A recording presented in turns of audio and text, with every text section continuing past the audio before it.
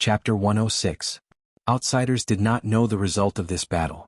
They only knew that after the battle, Ji Changkong immediately left the imperial capital. From then on he kept a low profile. Half a year later, his cultivation increased once again, reaching the peak of Martial Grand Master. He was only a step away from entering the Martial Saint realm, becoming the youngest Martial Saint in the Great Qin nation in 1,000 years. Ji Changkong walked in front of Jiang Mingxuan and bowed. He said respectfully, "Uncle, your nephew is late, sorry for startling you." When everyone heard Ji Changkong's words, they were astonished. They did not expect Jiang Mingxuan to be Ji Changkong's uncle. According to rumors, Ji Changkong's mother was a concubine from a local clan. Because Ji Changkong's mother was often neglected, he cultivated with all his might. He was fighting for his pride. They did not expect his mother to be Jiang Mingxuan's younger sister. Jiang Mingxuan smiled faintly. "Changkong, there is no need to be so polite. It's good that you are here. Your uncle no longer needs to be pointed at and lectured by others." The people of Dongming Province's three powers finally understood why Jiang Mingxuan dared to be so fearless, delaying them. It turned out that he had such a deep relationship with the Ji clan. Hua Yunfei's expression changed, but he did not show it.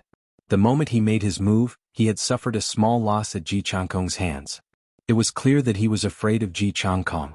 He glanced at Duamuking and Chu Chaoyun before saying, "Ji Changkong, I don't think there is anything wrong with what I said. The matters of our Dongming province are not for you Nanling province's people to interfere. Don't you think you are stretching your hands too far?" Ji Changkong smiled faintly. "Since when did the vast Dongming province become something that you Hua Yunfei can represent? Have you asked Brother Chu and Miss Duanmo? Furthermore, I Ji Changkong cannot represent Nanling province. Don't accuse me of anything, I am only here to pay a visit to my relatives." The two of them confronted each other, neither willing to back down. The people that both sides brought all released their auras. The atmosphere was extremely tense, as though a huge battle was about to break out in the next moment. "See, Lucy." At this moment, the sound of string music could be heard in the distant sky. It was light and moving, and the bright moon hung high in the sky. It was like celestial music. Everyone hurriedly looked up. A huge golden warship slowly flew over from the horizon. There was a flag flying at the bow of the ship with a large return character written on it. A man wearing a purple robe stood proudly under the flag. The Guy Marquis' king-grade secret treasure, the golden warship. "The people from the Guy Marquis' residence are here as well," someone below said in astonishment when he saw the words on the banner. Jiang Mingxuan looked at the golden warship above his head and felt a chill run down his spine. He didn't expect that someone from the king's mansion would come. For the first time he felt that things were out of his control. The waning moon hung high in the sky. There were no stars twinkling in the night sky. The night was darker than usual. However, the streets of Whitewater City were packed with people. In the sky, the huge body of the golden warship moved slowly in the air, emitting a dazzling radiance. Even though it hung high in the sky, the people on the ground could still feel its boundless imperial might. The Guy Marquis Ingxiao actually came as well. This remnant of the ancient human race is too attractive. Unfortunately, low-ranked cultivators like us cannot go and take a look even if we wanted to. Why not? Aren't there people selling the Jiang clan's leaked map of the remnant? I bought one, but I have not researched it yet. When I research it, I will definitely go and take a look. Idiot, that map is fake. You will know when you go back. If I find out who did it, I will hammer him to death. Someone at the side sneered and said, "Save it." The Jiang family's clan had bought 10 of those blueprints and even spent 10,000 gold taels. He's the real idiot. We were only cheated of 1,000 silver taels. It's really nothing. Is that true? This person actually dared to cheat the Jiang clan. Why didn't I think of that? 10,000 gold taels is equivalent to 10 years of my income. Even if you had the guts, would you dare to go? Hence, if that person did not have a huge backer, he would not even dare to fool the Jiang clan. We were fooled. All we have to do is endure it. If he really wanted to settle the score, who knows who would be the one hammering to death. After everyone chatted for a while, the topic shifted to the Guy Marquis' golden warship in the sky. Everyone was shocked when they saw the majestic warship. Among the crowd, Xiaoqin raised his head and looked at the golden warship in the sky. He was deep in thought. This golden warship was a very high-ranked secret treasure. It came from the ancient era. Most of the secret treasures in the world were passed down from the ancient era. After the ancient era ended, the blacksmiths who created secret treasures fell into decline. After the Qinwu dynasty was destroyed, the inheritance of the blacksmiths in the continent completely disappeared. To this day, no one in the continent could refine secret treasures. If one wanted to obtain secret treasures, they could only obtain them from the ancient remnant or the remnant of the Jianghu dynasty. From this, it could be seen how precious secret treasures were. However, Xiaoqin felt that this legendary secret treasure was very similar to the magic treasures recorded in the Compendium of Cultivation. There were once people who mistook his life bestowal spell for a secret treasure. Unfortunately, he had yet to obtain a true secret treasure, so he could not confirm his conjecture. Recollecting his thoughts, Xiaoqin headed for Liuxiang Pavilion. Along the way, he had already heard that Liuxiang Pavilion had not moved. Xiaoqin went straight to the second floor and discovered that Liuxiang Pavilion's business was still very good. Even though it was already night time, there were still no empty tables. Furthermore, there were many people waiting. All the cultivators on the second floor were discussing the ancient remnant, the golden warship in the sky, and the recent idiot incident. The Gi Marquis' golden warship is here. I wonder if the Ji clan's Black Monarch warship or the Duanmu clan's Profound Ice Palace will come. If they are all here, it will be very lively. They are all king-grade secret treasures. If they were to fight, even martial saints would not be able to withstand the shockwaves of the battle. Xiaoqin leaped over the second floor and headed for the third floor. One needed a Liuxiang Pavilion VIP card to enter the third floor. There were still many empty tables on the third floor. The last time he made a transaction with Fatso, Kim Taeho had given him a VIP card. After flashing the VIP card, he was able to enter without any obstructions. Of the people seated on the third floor, the weakest was a superior grade martial master. Most of them were martial grand masters. It was obvious that their statuses were higher than the cultivators on the second floor. They were the leaders of some cultivator groups. The topics of discussion were completely different from the second floor. They were all trading spirit beast inner cores, furs and medicinal herbs. Occasionally, there would be people going to the counter to get someone to appraise the goods. Xiaoqin seemed to understand why Liuxiang Pavilion's business was so good. Aside from eating and gossiping, this place was also a perfect place to do business. Bang, bang, bang. Not long after Xiaoqin sat down, Jean Fatso's unique footsteps could be heard rumbling over. His smile was like a flower as he sat opposite Xiaoqin. After not seeing you for half a month, Brother Xiao, you have become famous. Now there is almost no one in Whitewater City who does not know your name. I really did not expect this. Fatso immediately sighed after he sat down. Xiaoqin smiled faintly and did not say anything. He took out the herbs and spirit cores of the spirit beasts that he had obtained from the people chasing him from the universe ring and took them out in stacks. At first, Fatso did not pay much attention to it. However, when the medicinal herbs and spirit cores filled the entire table, an astonished expression appeared on his face. He said, "Damn it, did you dig up all the land in Savage Forest? There are so many spirit cores and medicinal herbs." "I only killed a few hundred people," Xiaoqin said indifferently. A horrifying killing intent spread out in all directions. Xiaoqin's words were directed at the surrounding people. When the pile of spirit cores and medicinal herbs was placed on the table, Xiaoqin immediately felt countless gazes directed at him. Aside from greed, there was no hidden killing intent in their gazes. Xiaoqin's killing intent instantly spread out.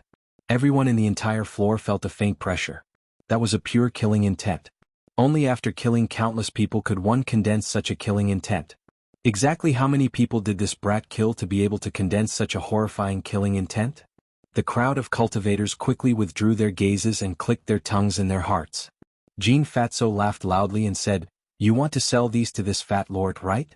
No problem, this fat lord will take them all. You, come and inspect the goods." Fatso called out and two people immediately came to the counter. They bowed to Fatso and checked the goods on the table. After that, they wrote out a receipt and handed it to Xiaoqin. Then they took the goods and left. Jean Fatso smiled and said, "I will be able to clear it in half an hour. There is no need to worry about being cheated. When this fat lord does business, it is a win-win situation. I will not cheat anyone or anyone." Xiaoqin took a sip of tea and asked, "Do you have a secluded place here? Let's talk business." Jean Fatso looked around and guessed what Xiaoqin wanted to talk about. He said, "Follow me." The two of them entered a secluded room.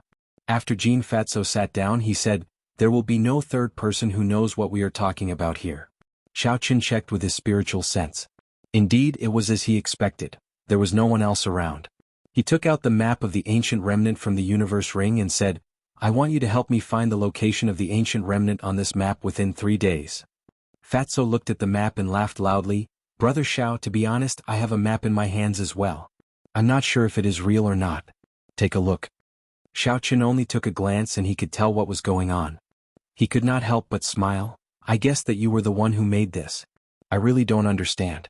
Why would people buy something with the word, stupid cunt, written on it? Jean Fatso chuckled and said proudly, who knows?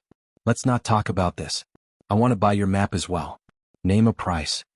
Xiaoqin was somewhat astonished as he said, why do you want to buy this? You want to go to the ancient remnant as well? Since I want to buy it, I will definitely be able to sell it. Are you selling it or not? Fatso said confidently. Xiaoqin thought for a while and roughly guessed what Fatso wanted to do. He said, sure, but you have to help me find the location of the ancient remnant first. Fatso patted his chest and said, that's a small matter. Leave it to me. Knock. Knock. There was a series of knocks on the door. After that, an old man walked in. He took out a stack of banknotes and said, young Master Xiao, your goods have been appraised. They are worth a total of 5,000 gold taels. Fatso received the banknotes and handed them to Xiaoqin. Then he handed the map to the old man and said, find the place on the map tomorrow morning. The old man received the map and left without saying anything. When Fatso saw that Xiaoqin was a little worried, he explained, there is no need to worry. You have to believe in my ability. There will be results tomorrow morning. Come, I will bring you to meet someone. That person is very interested in you. Chapter 107. Someone is interested in me? Xiaoqin had some suspicions in his heart. He did not seem to be familiar with anyone in Whitewater City. Who could be interested in him? Xiaoqin followed Fatso to the 5th floor. According to rumors, only people of the city lord's rank could enter the 5th floor of Liushang Pavilion. The decorations of the 5th floor were worlds apart from the 4th floor. It was extremely luxurious. The interior was filled with gold, jadeite, and white jade decorations. A soft conversation came from one of the cubicles. Fatso's eyes were very sharp. He peered through the gap in the screen and saw the two people in the cubicle. He revealed a strange expression as he muttered, when did Yan Chenyun arrive? How come I did not know? He actually came to the 5th floor. Are all the guards dead? Why did no one inform me? Yan Chenyun, the heir of the Shiha province's bloodline Yan clan.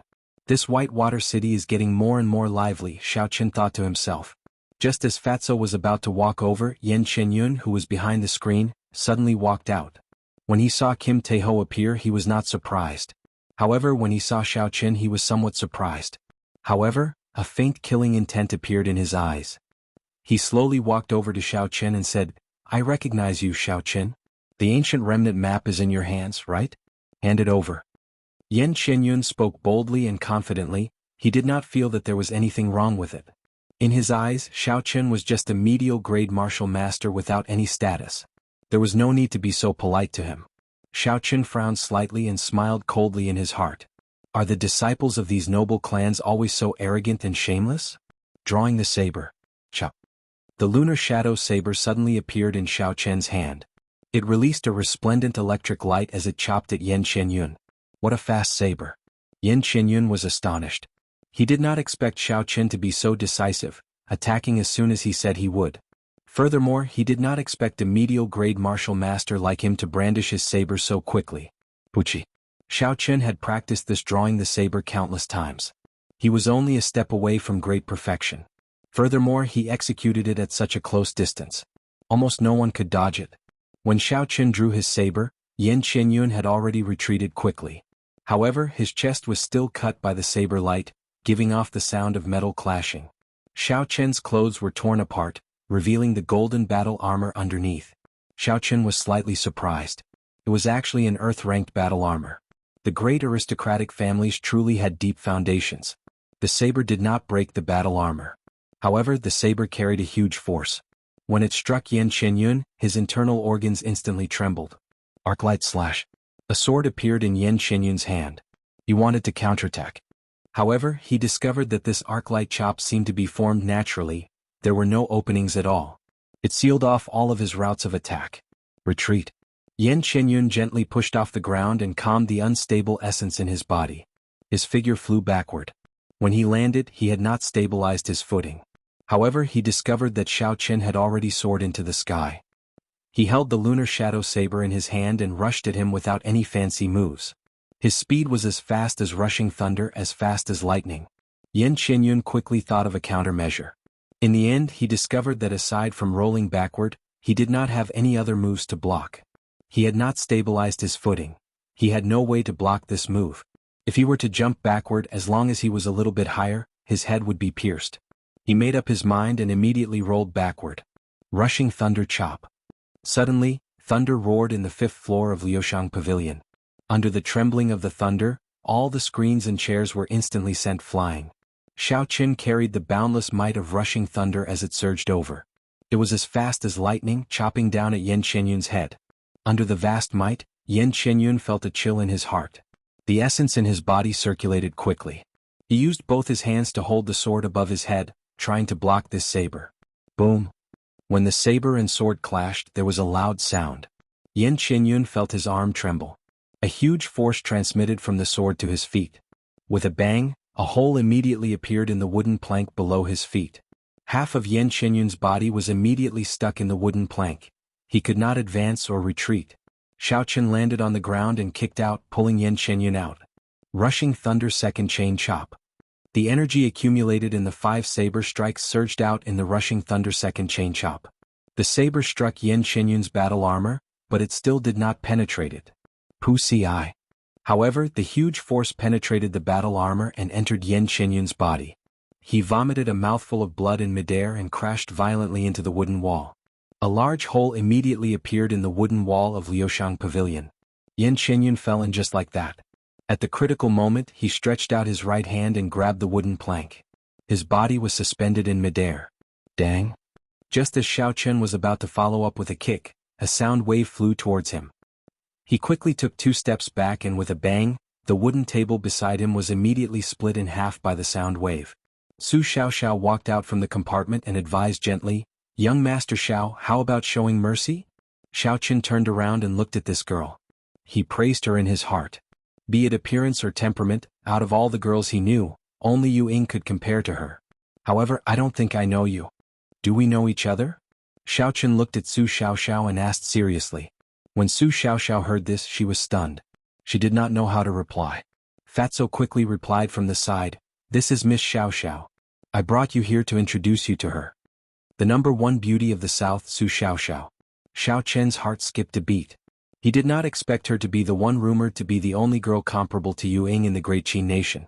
After seeing her today, the rumors were indeed true. However, this girl's origins were very mysterious. Because she played the zither very well, she often appeared in various places and had dealings with the noble clan's young masters in the Great Qin nation. However, there had never been any rumors of her having an affair with any noble clan's heir. Furthermore, she did not belong to any power.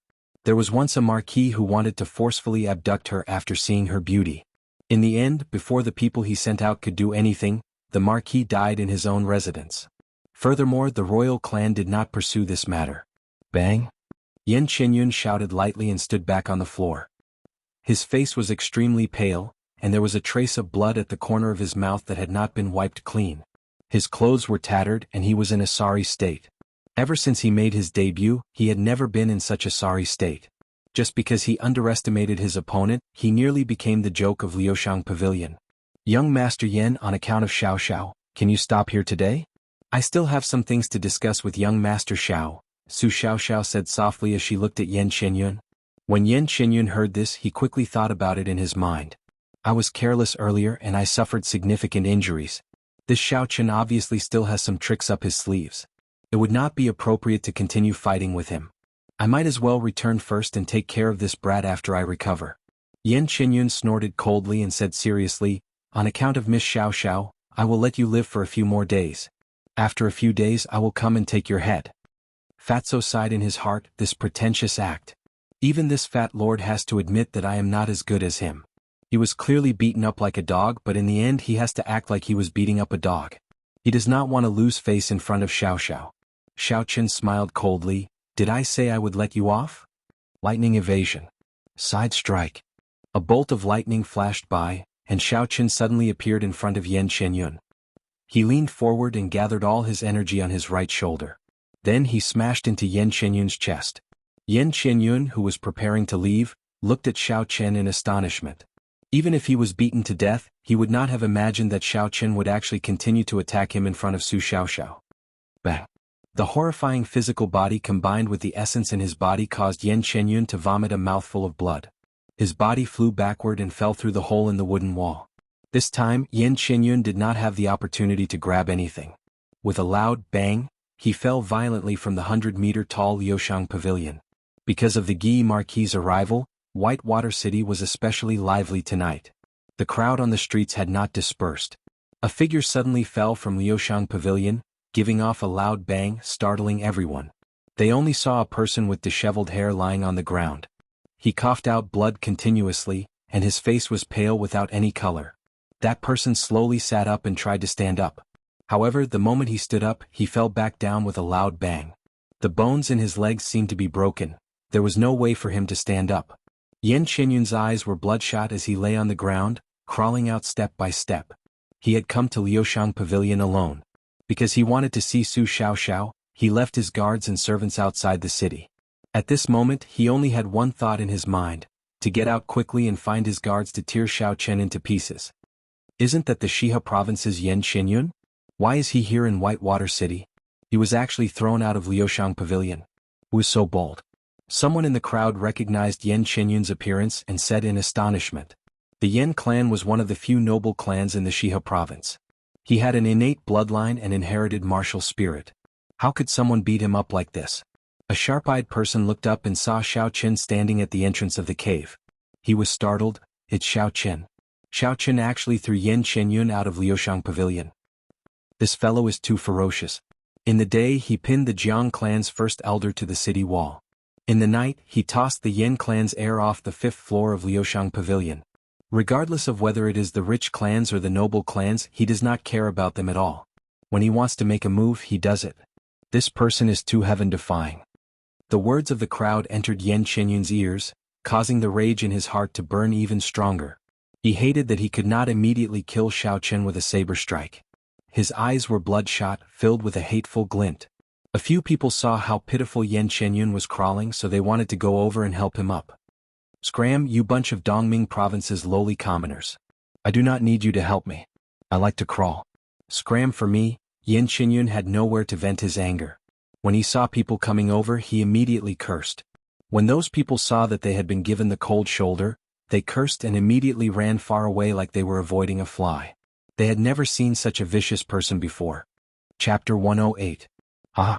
You are really degrading yourselves. He is the son of a noble clan, with an innate bloodline and an inherited martial spirit. Is he someone you can help? He likes to crawl. Did you hear that? Crawl like a dog. However, the way young Master Yan crawls is rather handsome. With 4 hooves on the ground, he is still unyielding. The son of a noble clan is indeed the son of a noble clan. He is indeed different. When the people in the crowd saw Yan Chenyun scolding him, implicating the people of Dongming province, they were not happy and mocked him. You can scold him all you want. As long as I crawl out you, boom. Before Yan Chenyun could finish speaking, a bolt of lightning suddenly came down from the sky and struck his back violently. He immediately fell flat on his face. Boom, boom. Another 2 bolts of lightning struck Yan Chenyun's body. His entire body was charred black and he fainted. Up in Liuxiang Pavilion, Xiao Chen consecutively sent out 3 lightning descend spells before he felt slightly better. Xiao Chen never liked to reason with such arrogant and condescending people of noble clans. When a dog bites you, you cannot be like a dog and bite back the way it did. You can just beat it to death. When Su Xiaoxiao saw that Xiao Chen did not care about her words at all and continued to beat Yan Chenyun down, her pretty face changed. She said, Xiao Chen, how can you be so despicable? He already said to stop. Xiao Chen turned around and looked at Su Xiaoxiao. He smiled faintly. I don't know if you are deaf or pretending not to hear, or if your intelligence is too low to understand the meaning of human language. He already said that he would spare my worthless life, but he would still kill me in a few days. Since that is the case, why should I talk about benevolence and morality with him? I'm not a fool.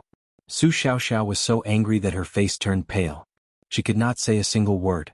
Xiao Chen turned around and said to Kim Taeho, Brother Debao, don't introduce me to just anyone in the future. I'm afraid it will lower my intelligence. I'll take my leave first. After Xiao Chen spoke, he immediately flew down from the 5th floor. He leaped a few times in the air and circulated the blue dragon cloud soaring art, disappearing into the night. So cool. He has 1/10 of my demeanor in the past. Kim Taeho sighed as he watched Xiao Chen's departing figure. Su Xiaoxiao's complexion paled. No one had ever been so rude to her before. She had been to every corner of the great Qin nation. Those scions and nobles, which one of them didn't line up to see her? As she watched Xiao Chen leave, she stomped her foot angrily, hugged her zither and walked downstairs. After Su Xiaoxiao left, Kim Taeho came to his senses and looked at the many broken decorations on the 5th floor, as well as the big holes on the floor and the wooden wall. Immediately he cursed, "Damn it, how much money will I have to spend to repair it?" Kim Taeho stood in front of the hole and looked down. He discovered the unconscious Yan Chenyun lying on the ground. He rolled his eyes and immediately thought of an idea. He quickly called the manservant on the 5th floor over. "Yan Chenyun, that bastard, has he paid the bill?" "I don't think so. I saw that Miss Xiaoxiao did not leave, so I thought Miss Xiaoxiao would pay the bill." "Miss Xiaoxiao left just now. It seems like she forgot to pay the bill," the manservant said awkwardly. Kim Taeho said angrily, "He can't even bear to pay for a girl. This Yan Chenyun is too much of a bastard. Get a few people to go down and see if there's anything valuable on him. Pluck it all out." When the manservant heard this, he said excitedly, "Should I leave a pair of underwear for him?" Fatso thought for a while and said, "If it's not valuable, then forget it. If it's valuable, then pluck it out as well. The money for the renovation of the 5th floor will all go to him." Below Liushang Pavilion, the crowd looked at the unconscious Yan Chenyun. They all felt vindicated in their hearts. Such an arrogant person deserves to be struck by lightning.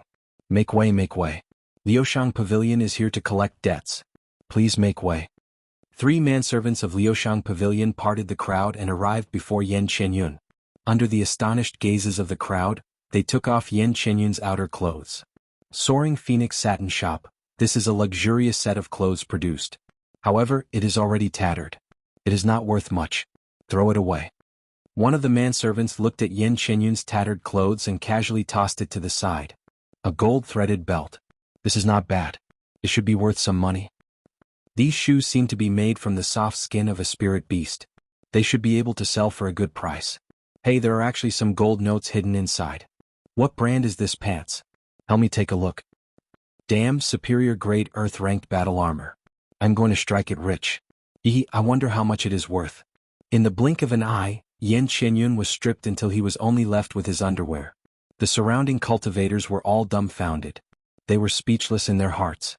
In the future, no one would dare to dine and dash at Liushang Pavilion. Even Yan Chenyun was stripped until he was only left with his underwear. Among them, no one dared to say that their backing was stronger than Yan Chenyun's. Just thinking about the consequences caused them to tremble in fear. Hey, this underwear seems to have gold lining. Should we take it off? A manservant said hesitantly. I'm sweating. The surrounding cultivators were initially venting their anger. Now they felt pity for Yan Chenyun. This fellow is too tragic. The first time he came to Dongming province, he was thrown out of Liushang Pavilion and beaten up like a dog. Now he was even more pitiful.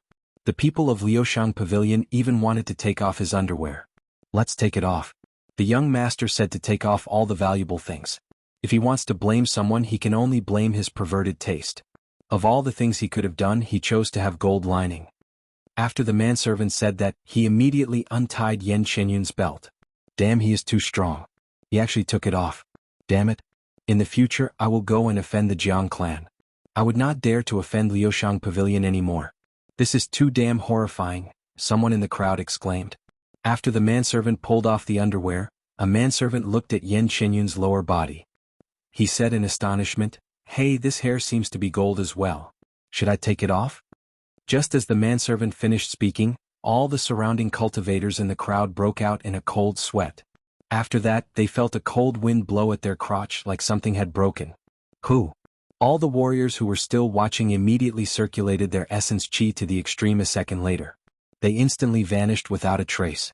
There was not a single person left on the street that was previously filled with people. Damn it, I was too excited. My eyes went blurry. After a while, the manservant said in self-reproach. Early the next morning, the sun shone brightly. Under the bright sun, there were many people coming and going in front of Liushang Pavilion. Xiaochen wore a black cloak and slowly walked in. The first floor was filled with people. Xiaochen found it difficult to even take a step. What's going on? Liuxiang Pavilion's business seems to be ridiculously good today, Xiaoqin asked as he pulled back a cultivator who was running out. That cultivator was pulled back by Xiaoqin and revealed an unhappy expression. Just as he was about to flare up, he suddenly felt an indistinct killing intent from Xiaoqin's body. Xiaoqin's expression instantly eased up. He pointed to a wooden wall and smiled, "Go and take a look. There is a notice on the wall. You will understand when you see it." There were too many people. Xiaoqin had no choice but to circulate his essence before he squeezed through. After he saw the contents of the notice, he could not help but laugh involuntarily. Notice: recently there have been many fake ancient remnant blueprints appearing in Whitewater City. There are even some immoral people who wrote the word idiot and cheated everyone of a lot of money. I saw it with my own eyes and felt anxious in my heart. This kind of blatant fraud is really despicable. Because of this, I guarantee on the reputation of Liuxiang Pavilion for 100 years that I will contribute a real ancient remnant blueprint. As long as you spend 1,000 silver taels in Liuxiang Pavilion will immediately give you half of the ancient remnant blueprint for free. The second time you spend another 1,000 silver taels, they will immediately give you the rest of the ancient remnant blueprint. Honest with all ages, Kim Taeho. Xiaoqin executed the blue dragon cloud soaring art. He was like a fish in water as he rushed up the stairs. Along the way, all sorts of voices entered Xiaoqin's ears.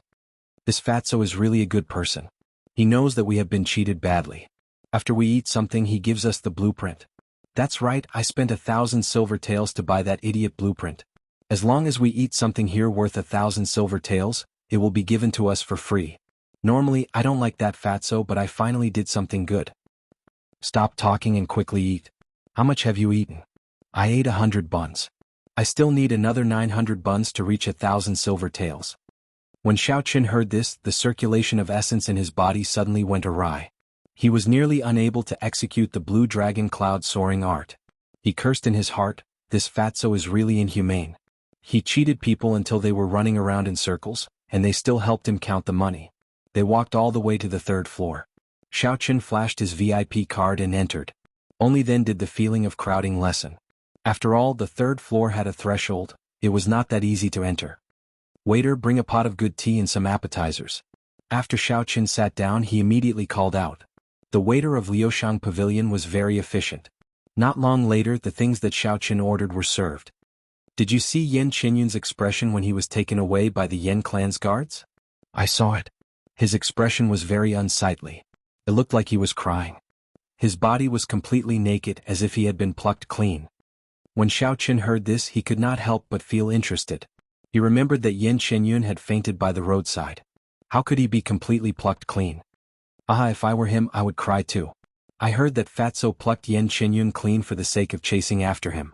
Damn it, any man would cry. This Fatso is too horrifying.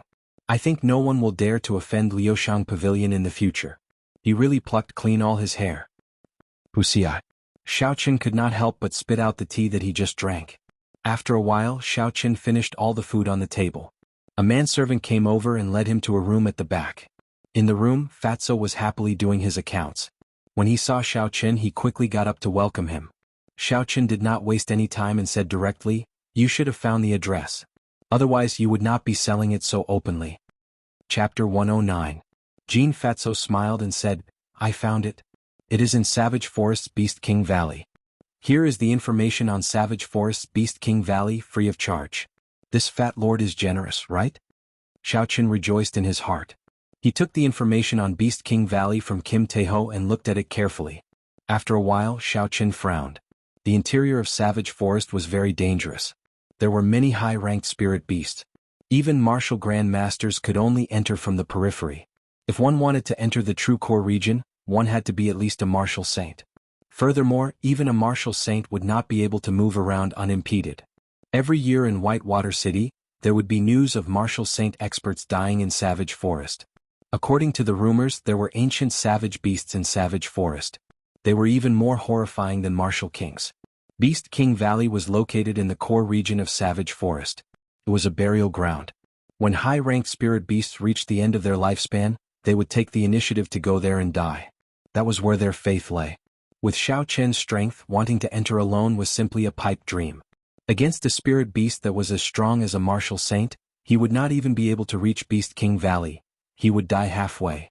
When Kim Taeho saw Xiao Chen's expression of deep thought, he smiled and said, "Brother Xiao, stop thinking about it. With your strength you will not be able to reach there." Xiao Chen thought of something and said, "I will not be able to reach there with my strength. Could it be that you have some other method?" Fatso chuckled and opened the golden folding fan in his hand. He smiled and said, "Did you see the notice posted on the first floor of Liuxiang Pavilion?" Xiao Chen nodded, "And I saw it. I have never seen such a shameless notice before." The fatty smiled awkwardly and said, "How can you say that I'm shameless? It is just that there is a difference in intelligence between people. Let's not talk about this anymore. This is this fat lord's idea. After today, all the cultivators in Whitewater City will know the location of the ancient remnant." A strange look flickered in Xiao Chen's eyes as he said, "Are you trying to muddy the waters?" Jean Fatso smiled complacently. The fats on his chubby face jiggled continuously. "That's right. The appearance of this ancient remnant treasure map has attracted many cultivators. Among them, those noble clans naturally do not care about the Jiang clan. They can directly ask for the map from him. As for the other strong cultivators, although they are very strong and are martial saints, they do not dare to offend the Jiang clan. Hence, if they want to obtain the blueprint, they can only think of other ways. This fat lord gave them a chance. Conservatively speaking, there are at least 50 martial saints who do not belong to any of the major powers that have come to Whitewater City. More than 50 martial saints in addition to an even larger number of martial grandmasters. Such a team would definitely not be weaker than any of the major powers." Xiao Chen continued to think in his heart. With such an alluring place, not only would it attract some independent martial saints, it might even attract some martial kings, just that they are hidden somewhere. Thinking about it this way, this trip to the ancient remnant is much more dangerous than I thought. It was laughable that I thought I could go in alone at the start. That would be no different from sending myself to death. Jean Fatso continued his analysis. "Think about it, if the ancient remnant really exists, who will have the last laugh? It will definitely be those noble clans.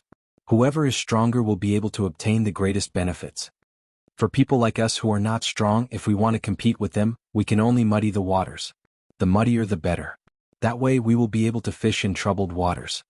Xiao Chen thought about it carefully. It was indeed as Fatso said.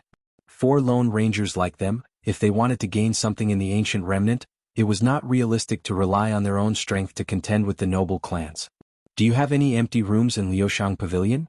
I would like to rest here for 3 days." Xiao Chen made up his mind and was no longer in a rush. He might as well take this opportunity to recuperate.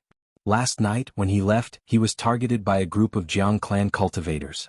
Although there were no martial grandmasters, he still spent a lot of effort to deal with them. Now he urgently needed a place where no one would disturb him to recuperate. Kim Taeho was a very mysterious person. Xiao Chen thought that with the background of Liuxiang Pavilion, he would not be afraid of the Jiang clan. Fatso smiled. "Are you offering a refuge service?" "No problem, there is no business that this fat lord cannot do. 10,000 silver taels for a day." 10,000 silver taels for a day, that would be 30,000 silver taels for 3 days. 100 silver taels was equivalent to 1 gold tael.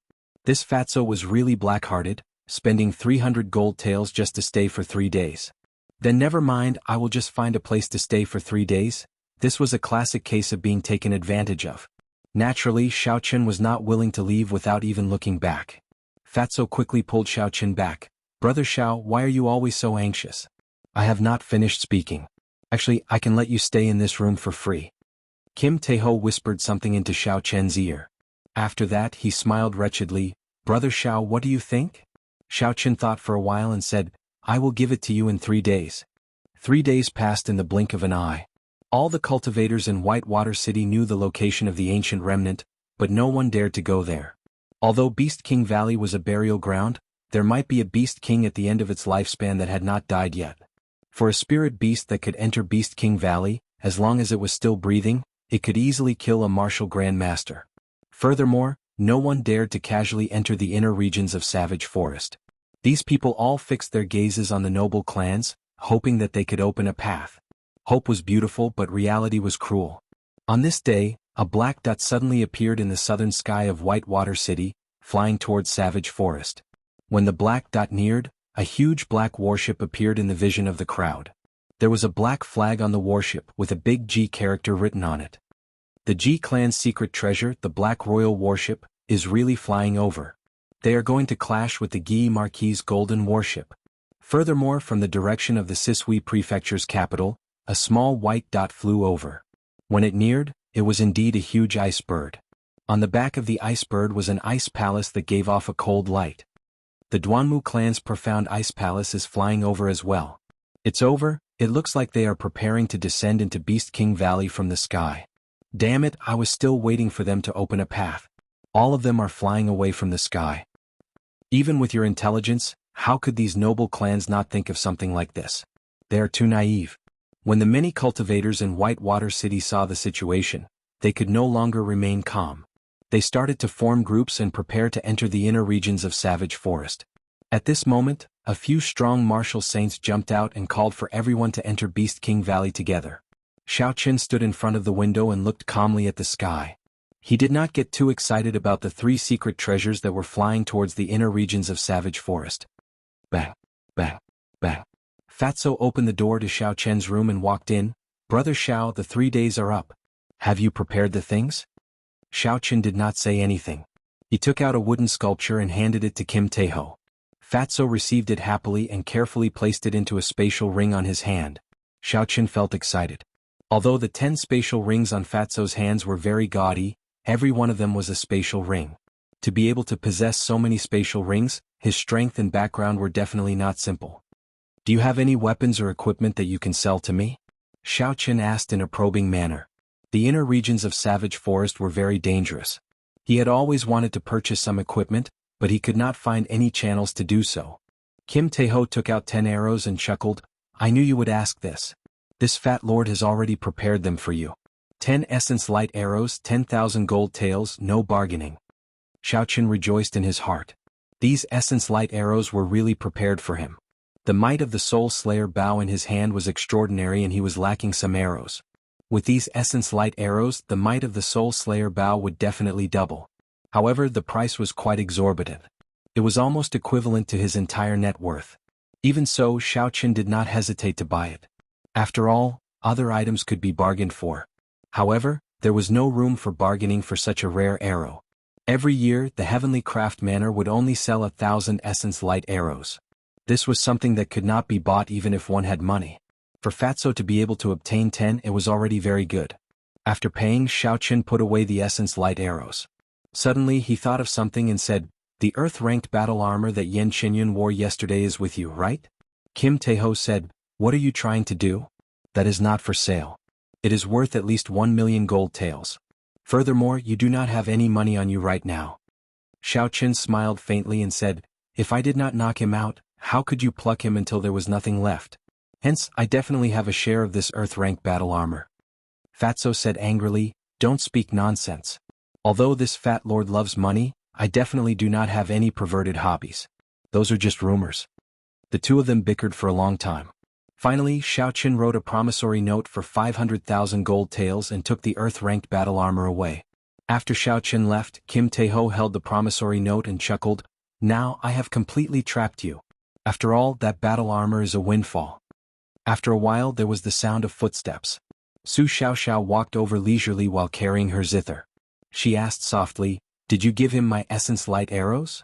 The fatty quickly put away the promissory note and said righteously, according to the little girl's orders, I have already given the essence light arrow to Xiaoqin as a friend. That's good. We should go as well. In the periphery of Savage Forest, Xiaoqin took big strides and quickly headed into the depths of Savage Forest.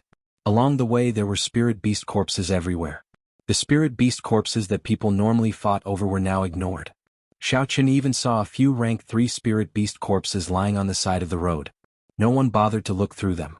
Xiaoqin stopped walking and took out a small knife. He started fiddling with the rank 3 spirit beast corpses. Even the most ordinary rank 3 spirit beast spirit core was worth at least 1,000 silver taels. Xiaoqin was currently extremely poor. He even owed Fatso a large debt. There was no need for him to be lazy to pick up money when he saw it.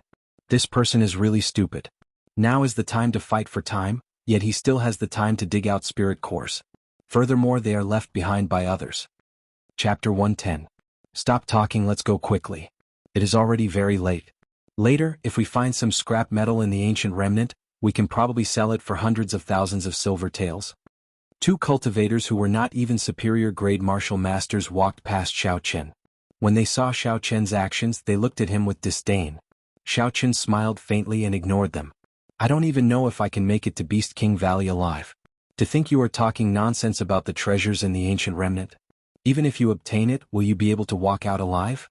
Xiao Chen put away the spirit cores of the 3 spirit beasts and continued on his way.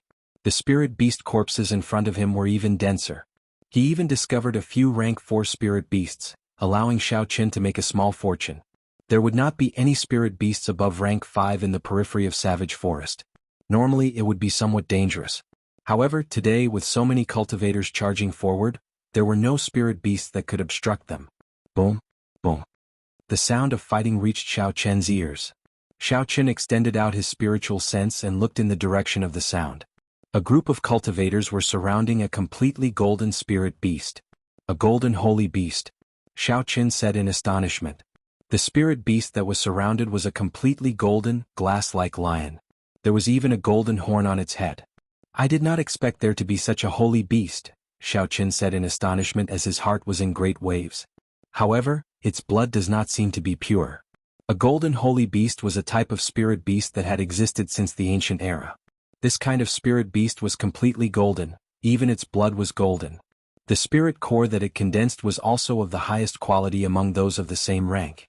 There had always been rumors that there were ancient savage beasts in Savage Forest. However, they did not see any savage beast. Instead they saw a golden holy beast. It must have been due to a large number of cultivators entering the forest. Otherwise, with the spirituality of this kind of spirit beast, it would have fled before anyone could get close. However, the blood of this golden holy beast was much thinner. Its value was not that shocking. Xiao Chen was only interested in the golden horn on its head. He had never been able to find a suitable material to cast the life bestowal spell. This golden horn was the most important part of the golden holy beast, and the spirituality it contained was self-evident. Leaping onto a branch, Xiao Chen leaped all the way forward. Once he got closer to the battlefield, he began to observe carefully. There were 2 groups of people surrounding the golden lion. At this moment, the golden lion was about to reach its end. The atmosphere instantly became strange. The leaders of these 2 groups were martial saints. Each of them led a dozen cultivators dressed in different clothes. Clearly they were a group that had been put together at the last minute. Puchi. The golden lion spat out a golden flame. The flame emitted a dazzling golden radiance as it blasted towards the leader of the group on the right. The flames were extremely powerful, but the golden lion was already injured, so the flames it spat out were not strong enough. The gray-robed martial saint expert gently clapped his hands, forming a strange chi field. The golden flames suddenly turned back and rushed towards another group of people. Caught off guard, the flames instantly burned many martial artists. Jianghu, what are you trying to do? The leader of the martial saints shouted angrily. The martial saint named Jianghu smiled coldly. What I am trying to do, isn't that what you want to do? Zhou Hongyu, don't think I don't know what you are trying to do. If you did not make a mistake earlier, would this beast be able to injure me? As the 2 of them spoke, they did not stop their attacks. The golden lion, which was already severely injured, was on its last breath. Occasionally the 2 of them would shoot their flames at the other group. The 2 martial saints were fine, but the group of martial grandmasters behind them were very unlucky. Occasionally someone would get burned by the flames. Seniors, although this golden holy beast is precious, its bloodline is already diluted beyond recognition. There is no need to cause unnecessary casualties here. Indeed, we should hurry to Beast King Valley. Just pick up some scrap metal there and it would be worth more than this. The cultivators behind both sides advised. If they continue to be toyed with by these 2, they might really die. Bang. After the final attack, the golden lion finally fell to the ground. Both sides looked at each other cautiously and did not move forward to touch the corpse of the spirit beast. Zhang He looked at the other party and said, Zhou Hongyu, our strengths are similar. In a short period of time, neither of us will be able to defeat the other. It is impossible for us to monopolize this golden lion. We have already delayed our fight for a long time. If we still want to go to Beast King Valley, we have to settle things here quickly. Zhou Hongyu thought for a while and said, Alright, I only want this golden lion horn. I don't want anything else. Zhang He smiled, You should have said that earlier. I only want that spirit core. As for the remaining golden holy beast's flesh and blood, how about we split it with the brothers behind us? Zhou Hongyu nodded and said, The 2 of us will step back now. Each of us will send 1 person to collect the spirit core and the golden lion horn. How about that? That is exactly what I was thinking. The two of them agreed on the distribution of the golden lion and started to step back. Two cultivators walked out of the crowd with short sabers in their hands. Wuxia. A ring of purple flames suddenly rose from the ground, forming a 2-meter-tall wall of fire. The sudden appearance of the wall of fire startled the two cultivators with short sabers. In the instant the wall of fire rose, a figure descended at the same time. With a schwa sound, the golden lion on the ground disappeared. There was a clap of thunder, and the figure brought the golden lion far away. What's going on? What happened? The thick flames blocked everyone's vision. They were unable to see what was happening inside. The two martial saints exchanged glances before they quickly chased after Xianxia. By the time the two of them caught up, they only saw a figure flying into the distance. Jianghu said in disbelief, "Could it be a martial king expert?" Zhou Hongyu's complexion turned ashen. He shook his head and said, "Definitely not. I can feel that person's aura. He is not even a martial grand master. He definitely has a flying martial technique. Damn it. In the end we worked ourselves to death. To think that we worked so hard for someone else." The two of them felt incomparable regret in their hearts. If it were not for the two of them being overly suspicious, this golden holy beast would not have been taken advantage of. After Xianxia used the gravity spell and flew far away, he stopped. He spread out his spiritual sense in all directions. After he made sure there was no one around, he revealed an expression of joy. "I did not expect that I would be able to take advantage of such a big loophole. Those two martial saints can only blame themselves." Xianxia revealed a joyful smile as he took out the golden lion from the universe ring. After a careful observation, he discovered that the fur on the belly of the golden lion had already turned completely white. Looking at its size, it should be a juvenile-like buy. Otherwise it would not have been killed so easily. According to legend, spirit beasts with the golden bloodline could become at least a rank 8 spirit beast. That was equivalent to a human martial sage. Xianxia did not hesitate and immediately cut off the golden lion's horn. Then he started to drain its blood. According to legend, this golden blood could be consumed directly, allowing one's cultivation to increase greatly. After using 8 porcelain bottles, the golden blood was drained. Xianxia started to separate the tendons and bones. Then he took out a completely golden spirit core. The golden spirit core gave off a faint glow. Streams of golden qi that could be seen with the naked eye flew out from it. The dense spiritual energy actually leaked out like an unending stream of spring water. What a horrifying energy. Just the amount that leaked out is already so huge. Xianxia was astonished. If he were to absorb all of it, how huge would it be? As soon as he thought of this, Xianxia took out the golden spirit core and sat down cross-legged. Then he entered a state of cultivation. Wuxia. The golden spiritual energy was like a mist. It was directly sucked into Xianxia's mouth and nose. A pure and vast amount of spiritual energy gushed in like a gushing river. Xianxia circulated the purple thunder divine incantation and slowly digested this pure spiritual energy. The mist-like golden spiritual energy leaked out for 2 hours before it stopped. Boom. There was a crisp sound and the golden spirit core cracked and turned into countless specks of dust.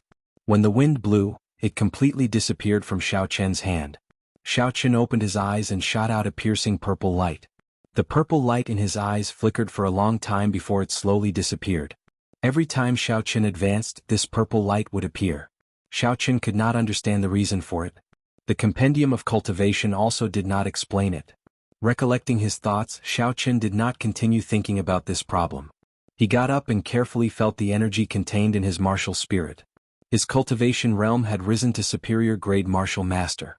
Unexpectedly, that golden holy beast spirit core was a treasure.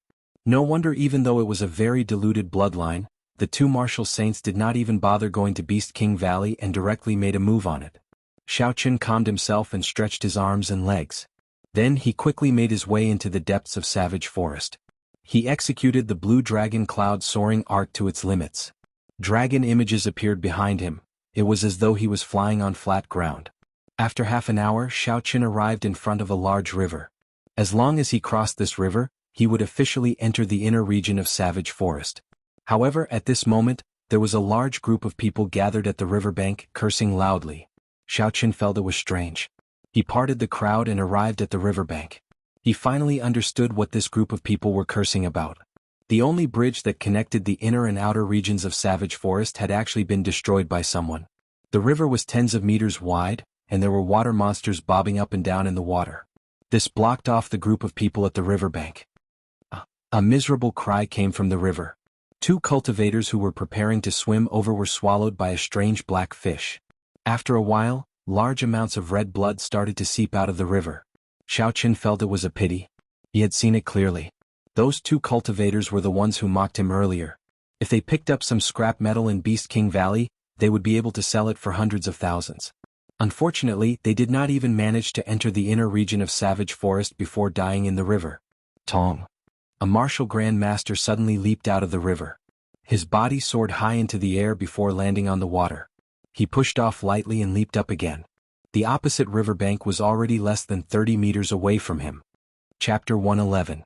As long as he pushed off the surface of the river once more, he would reach the shore safely. Thinking of this, the martial Grand Master revealed a joyful smile. Hu Qi. Just as he landed on the water for the second time, a black tentacle suddenly shot out from the water and wrapped around his legs. That martial Grand Master did not panic and reacted very quickly. He chopped out with the saber in his hand and the black tentacle immediately broke apart. Po, po, po. The martial Grand Master regained his freedom and leaped into the air again. However, before he could fly up, countless black tentacles shot out from the water and pulled him into the water. A startled cry came out of his mouth as he struggled with all his might. However, he was still dragged into the river. Chewing sounds could be heard. Guno. Guno. Bubbles kept appearing on the surface of the river as pools of blood flowed out. The crowd could vaguely see a strange black fish floating out of the water. Its back was covered with tentacles of various sizes. I don't know which bastard broke the bridge. It's over. There are so many terror fishes. None of us can cross. If we want to cross, we need to be at least a martial saint. Otherwise, if we do not hold on and fly over, we will be caught by the tentacles of the terror fishes. Seeing another martial Grand Master die miserably, the crowd at the shore no longer dared to try. They all cursed the person who broke the bridge. Rushing footsteps could be heard. Jianghu and Zhou Hongyu led a large group of cultivators over. Xiaoqin quickly hid himself in the crowd. When the two of them saw the bridge was broken, they did not hesitate and shouted loudly as they flew to the other side of the river. They leaped high into the air and when they landed on the water they kicked up countless waves. Bo, bo, bo. Countless tentacles flew towards the two of them in the air. The two of them sent out resplendent sword chi and shattered these tentacles. After a while, the two of them landed firmly on the other side of the river under the gaze of the crowd. Then they quickly rushed in the direction of Beast King Valley. Damn it. These two bastards, they said they would bring us to Beast King Valley. Now they actually ran away without any sense of loyalty. The cultivators that followed the two cursed out when they saw the situation. The person next to him said angrily, "What are you scolding? You're not good people either. You're just using each other. There's nothing to say." "Or are you cursing? Say it again if you have the guts." Because they could not cross the river, the cultivators on the riverbank were all very angry. Since they could not agree with each other, it quickly turned into a fight. Xiaoqin couldn't be bothered with this group of people. Just as he was about to cross the river, a black dot suddenly appeared upstream. It was speeding towards them at an incredible speed. In the blink of an eye, it appeared in everyone's field of vision. That black dot was actually a black ship. The people on the shore were shocked and stopped making noise. He felt that it was extremely strange. There were many water monsters in the river, so why would a boat suddenly appear upstream? Where did this boat come from? To all the new and old customers of Liushang Pavilion, your Lord Fatty is here to save you once again. A familiar figure appeared on the bow of the ship. Kim Taeho stood at the corner of the ship, holding a golden folding fan in his hand as he spoke with a smile. Bang! The bow of the black ship stopped by the riverbank. A group of cultivators were wild with joy as they rushed towards the bow of the ship. It was like they saw a life-saving straw. Suddenly, arrows shot down from the bow of the ship. The cultivators below were startled and they all retreated to avoid them. Fatso smiled faintly. If you want to cross the river, each person has to pay 10,000 silver taels. Otherwise there's no need to talk. After all, this Lord Fatty is just a businessman. 10,000 silver taels? Are you robbing us? It's just a trip across the river. Indeed, even robbing us is not as ruthless as you. Although the people below were clamoring ferociously, they still paid up in the end. Xiaoqin counted carefully. There were about 300 to 400 cultivators at the riverbank. Just from this trip alone, Fatso had earned more than 4 million silver taels. Xiaoqin had already expected that Fatso would rush to Savage Forest. However, he did not expect to meet him here. It was unexpected but within reason. Xiaoqin suspected that Fatso was the one who broke the bridge. In the blink of an eye, all the people at the riverbank had left. Fatso stood at the bow of the ship and looked at Xiaoqin. He smiled and said, "Brother Xiao, come on up. I know you are out of money. This brother Fatty will give you a ride for free." Xiaoqin did not say anything. He leaped into the air and landed on the bow of the ship. The ship immediately turned around and moved quickly to the other side. The huge ship broke through the waves, causing the fish in the water to avoid it. Kim Taeho parted the crowd and led Xiaoqin to the ship's hold. He said with some pride, "How is it, brother Xiao? My ship is not bad, right?" Xiaoqin smiled faintly. Although it cannot compare to a king-grade secret treasure like the Black Royal warship, it is at least a spirit-grade secret treasure. Fatso was startled in his heart. He smiled and said, "Brother Zhao's eyes are really sharp. How about I bring you to Beast King Valley? Of course, with our friendship I will not charge you a fee." Xiaoqin's heart skipped a beat. Indeed, he had guessed correctly. When he saw the ship coming from upstream, he had already thought of it. Aside from entering the water from the sky, there was no other way to enter the water. "Can you bring me to the control room to take a look?" Xiaoqin asked. He really wanted to know if this legendary secret treasure was the same as the magic treasures recorded in the Compendium of Cultivation. After Xiaoqin spoke, he took out a bottle of golden holy beast blood from his universe ring and placed it in front of Fatso. Kim Taeho opened it and took a whiff. He smiled and said, "Sure, there is no problem. However, time is limited. Don't stay here for too long." Fatso stretched out his hand and sent out a shockwave. It struck an unknown place and a large hole immediately appeared in the floor of the hold. Xiaoqin and Fatso instantly fell into the hole. Xiaoqin turned around in the air and landed firmly. He immediately felt a familiar aura around him. He quickly closed his eyes and released his spiritual sense. A huge formation appeared in Xiaoqin's mind. Every line of the formation was hidden in various parts of the ship, giving off a green radiance. Xiaoqin opened his eyes and followed Fatso to the center of the formation. Finally, he saw the secret of the core of the secret treasure. There were many spirit stones placed around the center of the formation. A few old men were controlling the flow of the spiritual energy on the ship. Indeed, this secret treasure is a magic treasure, Xiaoqin thought in astonishment. However, the people of today seem to have forgotten how to operate a secret treasure. They actually needed spirit stones to activate it. "Let's go, brother Xiao has already reached the shore." Xiaoqin was lost in thought when he was interrupted by Fatso. He discovered that the true function of this secret treasure was not even a tenth of its power. It was only used as a transportation tool. He felt that it was a pity. The two of them returned to the bow of the ship. When the group of cultivators saw the shore, they quickly jumped off. After everyone jumped off, Fatso waved his hand and the ship soared into the sky, heading for Beast King Valley. Damn it, it is actually a secret treasure. This Fatso is too hateful. He took more than 10,000 silver taels from us. Why didn't he send us directly to Beast King Valley? When the people below saw the situation, they all started cursing. High in the sky, Fatso stood at the bow of the ship. He felt very satisfied. He spread his arms wide open and welcomed the cool breeze. He said, "This feeling of soaring in the sky is really extraordinary." Oh. Just at this moment, a large golden ship flew by quickly. It brushed past Fatso's ship and created a whirlwind. It nearly blew Fatso off the ship. Dong. Just as Fatso was about to curse, a shadow suddenly flew over his head. A wine cup fell from above and smashed into Fatso's head. Xiaoqin looked at the warship that flew over Fatso's head. He saw Hua Yunfei's figure on it. Indeed, the Hua clan's king-grade secret treasure had appeared. "Damn it, when this fat lord obtains an emperor-grade secret treasure, I will kill you all. Damn it," Fatso cursed as he rubbed his head. Just at this moment, Xiaoqin noticed that there seemed to be a figure standing on a tree below. He felt that the person looked familiar. He extended his spiritual sense and discovered that it was Chu Chaoyun. Chu Chaoyun carried a sword on his back, and his long hair fluttered in the wind. He stood on the tree branch and looked into the distance. Xiaoqin felt it was strange. Those noble clans brought a large number of people and even mobilized their king-grade secret treasures.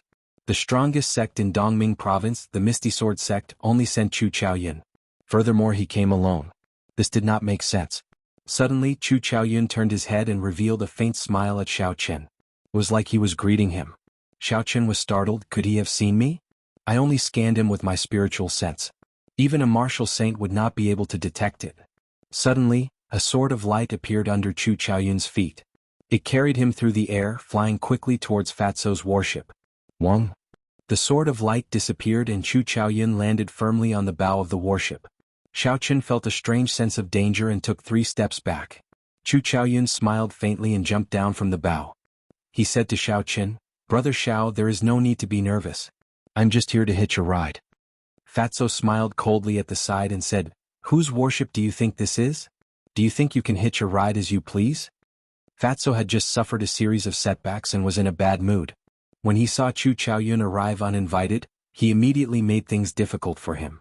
Chu Chaoyun smiled faintly and walked over to Fatso.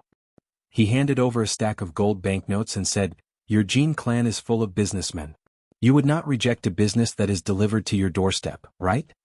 Kim Tae-ho, who normally treated banknotes like his father, did not show any change in his expression. He snorted coldly and took the banknotes. Xiaoqin was astonished. He thought to himself, this Fatso must have suffered at the hands of Chu Chaoyun. Otherwise he would not have such an expression.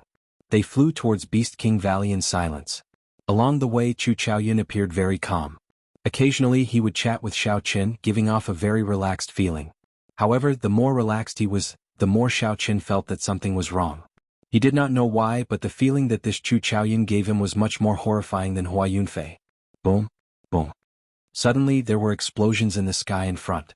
The 3 people at the bow looked forward and saw that the Guy Marquis' golden warship was fighting with a flock of huge birds. The huge birds had 3 heads. When they spread their wings they were tens of meters wide. Of the 3 heads, 1 breathed fire, 1 breathed poison and 1 breathed cold chi. They were all very ferocious. Chapter 112. Rank 5 Flying Spirit Beasts, 3-headed birds. This is troublesome, we might not be able to go around them, Chu Chaoyun said indifferently after he saw them clearly. Fatso's expression was grave. After a while he said, "Let's descend, there are too many of them. I did not expect to meet such a flock of spirit beasts when we are still a few kilometers away from Beast King Valley." Chu Chaoyun frowned slightly and said, "It is too late." As soon as he finished speaking, 4 3-headed birds flew over quickly. The 3 huge birds connected together like a dark cloud, covering the sky in front of them. Bang, bang, bang. Flames, ice and poisonous gas rained down on the ship. A pale green halo appeared around the hull of the ship, isolating all the attacks. The fat on Fatso's face trembled as he cursed, "We are going to suffer a loss this time. We have not even reached Beast King Valley and we have already exhausted so many spirit stones." Xiaoqin thought for a while and said, "De Bao, I think I'll take another route and help you lure one away." When he was with Chu Chaoyun, Xiaoqin always felt pressured. Now that he had an opportunity to leave, he did not hesitate. Xiaoqin circulated the gravity spell and soared into the air. Then he passed through the jade-green ring of light and flew out. Immediately, the 3-headed birds all attacked him. Flames, ice and poison, all of them attacked him. Xiaoqin executed the heavenly lightning shield and blocked all the attacks. He quickly flew forward and the 4 3-headed birds chased after him. "Damn, I only wanted to lure one away, not all of them," Xiaoqin said gloomily. The attacks of the 4 3-headed birds landed on the heavenly lightning shield in a continuous stream. Countless cracks immediately appeared on the shield. Xiaoqin's body swayed left and right in the air, like a leaf moving up and down in a strong wind. Fatso stood at the bow of the ship and watched as Xiaoqin lured away the 4 3-headed birds. He finally smiled and said loudly, "Brother Xiaoqin, you are too polite." Ding. A faint zither sound came from the hold of the ship. 3 visible sound waves flew towards the 3-headed birds like sharp swords. Wuxia. The 3 3-headed birds cried out in pain as a severe wound appeared on their bodies. Blood sprayed out as they fell from the sky. When Fatso saw the 3-headed birds returning, the smile on his face froze. A strange look flashed in Chu Chaoyun's eyes. He looked at the ship's hold and said in shock, "Unexpectedly Miss Xiao Xiao is here as well." With 3 3-headed birds gone, the pressure on Xiaoqin lessened significantly. He executed the lightning evasion and dodged the attack of this 3-headed bird. Xiaoqin checked his direction and continued flying in the direction of Beast King Valley. When he saw the golden warship in the distance, he saw a scene that would make one tremble. A person clad in golden armor emitted a resplendent golden light from his body. It was very dazzling. He held a 3-meter-long golden spear in his right hand and a 1-meter-long red short spear in his left. He leaped continuously on the 3-headed bird's back, sweeping his spear around like a god of war. He fought left and right, Blood spurted out in the air. He picked off the three-headed birds one by one. This is the Gi Marquis Xiao? The super expert of the younger generation in the king's residence, second only to Yu? Xiao Qin said with astonishment in his eyes. The strength of the three-headed birds was equivalent to a peak martial grand master. However, they were killed by Xiao without being able to retaliate. This person's strength was truly horrifying. The Gi Marquis in the air seemed to feel Xiao Qian's gaze. He turned his head and a pair of dragon eyes shot towards Xiao Qin like lightning. Xiao Qin did not want to cause any trouble, so he immediately flew away. After flying for half an hour, Xiao Qin could already see the silhouette of Beast King Valley from the sky. He did not want to attract too much attention, so Xiao Qin slowly descended. He saw the Duanmu clan's profound ice palace, the Ji clan's black monarch warship, and the Hua clan's warship all stopped in the air. They were being held back by some flying spirit beasts. After Xiao Qin landed, there were miserable cries coming from the surroundings. When he turned his head back to take a look, it was indeed a cultivator being torn to shreds by a spirit beast and swallowed into its stomach. The deeper he went, the more horrifying the spirit beasts in savage forest became. Xiao Qin carefully jumped onto a big tree and hid his aura. He waited for the spirit beast to pass before he slowly jumped down. Now that he was here, every step was filled with danger. If he was not careful, he would be killed by the spirit beast.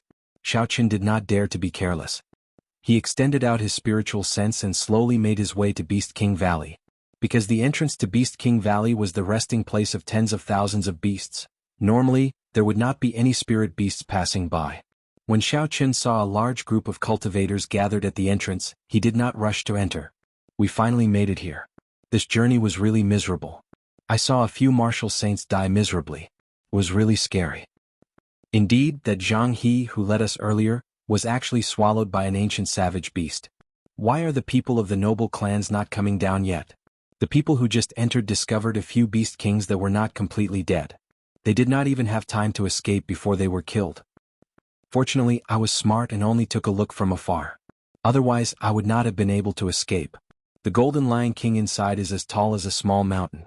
When sabers and swords hacked at it, they could not even break its skin. Xiao Qin blended in with the crowd and finally understood why this group of cultivators was blocking the entrance. It turned out that there were still beast kings that were not completely dead in Beast King Valley. Furthermore, there was more than one. Bang! The Gi Marquis' golden warship was the first to stop. A group of golden-armored warriors jumped off the warship. The Gi Marquis rode on a dragon-scale horse and jumped off the warship. He led the warriors into the valley. The Gi Marquis is here. Behind him are the golden armor guards of the Marquis' residence. Every one of them is a peak martial grand master. Furthermore, they all came from the battlefield. There is no need to be afraid now. Xiao Qin extended his spiritual sense to the group of people. Indeed, he could see a black aura lingering above the heads of the group of golden-armored warriors. This was the baleful aura that was formed when the stench of blood on their bodies was too heavy. Bang! The Ji clan's black royal warship also stopped. Ji Changkong led a group of Ji clan cultivators and jumped off the warship. After a while, the Jiang clan's martial saints all jumped off as well. The Ji clan's people are here as well. Damn, so many martial saints. The 6 martial saints of the Jiang clan are all here as well. They might be the strongest among the noble clans. Bang! Bang! The people from the Hua clan and the Duanmu clan also dealt with the spirit beasts in the air. They all led their people in. Now all the people from the noble clans were present. The cultivators at the valley entrance could no longer endure it. They all followed after them, hoping to gain some benefits. Xiao Qin noticed that there were some strong cultivators who were still able to remain calm and did not rush in. Xiao Qin was not in a rush, he did not follow them in. He locked his spiritual sense on the group of people from the Ji clan. This was because he actually saw Jiang Muheng's figure among them. He could not help but pay attention to him. After another 4 hours, almost all the cultivators at the valley entrance had entered. Xiao Qin did not wish to continue staying here. He used his spiritual sense to sense that the Ji clan had already killed a beast king past its prime. Brother Xiao Qin, wait a moment. Let's go together. Suddenly, Fatso's voice came from behind him. Xiao Qin turned around and saw Kim Taeho smiling as he shouted from behind. Beside him, Su Xiaoxiao was hugging her zither. Her pure face revealed a faint smile as well. When Xiao Qin saw Su Xiaoxiao, he was slightly stunned. He remembered that when he was attacked by the 4 three-headed birds, he seemed to have heard the sound of a zither. It seemed like Su Xiaoxiao had made a move. Many thanks to Miss Xiao for your help earlier. Xiaoqin thanked Su Xiao after the two of them walked up to each other. Su Xiao smiled tactfully. A mischievous expression appeared on her pretty face as she said, "Is young Master Xiao not afraid of lowering your intelligence?" Xiaoqin blushed with shame in his heart. This girl was indeed a creature that bore grudges. He had already forgotten what he had said to her back then. Now that he thought about it carefully, Su Xiao was actually on his side. Yin Qinyun's strength was not low. It was just that he was careless at the start and suffered a disadvantage. Hence, Xiaoqin kept attacking him.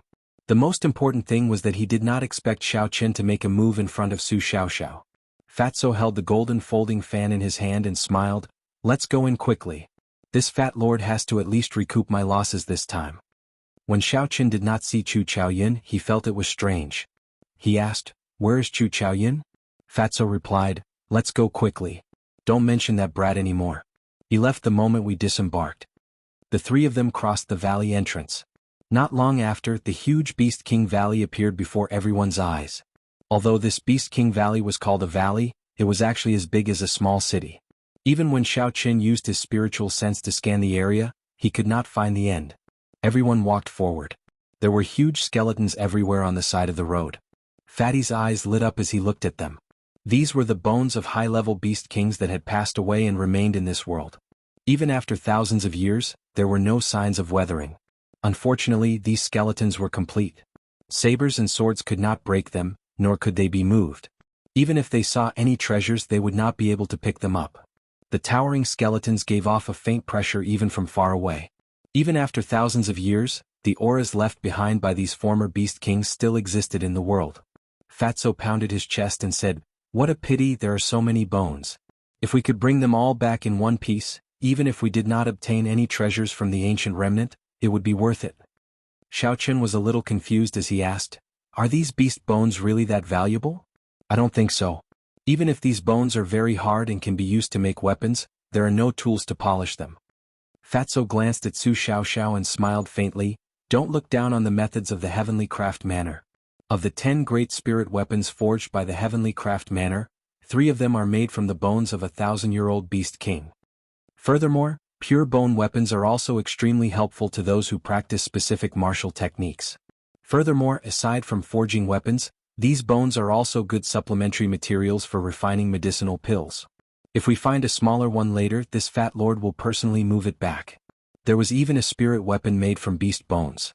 This greatly exceeded Xiaoqin's expectations. The three of them walked forward and saw a cultivator fumbling around in front of a beast bone. Chapter 113. "I'm rich. I picked up a beast king's bone," that cultivator suddenly exclaimed in joy. The surrounding crowd immediately looked over. Someone at the side took a look and said, "It's the real deal. It is at least a rank 8 beast king's bone. What a horrifying spiritual pressure. I could feel it from a few meters away. Furthermore, it is just a piece of bone." Wuxia. Before the cultivator who obtained the beast bone could fade away, he was chopped in half from behind. The person who sneak attacked him grabbed the beast bone and fled frantically. When the people at the side saw this, how could they let him go? They all chased after that person. In an instant, an intense battle appeared before everyone's eyes. The last lone martial saint who passed by snatched the beast bone. After he killed tens of people, no one dared to continue fighting for it. Fatso shook his head and sighed, "Intellect. How stupid must one be to tell others so loudly that the treasure is on me? Come and snatch it." Xiaoqin also felt it was a pity. They had not found the entrance to the ancient remnant and the killing in the valley was already so intense. If they entered the ancient remnant, what would the scene be like? The three of them did not go far before they saw the people of the Ji clan in front. They were currently dissecting a beast king that they had killed. Fatso said in astonishment, "They actually killed a living beast king. The Ji clan has struck it rich this time. Just the beast blood alone can be sold for millions. The value of the spirit core is even more horrifying." Xiaoqin was not too astonished. Before he entered the valley, his spiritual sense was locked onto the people of the Ji clan. He had seen how they killed the beast king with his own eyes. Among them, Ji Changkong's resplendent sword that tore through the sky left a deep impression on Xiaoqin. That martial technique should have already reached Earth ranked. "Let's change direction. The Jiang clan is in front, it is not easy for me to go over," Xiaoqin said to Fatso as he looked at Jiang Muheng who was in the crowd. Fatso felt it was a pity, I don't know if we can go up in exchange for something. Never mind, let's go. The three of them changed directions and continued forward. A light exploded in the sky, and an incomparably resplendent meteor suddenly descended from the sky, landing in front of the three of them with a boom. After the dust settled, Jianghu appeared before the three of them. His long black hair fluttered in the wind and his eyes were as deep as the starry sky. His powerful aura pressed down on the three of them as he slowly walked towards them. Xiaoqin and the other two felt a pressure. They could not help but take a step back. They looked cautiously at Jianghu, who had suddenly appeared in front of them. Jianghu's face was like jade. He was very handsome. He pointed at Xiaoqin and said indifferently, "You stay. The two of you can leave." His voice was not loud and he spoke slowly without any killing intent. However, his words revealed an aura that could not be rejected, and no one could question his words. Jianghu led a group of Jiang clan martial grandmasters and rushed over. He stood beside Jianghu and said, "Cousin, that damn fatso must stay behind as well." Kim Taeho laughed coldly. The crowd only heard the sound of the wind and fatso picked up Jianghu. In just an instant, the crowd even thought that Jianghu had run into fatso's hands by himself. Kim Taeho grabbed Jianghu's collar with his left hand and lifted him up violently. His right hand held the golden folding fan and gave him a tight slap. "Although I'm fat, that doesn't mean that anyone can say that, especially someone like you." After Fatso spoke, he gave Jianghu another 2 tight slaps. Jianghu's right cheek instantly swelled up, and blood leaked out from the corner of his mouth. "Damn you, Fatso. Put me down quickly. Otherwise, I will make you wish you were dead. I will, ah." Before Jianghu could finish speaking, the fatty ruthlessly flung him to the ground. His thick legs stomped on Jianghu's face, ruthlessly stomping on it a few times. Seeing Jianghu block the few of them, the cultivators at the side quickly watched from afar. When they saw Fatso suddenly flipping out, everyone felt incomparably shocked in their hearts. Fatso flipped out. He is indeed tyrannical. He does not even care about Jianghu and directly stepped on his cousin. What does Jianghu count for? Even the fur of Shiha province's Yan clan's Yan Qinyun was stripped by Fatso. Do you think there is anything he cannot do? Looks like the rumors are true. I wonder if Jianghu will be stripped. If that is the case, it would be funny. When the words of the crowd reached Fatso's ears, Fatso even felt like dying. He wanted to explain that this was just a rumor, but this was clearly not the time. Did you see Fatso's expression? It looks like he admitted it. Damn it, how savage. You still dare to call him Fatso? Didn't you hear what he said? Whoever dares to call him Fatso, he will strip off all his fur. You are finished. You are so loud that Fatso will definitely hear you. Quickly deal with it yourself. Damn it, I'm not going to say any more. If I continue, I might really be finished. When Xiaoqin and Su Xiaoxiao heard this, they both subconsciously took 3 steps back, putting some distance between them and Fatso. Kim Taeho had a wronged expression on his face. He no longer had the tyrannical air he had earlier. He complained bitterly, "Can you guys be more loyal? Kim Taeho, quickly let go of my son. I do not have any grudges with you. I will not take back the street in the east of the city. I will not make things difficult for you."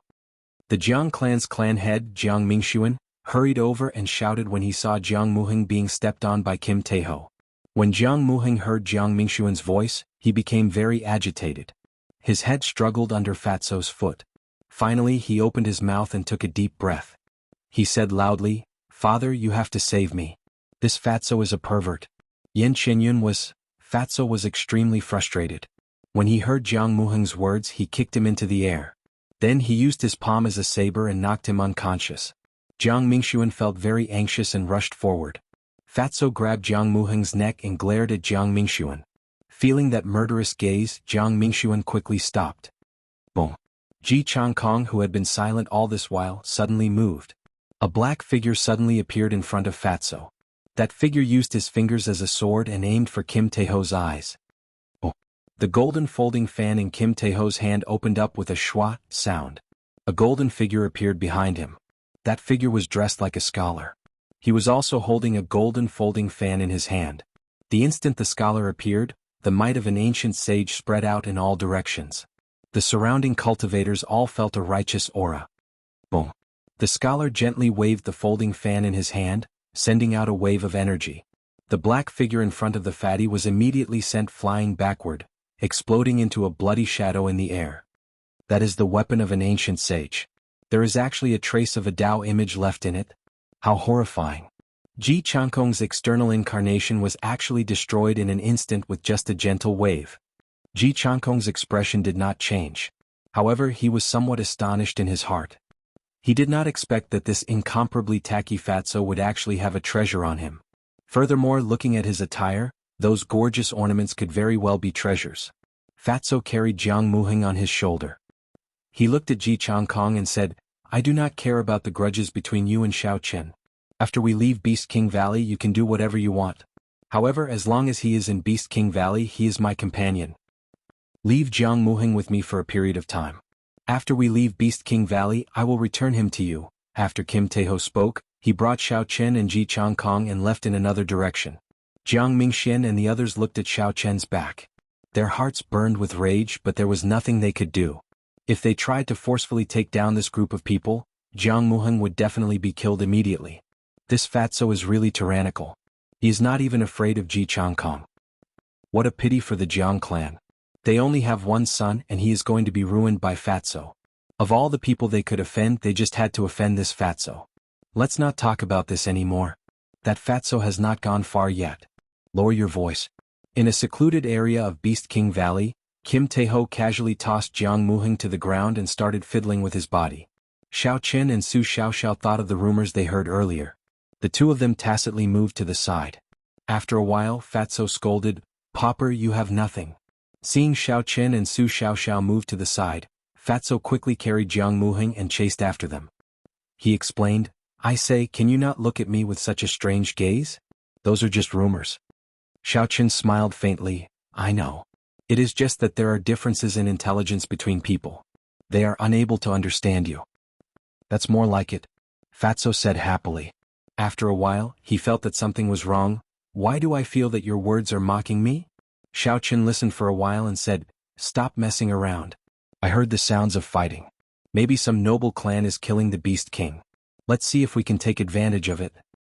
Fatso looked in the direction Xiao Qin pointed and listened for a while. He said, "Why did I not hear anything? Never mind, I believe you. However, what about the person I am carrying?" Xiao Qin thought for a while before placing the universe ring on Jiang Muheng's body. With a thought, he stored Jiang Muheng inside with a "so" sound. When Kim Taeho and Su Xiaoxiao saw this, they were astonished. Fatso said in astonishment, "What kind of spatial ring is this? How can it store a living person?" Xiao Qin did not explain much, just treat it as a secret treasure.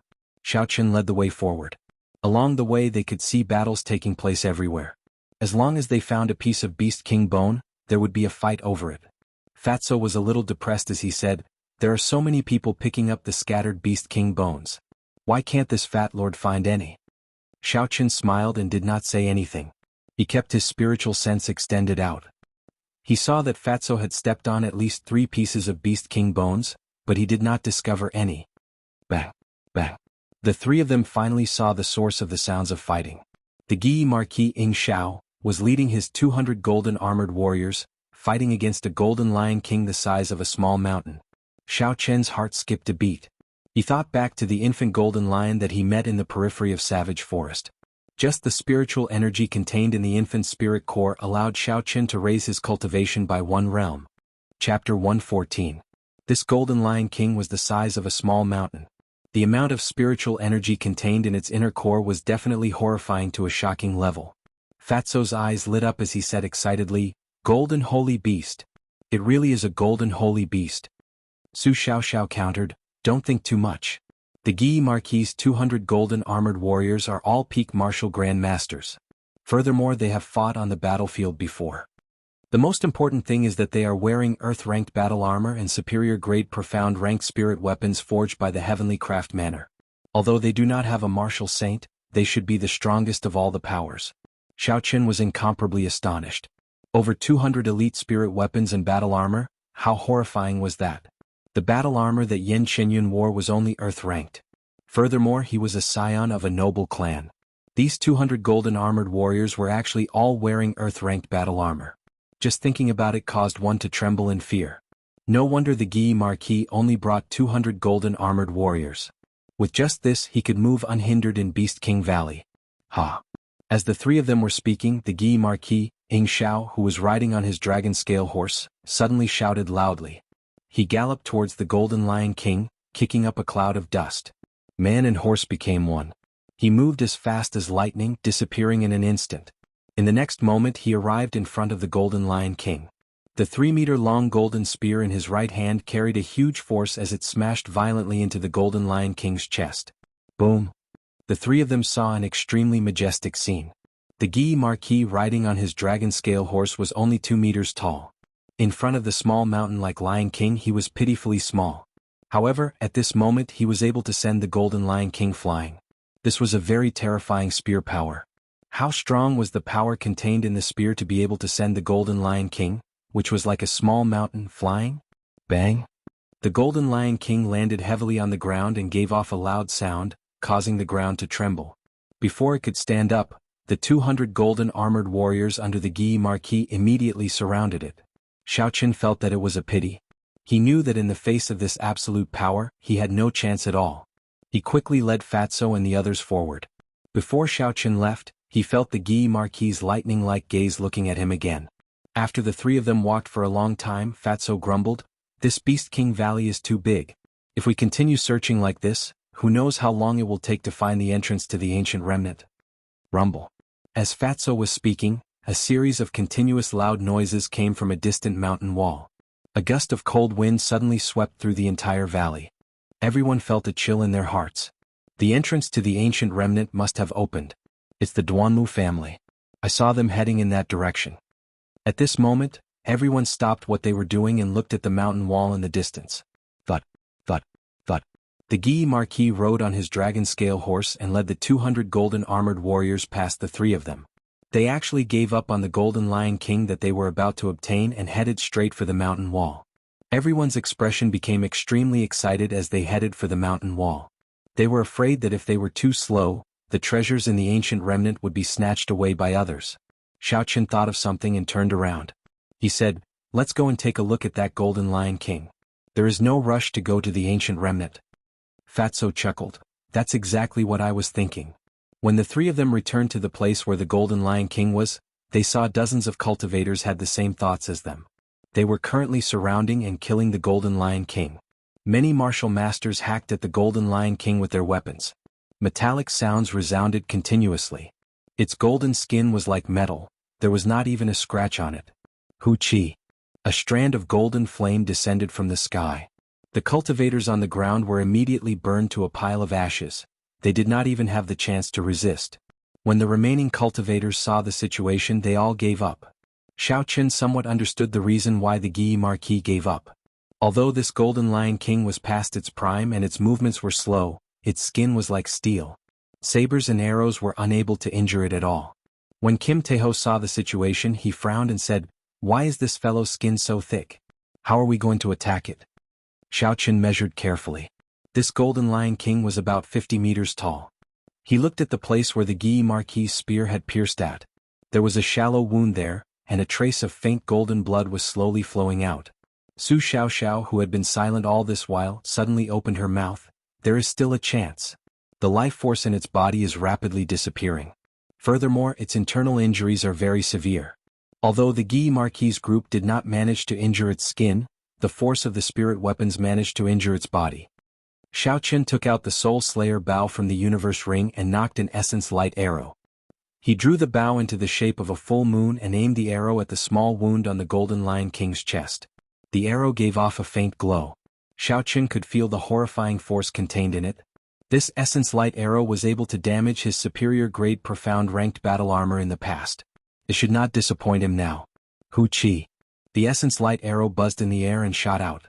In an instant, it pierced through the Golden Lion King's body, causing a stream of golden blood to spurt out. Ding, ding. Yellow Spring's 9 Death Song. Yellow Spring's 9 Death Song.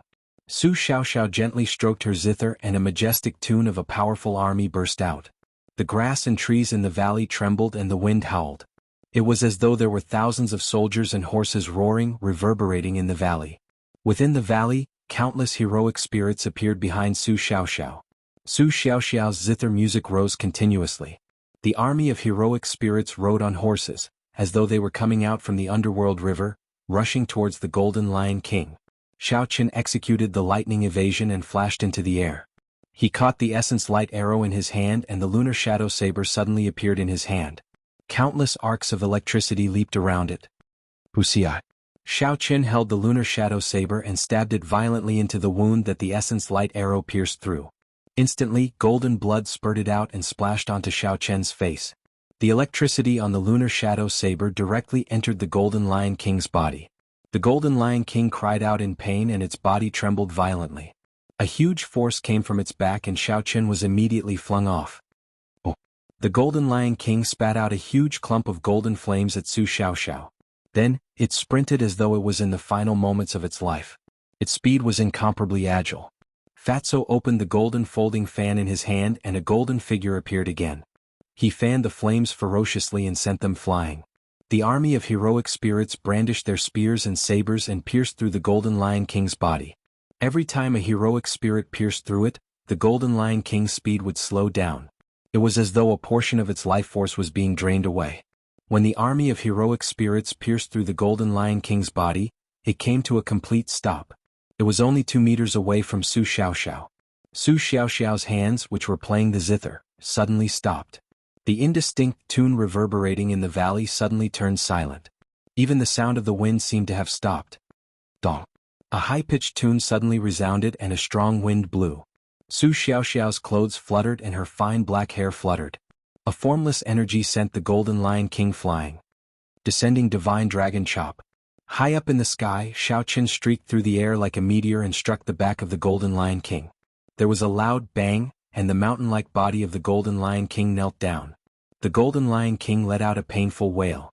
The 3 of them could feel its life force rapidly draining away. This Golden Lion King, which was already past its prime, was about to pass away. Just when the 3 of them were feeling relaxed, a human figure suddenly flew over from a distant place. He was like a long sword as he streaked across the sky with a terrifying sword image. With a loud sound, he followed the small wound caused by the primary light arrow earlier and directly penetrated the Golden Lion King's body. Boom! There was another loud sound and he came out of the Golden Lion King's body. He was holding a golden spirit core the size of a basketball in his hand. This time the Golden Lion King was thoroughly dead. Golden blood spurted out from the huge wound like raindrops. When it fell into the valley it made dripping sounds. Chu Chaoyun. Xiaoqin exclaimed in astonishment when he saw this person's figure clearly. Chu Chaoyun smiled faintly. The golden spirit core in his hand emitted a golden spiritual energy that soared into the sky, forming a golden ribbon. When the countless spirit beasts in the surroundings saw the spiritual energy, they flew over frantically. With a satisfied smile, Chu Chaoyun stored the golden spirit core in his spatial ring. He looked at Xiaoqin and said, "I'm borrowing it. I will return it in the future." A sword of light appeared under Xiaoqin's feet. He rode the sword and flew off into the distance. Xiaoqin was extremely furious in his heart. This Chu Chaoyun was too despicable. Everyone worked hard for a long time, and he took away the most valuable spirit core of the Golden Lion King. Xiaoqin was very dissatisfied with the fact that he only said he was borrowing it and then flew far away. He was clearer than anyone about the horrifying spiritual energy contained in the spirit core. He used the gravity spell and chased after it. "Brother Xiao, don't chase after him." Fatso shouted from the ground, "It's over. Xiaoqin is not a match for Chu Chaoyun. If we chase after him like this, it will be disastrous." Su Xiaoxiao's complexion was slightly pale. She had exhausted a lot of essence and mental energy after playing the Yellow Springs 9 Death song. She looked in the direction Xiaoqin left and said, "There is no need to shout. Chu Chaoyun will not make a move on him." Fatso said hatefully, "This bastard. This is not the first time he did this. There will be a day when he will fall into this fat lord's hands."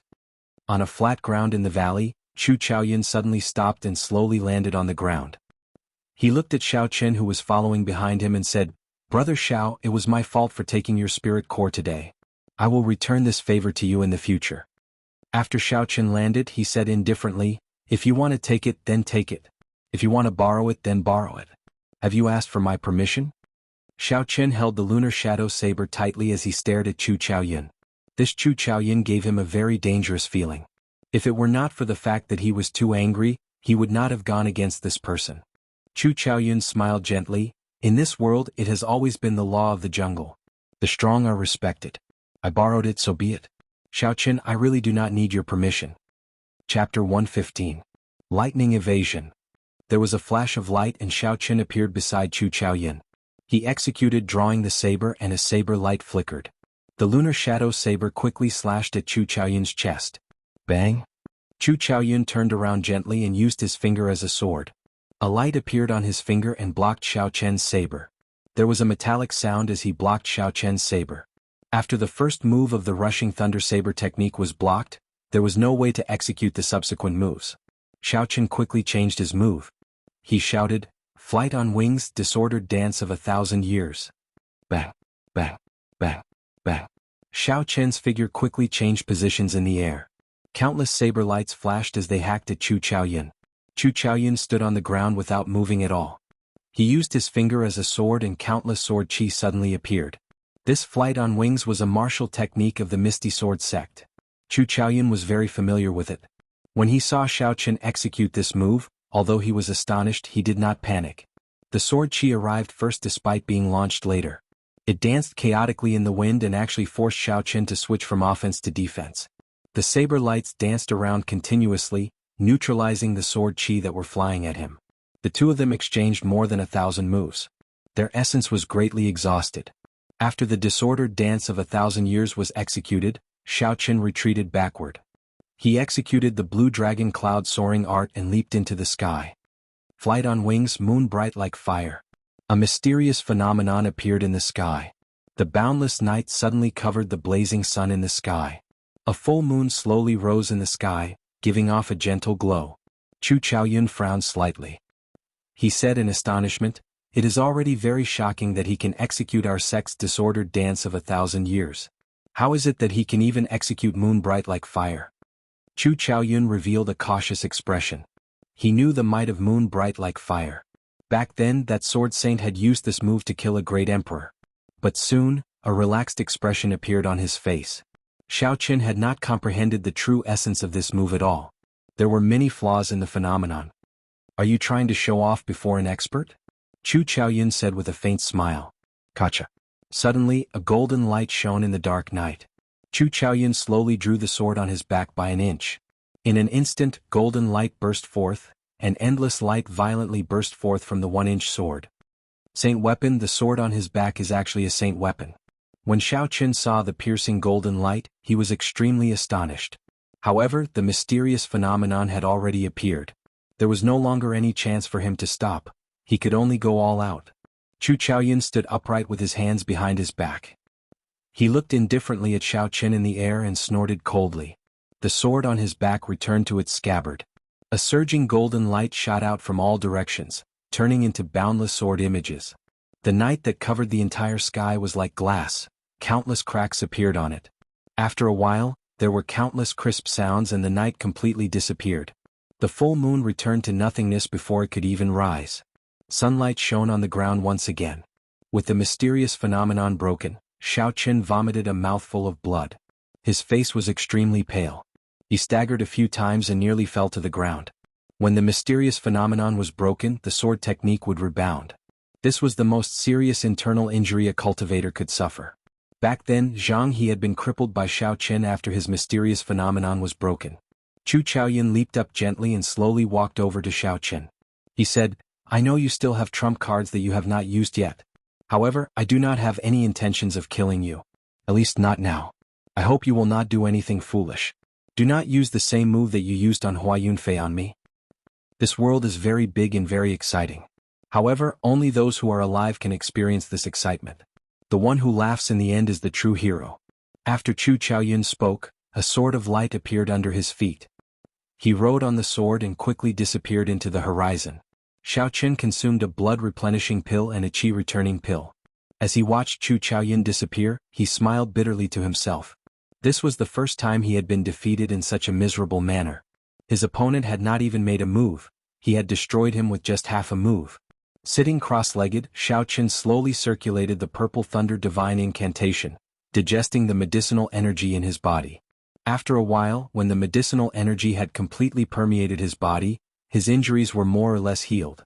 Xiaoqian did not hesitate and rushed back. Although he had taken away the most precious part of the Golden Lion King, the other parts of it were still valuable. This was especially so for the lion horn on its head that had existed for several hundred years.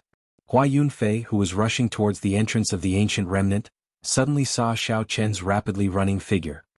He frowned slightly and said in astonishment, after not seeing him for such a short period of time, he actually advanced to peak martial master. This person cannot be left alive. The two of you go and take that person's head. I will wait for you in the ancient remnant. Hua Yunfei said to the two peak martial grand masters behind him. He felt it was a pity that they were going to explore the ancient remnant and could not do it themselves. Yes. The two of them obeyed and rushed in the direction of Xiao Chen. In Beast King Valley, Xiao Chen kept his spiritual sense extended out. The first thing he discovered was Hua Yunfei's figure. He had already planned to go around him, but he did not expect to be discovered in advance. Seeing the two martial grand masters behind him, the corner of Xiao Chen's mouth curled up into a cold smile.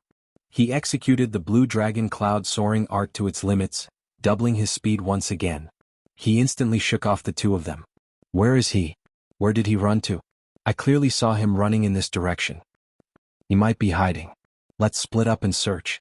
The two of them could sense that Xiao Chen had suddenly disappeared. They could not help but be astonished. Wuxia. An arrow flashed by like a gust of wind. Before one of the martial grand masters could react, an essence light arrow pierced through his heart from the back, killing him. When the other martial grand master saw Xiao Chen suddenly appear behind him, he was startled. When he saw that Xiao Chen was holding the Soul Slayer bow and essence light arrow, he immediately fled without looking back. Xiao Chen looked in the direction that person fled, but he did not give chase. He picked up the essence light arrow on the ground and started to search the body of the martial grand master. The status of this martial grand master was not low in the eyes of the Hua clan. Xiao Chen found 1,000 gold taels banknote, a rank 4 body tempering pill, and a profound ranked martial technique, clear wind chop. Xiao Chen smiled in satisfaction. His gloomy mood finally improved. This martial grand master of the Jiang clan died unjustly. Xiao Chen used the Soul Slayer bow and essence light arrow to sneak attack him from behind and kill him. If it was a head-on fight, Xiao Chen would need at least 500 moves to defeat this person. Clear wind chop. Xiao Chen flipped through it. It was a martial technique related to the saber. A profound ranked martial technique was already of a very high rank. In some clans it could be treated as a family heirloom. Only a noble clan like the Hua clan would have a follower with a profound ranked martial technique. Such a thing was unimaginable to other clans. After an hour, Xiao Chen returned to the place where the Golden Lion King died. However, he discovered that Fatso's movements were extremely fast. That Golden Lion King was only left with a complete golden skeleton. When Kim Taeho saw Xiao Chen return, he handed him a golden lion horn and said, "I've taken the blood and fur of this golden holy beast. Miss Xiao wants the skeleton and this lion horn is for you. I forgot to tell you that Chu Chaoyan has a holy weapon on him. Within the same cultivation realm, no one is a match for him. Even an inferior grade martial saint would be defeated by him. Did you not hear me when I told you not to chase?" Xiao Chen smiled faintly and received the golden lion horn. He looked at the huge golden skeleton and said, "How are we going to transport this thing back? Even if we want to transport it to the ship, we have to think of a way to move it up." Fatso smiled and said, "You don't have to worry about this. Miss Xiao will have a way." Su Xiao smiled gently, tacitly agreeing to this. Although Xiao Chen was suspicious of what Su Xiao wanted this golden skeleton for, he did not ask in the end. After splitting the loot, Kim Taeho was in a good mood. He said boldly, "Come, this fat lord will bring you to the ancient remnant to dig for treasures." At the entrance of the ancient remnant, Hua Yunfei saw the martial grand master running back with his tail between his legs. He flew into a rage. "I have never seen such trash like you." A peak martial grand master was scared off by a superior grade martial master. That martial grand master lowered his head and knelt on the ground, not daring to say anything. This matter was indeed embarrassing. However, if it was not for Xiao Chen having the Soul Slayer bow and essence light arrows, he would not have run. Hua Yunfei thought for a while before saying in a sullen voice, "You 5 martial grand masters stay here. If you are not able to take down that brat, you can forget about returning to the Ji clan." This time he only brought 6 martial saints and 5 martial grand masters. Martial saints had strong combat prowess. Such strength could be said to be the weakest among the noble clans. It was hard to guarantee what would happen in the ancient remnant. Hua Yunfei did not dare to leave the martial saints behind. Leaving behind 5 martial grandmasters was already his limit. Using 5 peak martial grandmasters to deal with Xiao Qin, a superior grade martial master, Hua Yunfei thought too highly of Xiao Qin. Under Fatso's lead, Xiao Qin and the other 2 walked towards the entrance of the ancient remnant. Along the way, Xiao Qin took out the golden lion king's horn that Fatso had given him and started carving it as they walked. Su Xiaoxiao, Kim Taeho, and Su Xiaoxiao found Xiao Qin's actions strange. Kim Taeho could not help but ask a few times. It would be a waste to carve the golden lion king's horn. Xiao Qin smiled and did not explain. There were too many unknown dangers in the ancient remnant. The battle with Chu Chaoyun earlier had given Xiao Qin a sense of pressure. He needed a trump card that he could use as a trump card. Unfortunately, he had already executed the heaven-rank martial technique, Blue Dragon Goes to Sea twice. If he were to forcefully execute it again, he would definitely explode and die. Otherwise, he could use it as a strong trump card. Now the only thing he could rely on was the life bestowal spell. Xiao Qin focused on carving the bone sculpture in his hands. He carefully recalled every move of the Golden Lion King in his mind. We have arrived. Fatso stopped walking and looked at the 10-meter tall hole in the mountain wall. There were many stone fragments at the bottom of the hole. The dark hole made it difficult for them to see what was inside. A cold chi blew out from the hole. Everyone felt their hair stand on end. This was a chill that reached deep into their hearts. Xiao Qin extended his spiritual sense into the hole. However, he discovered a formless barrier that prevented his spiritual sense from entering. This situation was exactly the same as what Xiao Qin had encountered in Gloomy Forest. Chapter 116. However, this time, the obstruction that Xiao Qin met was even stronger than the one in Gloomy Forest. He used his spiritual sense to form a golden spear, but it still did not budge at all. Fatso said with some fear, "Why do I feel that this hole leads to a grave? This is too strange." Xiao Qin smiled faintly. Perhaps it really is a grave. Isn't the place where the ancient powerhouses passed away where they died? It is no different from a grave. Suddenly Su Xiaoxiao said, "Someone is targeting us. They are all experts." Xiao Qin frowned and his spiritual sense turned into a ring of light. He extended it into the surroundings and said after a while, "It is the Hua clan's people. There is a total of 5 peak martial grand masters."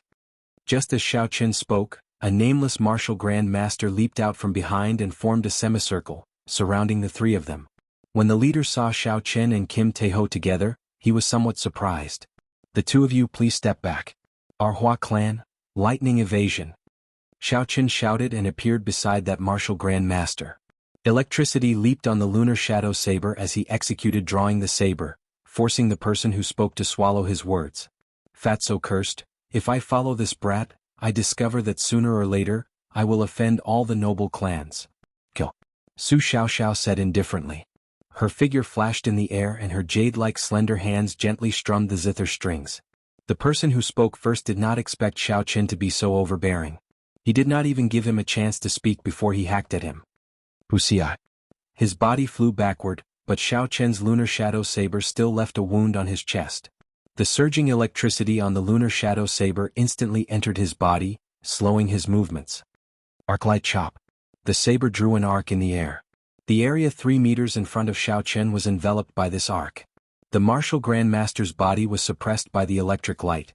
His speed became extremely slow. Before he could react, he was sliced in half by this arc. A peak martial grandmaster was killed by Xiao Qin in 2 saber strikes because of a mistake. This was the power of the rushing thunder saber technique. As long as one could execute the first saber strike, even if one was a realm higher than Xiao Qin, 1 saber strike would be able to kill them. Side attack. Xiao Qin gently turned around, tilted his body, and ferociously slammed forward.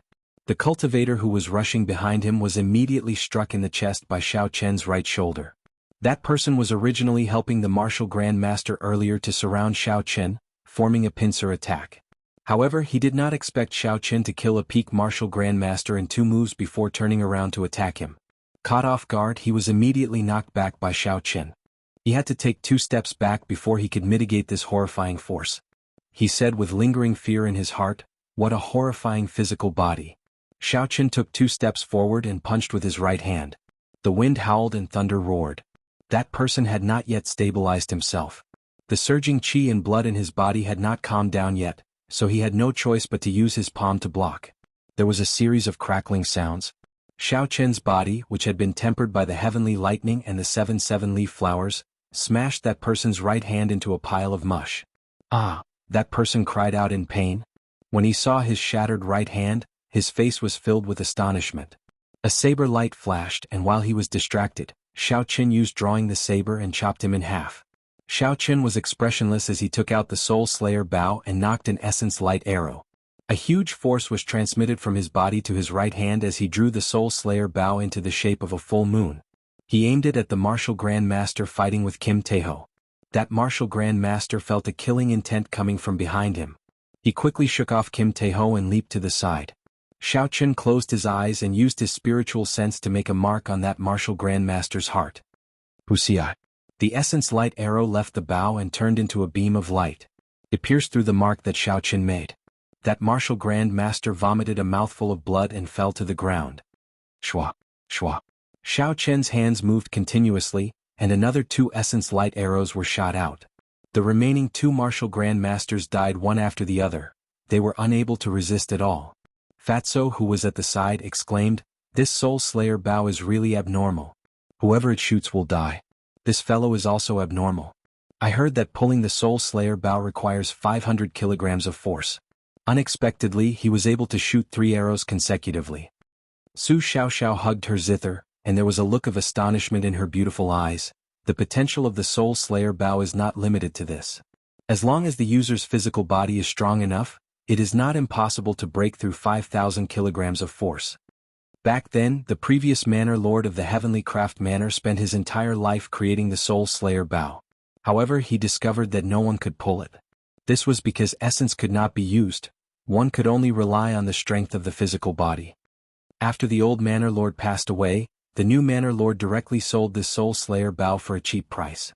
I wonder what expression they would have if they saw the current situation. Fatso felt suspicious as he asked, "Then why did the old Manor Lord create a Soul Slayer bow that no one could pull? Wasn't that because he had nothing better to do?" Su Xiaoxiao sighed faintly and said with incomparable melancholy, "It was all for the sake of repaying a favor to an old friend.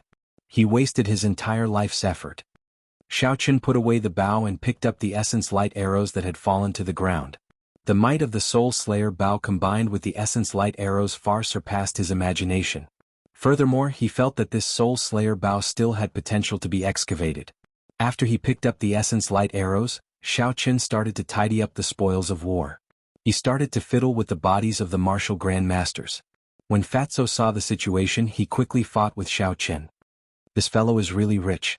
He managed to get 3,000 gold taels after searching just 2 people.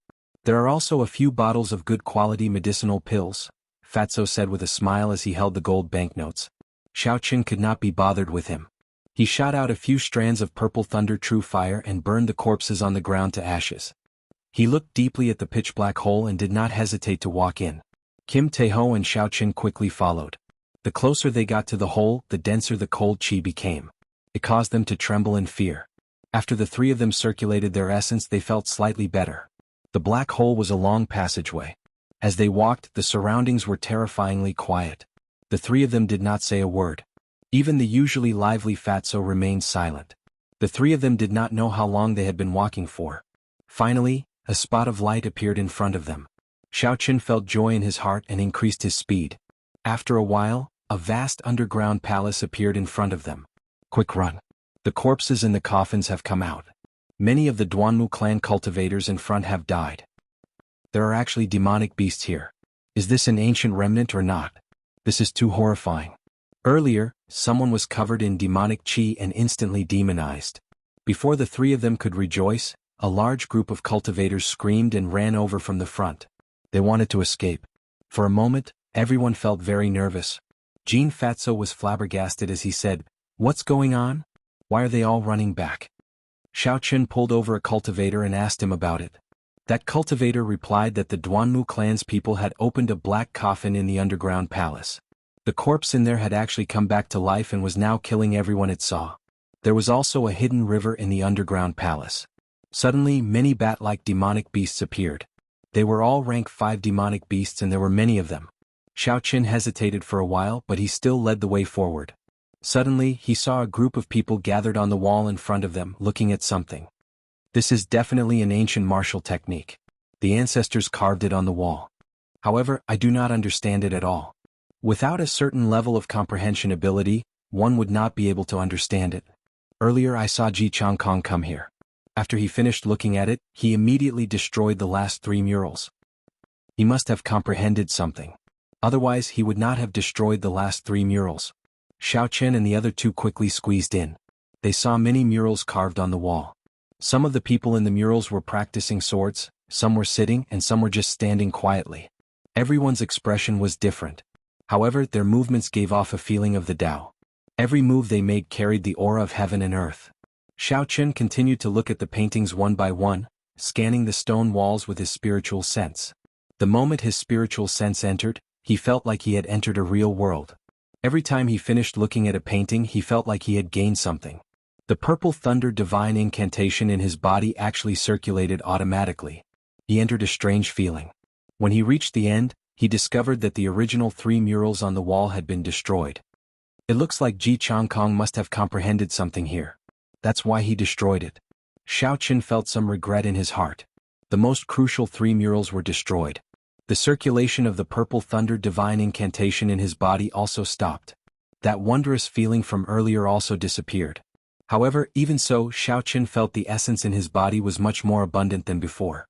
His cultivation as a superior grade martial master had become more stable.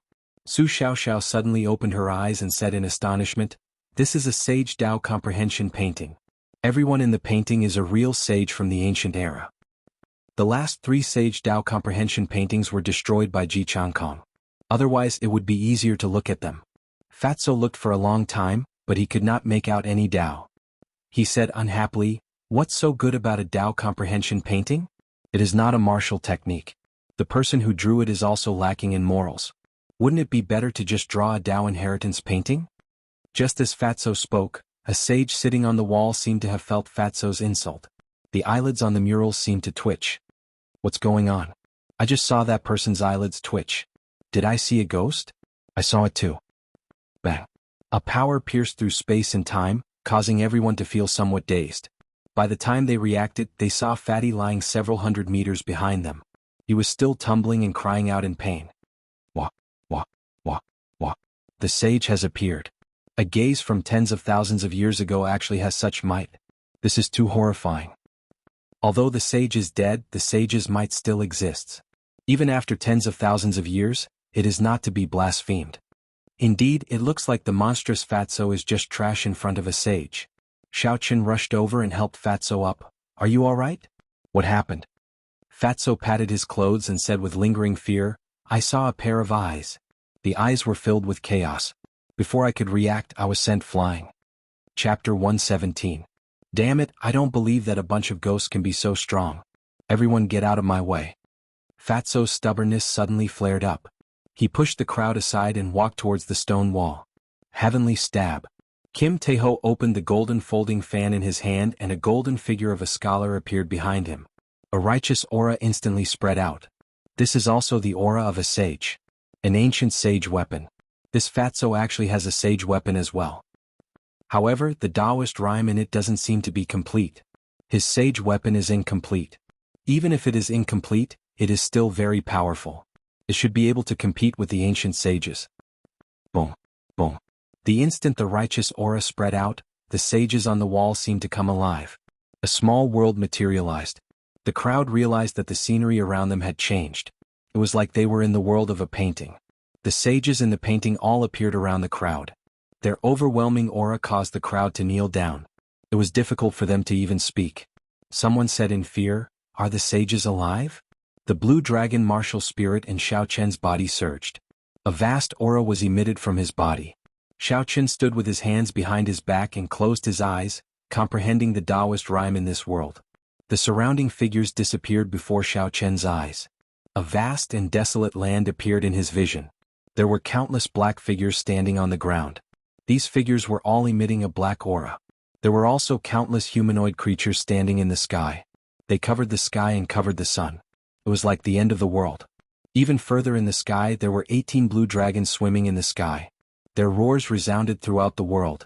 In the middle of the blue dragons was a man holding a saber. The instant he appeared, the boundless aura dispersed. Even the 18 blue dragons trembled. This scene flashed by. Before Xiaochen could see the person's appearance clearly, the scene disappeared. His vision returned to the small world. In the small world, the sage sitting on the ground suddenly opened his eyes. His eyes were filled with primal chaos. It was as if the heavens and earth had opened up, manifesting a boundless might. Fatso proudly stood there. The eyes of the figure behind him turned into a golden light as it fearlessly stared at Fatso. A loud explosion sounded out in the sky. Everyone felt dazed and the scene before them returned to reality. When they looked at the wall, they were horrified to discover that the murals of the sages comprehending the Tao had all disappeared. What was even more bizarre was that Fatso appeared on the wall with a golden folding fan in his hand and a sinister smile on his face. Behind him, a golden figure stood behind him as if it was protecting him. Am I seeing things? Why does the person on the wall look exactly like Fatso? Damn it, there's no justice in this world. Even a saint has been beaten to the point where not even a single strand of hair is left. How monstrous is he? To think that even a saint cannot deal with him. Fatso was somewhat at a loss. He looked at the portrait on the wall, not knowing what was going on. Is this really me, the Fat Lord? Xiaochen slowly walked over and smiled. Stop doubting it. Aside from you, who else in this world can be this flirtatious? Just by looking at this smile, I know that it is not fake. Su Xiaoxiao slowly walked over and smiled gently. There's no need to worry. The ancient holy weapon in your hand is likely a king weapon. When an even stronger sage appears, it is normal for it to erase the other auras. Furthermore, the Tao of these people were all absorbed by the holy weapon in your hand. This damaged king weapon should be able to reappear in the world one day. Fatso felt the golden folding fan in his hand. After a while he looked at the portrait on the wall and laughed loudly. This painting is pretty good. The elegance of this fat lord is completely revealed. Isn't that right, Brother Xiao? After that, Xiaochen muttered, if I could draw Miss Xiaoxiao and Princess Inyu at the side, it would be perfect. Bang! Black lines appeared on Su Xiaoxiao's face. She ruthlessly smashed the heavy zither on Fatso's head. Fatso quickly explained, Miss Xiaoxiao, please calm down. This is just this fat brother's grand dream. I do not have any intention of blaspheming it. The more he explained, the more infuriated Su Xiaoxiao. Fatso quickly moved to the side. When the people at the side heard that the folding fan in Fatso's hand was actually a king weapon, they all revealed greedy gazes. When Fatso saw the situation, he said angrily, what are you looking at? If you keep looking, do you believe that this fat lord will skin you alive? Quickly, let's go. Fatso is going to pluck me again. Damn pervert. When the crowd thought of Fatso's fame and heard the threat in his words, they all dispelled their greed for the king weapon and scattered. When Fatso heard this, he was so angry that he trembled. He shouted, who said that? Stop right there. If you have the guts, don't run. Damn it. This fat lord is not that kind of person. Xiaochen held back his laughter and patted Fatso's shoulder. Stop shouting, they are all scared off by you. Let's go. I'm not that kind of person. Xiaochen, you have to believe me. Fatso explained loudly. It's fine, this brother understands you. Those people are not intelligent enough, they cannot understand you. The three of them continued walking forward. They discovered that although there were many cultivators who left the underground palace, there were even more cultivators who chose to stay. Not long after, they ran into the Duanmu clan's people. The Duanmu clan was a very special clan. Their clan's inherited martial spirit would only appear on women. Thus, in their clan the men were inferior to the women. Every generation of the clan head was female. It was unique in the Great Qin nation and even in the entire continent. It was as the cultivator from earlier said, the Duanmu clan's martial saints were fighting with a figure emitting a corpse qi. A cold wind blew in the air of the battle and the temperature was extremely cold. The surrounding cultivators stood far away, but they could feel the cold wind blowing. The cold entered their bodies and they all circulated their essence to resist it. This battle was already nearing its end. The moment Xiaochen arrived, he saw the black figure fall. The surrounding Duanmu clan's female martial saints placed ice on the corpse. After a while, the ice shattered, revealing a purple skeleton and a set of golden battle armor flickering with a bright yellow light. This is the corpse of an ancient martial monarch. Even the skeleton has turned purple. He is just a step away from becoming a martial sage. That battle armor is also an ancient item. Its defense must be very shocking. Although the Duanmu clan lost 2 martial saints this time, it was definitely worth it. Duanmuking walked over and placed the purple skeleton and the golden battle armor into his spatial ring. After that, he led the Duanmu clan's people to a coffin at the side expressionlessly. Duamyuking picked up a yellowed book from the black coffin. He patted the dust off it and gently flipped through it. When the book opened, it gave off a faint glow. Countless golden words flew out from the book. They were densely packed together like scriptures. Unfortunately, they were all ancient words. The people present could not understand them. However, the fluctuations of the Tao on the book let them know that this was not an ordinary item. The Duanmu clan has earned big this time. They actually obtained an ancient martial technique. However, I wonder what kind of martial technique it is. Regardless of what kind of martial technique it is, a martial technique that an ancient martial monarch brought into the coffin is definitely not something that can be found on the streets. These are ancient words. Unexpectedly, I can't understand a single word. I'm going to faint. Xiao Chen's heart skipped a beat. The ancient words floating in the air were actually the traditional Chinese characters of Earth. He quickly took a closer look and imprinted all the words floating in the air into his mind. Duamyuking looked at the ancient words in the air and frowned slightly. He muttered to himself, they are actually all ancient words. I wonder if the seniors in the clan can translate them completely. Oh. Just as Duamyuking was about to place the ancient martial technique into his spatial ring, a blue-clothed martial saint hidden in the crowd suddenly leaped up and pounced at Duamyuking. The blue-clothed martial saint grasped the timing very well. He did not make his move when Duamyuking obtained the ancient martial technique, nor did he make his move in the middle. Instead, he made his move when Duamyuking was about to place the ancient martial technique into the spatial ring. At this moment, the Duanmu clan had already relaxed. Duamyuking took out the ancient martial technique and looked through it for a long time. Aside from wanting to take a look at it, he also had another motive. He wanted to lure out some people with ill intentions. Originally, Xiaochen thought that no one would dare to snatch it. Who knew at the last moment, a peak martial saint would suddenly appear and try to snatch it. The speed of the blue-clothed martial saint was very fast. In an instant he arrived before Duamyuking. He snatched the ancient martial technique manual from her hands and dashed forward. The surrounding cultivators all cried out in surprise. They did not expect that there would be someone who would dare to target the Duanmu clan. Although the Duanmu clan had lost 2 martial saints, they still had 6 martial saints and 10 martial grand masters. They were not a force that a single person could deal with. Duamyuking was stunned for a moment before her pretty face turned cold. The surrounding temperature suddenly dropped by more than 100 degrees. A boundless cold chi pervaded the air and the speed of the martial saint instantly slowed down. The 6 martial saints behind her also reacted. They shouted and 6 huge icicles rose from the ground, forming a cage and trapping the blue-clothed martial saint. Break! The blue-clothed martial saint shouted loudly and a chi was emitted from his body. The 6 icicles immediately shattered into countless ice shards and the blue-clothed man broke free. However, before he could relax, another 6 icicles rose from the ground the moment he took a step out, trapping him in place once again. Break! The blue-clothed martial saint shouted loudly and his chi exploded out once again. The cage shattered and he broke free. Boom, boom, boom, boom. Every time the blue-clothed martial saint took a step, he would be immediately sealed in ice. Then he would exert his strength to shatter the icicles. However, doing so exhausted a lot of essence. In the end, the time it took for him to break the icicles grew longer and longer. Initially, he only needed an instant to break the icicles. Now he needed to take a few deep breaths before he could barely break the icicles. His forehead was covered in sweat. It was obvious that his essence had been exhausted to its limit. Xiaochen extended out his spiritual sense and saw that the 6 martial saints behind Duamyuking had actually formed an invisible line of ice under their feet. There was a crystalline light flowing on the line, forming a strange formation. Chapter 118. Xiaochen was astonished in his heart. No wonder those 6 icicles appeared so quickly and neatly. It turned out that these 6 people had merged into one. They had the same martial spirit and the same attribute. When combined, their might was sufficient to shake a martial king. Ice! Duamyuking suddenly shouted and a huge icicle appeared out of nowhere.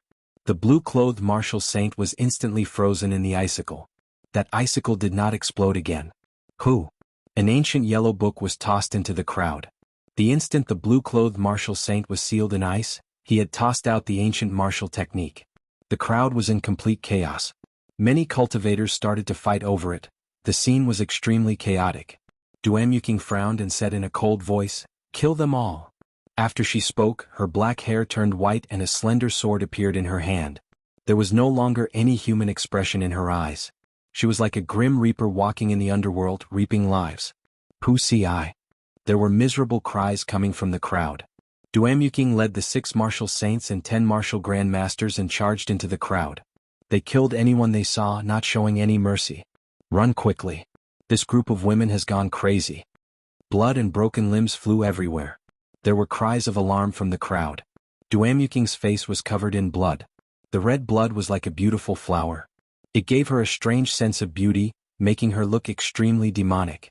Who? The slender sword chopped down gently. There was no sound of wind as a martial grand master was chopped in half. Duamyuking's cold face did not show any expression. He withdrew his sword and pierced it into the heart of a martial master in front of him. Duanmu Qing was like a killing machine. Her movements were extremely precise. However, she gave off a resplendent sense of beauty like fireworks. Xiao Chen's martial techniques were not fanciful at all. They were very straightforward. Life was fleeting, it was released in an instant. This was the art of death. Cold chi spread out and an icy light flickered. The surroundings were like an ice cave. The speed of this group of cultivators was reduced to an extreme. As for the Duanmu clan's martial artists, their speed did not decrease at all. The intense battle was simply a one-sided massacre. Fatso's expression turned cold and he said with lingering fear, "This woman is really terrifying. Not only does she not show mercy when killing people, but her expression does not change at all. Are human lives not even worth an ant in her eyes?" Su Xiaoxiao's expression was not too shocked. She sighed and said, "The Duanmu clan's princess must cultivate the profound ice incantation. The cultivator must be ruthless and heartless. Otherwise they will never be able to reach great success." When I saw Duamyuking in my early years I could still see her smile. Xiao Chen was mildly astonished. There was actually such an extreme cultivation technique in this world. The cultivator had to be heartless. What kind of destruction was that? There was a trace of sympathy in his gaze as he looked at Duanmu Qing. Puchi. Duamyuking chopped the warrior in half and slowly picked up the ancient yellow book that had fallen to the ground. Suddenly she looked in the direction of Xiao Chen and the other 2. Then she slowly walked over to them. A cold wind blew, and the 3 of them felt a piercing chill in their hearts. "This martial technique is for you, and I'll take the spirit fox," Duamyuking said coldly as she handed the ancient martial technique to Xiao Chen. Xiao Chen smiled bitterly in his heart. Just a moment ago he was saying that this person was pitiful. Was this what they meant by, "pitiful people are hateful"? Xiao Chen rejected without hesitation. "I'm sorry, Bai is not a commodity. I will not trade it with others." "Is it not enough?" Duamyuking's expression turned cold, and the surrounding temperature dropped significantly. Kim Taeho could not bear to watch this any longer. He said, "Don't think that you are very awesome just because you dyed your hair white. Have some intelligence. That spirit fox has already signed a blood contract. It cannot be traded." Duamyuking's gaze was still fixed on Xiao Chen. He did not bother about Fatso. However, when he heard Fatso's words, he seemed to understand something. A murderous intent appeared in his eyes, and the slender sword in his hand buzzed. "Kim Taeho, return my son to me." Jiang Mingxuan's angry voice came from afar. Ji Changkong led the cultivators of the 2 clans over. Clearly the intense battle earlier had attracted them over. Among the crowd, Ji Changkong stood proudly. His deep eyes were like a boundless starry sky. When one looked at them they could not fathom their depths. It seemed like the 3 Sage Dao attainment pictures would be of great help to him. Fatso said in a bad mood, "If you want a son, go look for the child's mother. Why are you looking for this fat lord? This fat lord does not know how to give birth." "Kim Taeho, don't go overboard." Xiao Chen said indifferently, "Jiang Mingxuan is in my hands. You have found the wrong person." Ji Changkong's long hair and clothes fluttered even though there was no wind. He said in a carefree manner, "Let go of my cousin and leave behind an arm. I will not kill you." Po, po, po. Hurried footsteps came from the distance again. Hua Yunfei led the 6 martial saints of the Hua clan over. Hua Yunfei said coldly, "Xiao Chen, were you the one who killed the martial grandmasters of my Hua clan? Since you killed the people of my Hua clan, you can forget about leaving this underground palace today." Xiao Chen looked coldly at the people of the 3 noble clans. Duamyuking, Ji Changkong, and Hua Yunfei, as well as the many cultivators behind them, were all staring at him. They did not hide the dense killing intent in their eyes. Xiao Chen grasped the lunar shadow saber in his hand tightly. Electricity radiated from the saber, and the might of the rank 6 demonic core was released without restraint. He smiled coldly, "Aren't you trying to kill me? Why the need for so many excuses? Who will come first?" My Xiaoqian's head will be right here. Let's see who dares to take it. The crowd turned silent. They all knew how terrifying Xiaoqian was. If they were to fight to the death, he would definitely use a move that would end in mutual destruction. No one dared to make the first move out of fear in their hearts. The Gi Marquis Ing Xiao will take your superior's head. A golden spear appeared without any warning and pressed against Xiao Chen's chest with a bang. The clothes on his chest were immediately torn apart, revealing the golden battle armor underneath. When the spear pressed against the battle armor, it was unable to advance any further. The Gi Marquis focused and infused a golden essence into the spear. Boom! A huge force knocked Xiao Chen into the air. Bang! Bang! Bang! Bang! The Gi Marquis shouted and pushed Xiao Chen back with his spear. 10 of the stone pillars in the underground palace were instantly broken. Finally, he pushed Xiao Chen against a wall with a sage's portrait on it before he stopped. A trace of blood leaked out from the corner of Xiao Chen's mouth. He looked at the Gi Marquis and asked suspiciously, I don't seem to have any enmity with you. Why do you want to kill me? He could not understand.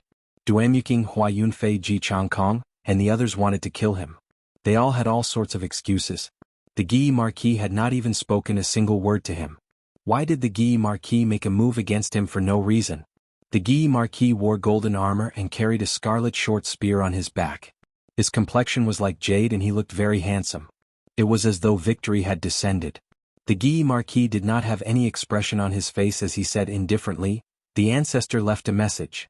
Anyone who sees the Emperor Dragon Qi and is not a member of the Ying clan will be killed without mercy.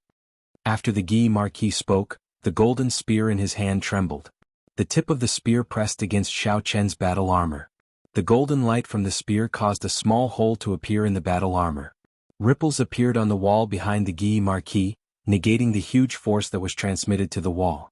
Xiao Chen grasped the body of the spear and the purple thunder divine incantation circulated rapidly in his body. His essence was quickly transferred to his left hand, and a resplendent electric current was emitted. It immediately traveled along the 3-meter-long golden spear to the Gi Marquis' hand. The Gi Marquis' hand went numb. After that, the electric current flowed into his body.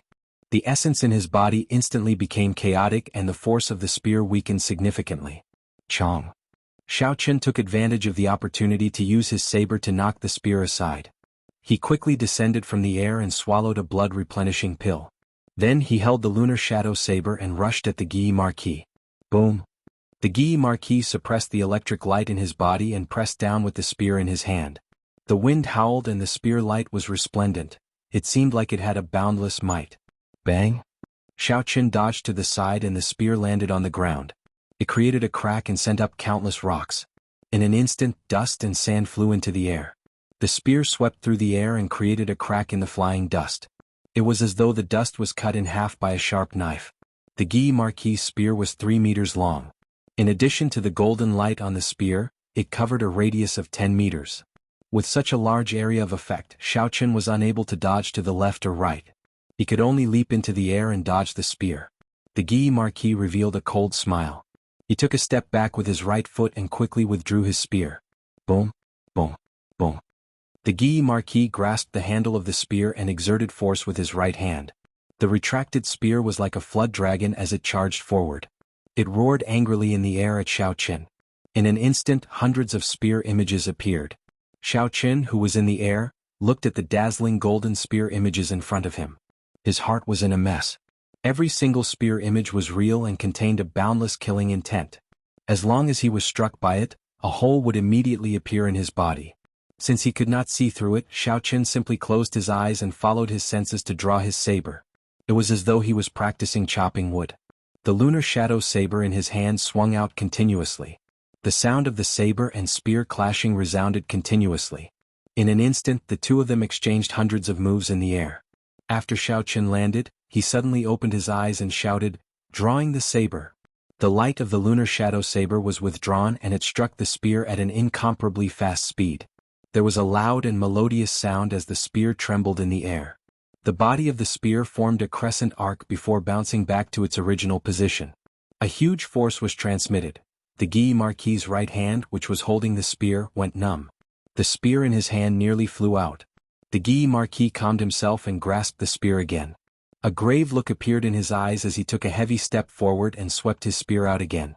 With the lesson from before, Xiaoqian naturally would not jump to avoid it again. He adopted a posture of a bridge and quickly fell backward. Who? The Guy Marquis' spear brushed past Xiaoqian's face. When the spear passed by, a few strands of hair on Xiaoqian's face were immediately cut off. Just as Xiaoqian was preparing to counterattack, Hua Yunfei, who was standing behind, suddenly made a move. He turned into a surging river of blood and rushed forward. Chapter 119. The Guy Marquis' gaze was like a torch as he looked coldly at Hua Yunfei, who had turned into a river of blood. He swung his spear at the river of blood with a tremendous force, like a divine dragon swinging its tail.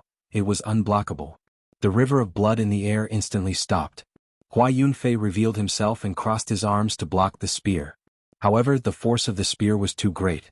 Hua Yunfei was instantly sent flying. He slid on the ground for a few steps before he slowly stabilized himself. The Guy Marquis said coldly, "It is not up to you to make a move on the person that I, the Guy Marquis, want to kill." Under everyone's gaze, Hua Yunfei was humiliated in front of everyone. His face flushed red and a scarlet figure appeared behind him. Hua Yunfeng said in a cold voice, "Guy Marquis, what is the meaning of this? Do you want to start a war?" The Guy Marquis laughed coldly and ignored him. He turned his gaze back to Xiaoqian. The 200 golden-armored warriors behind him drew their swords in an orderly manner.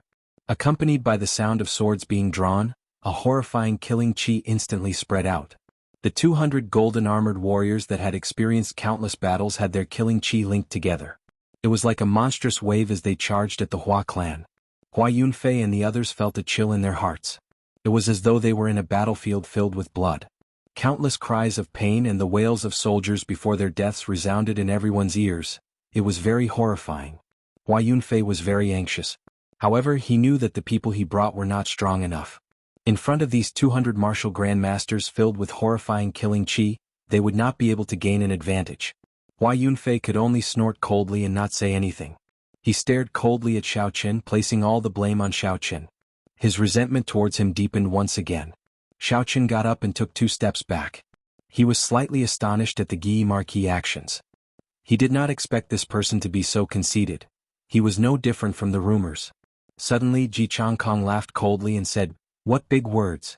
Let's see what ability you have to stop me from killing this person." In the early years, Ji Changkong challenged the various young experts of the imperial capital. There were rumors that he had a secret duel with the Guy Marquis and both of them ended in a draw.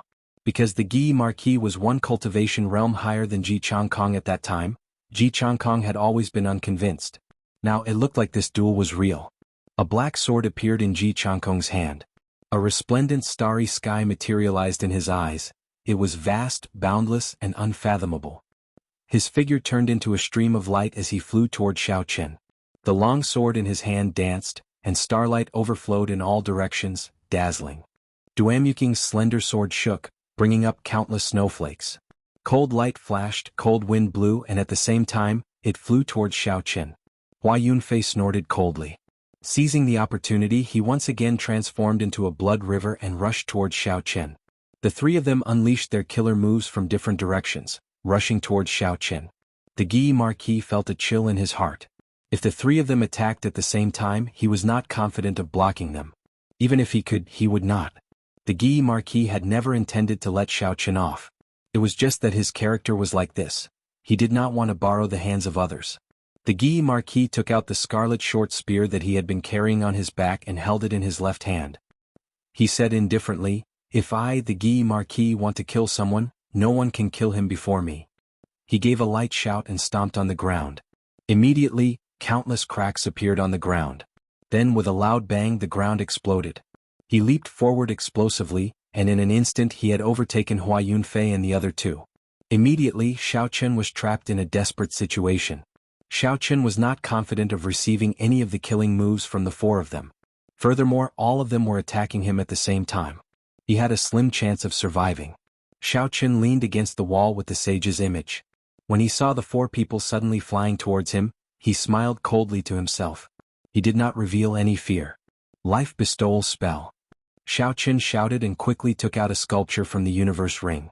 It was a golden lion king the size of a small mountain. Suddenly, it appeared in front of Xiaoqian. Bang! The Guy Marquis, who was the first to arrive, crashed into the golden lion king and was quickly knocked back. Xianxia flew up and stood on the Golden Lion King's back. He controlled the Golden Lion King to stomp on the ground. An intense shockwave spread out in all directions.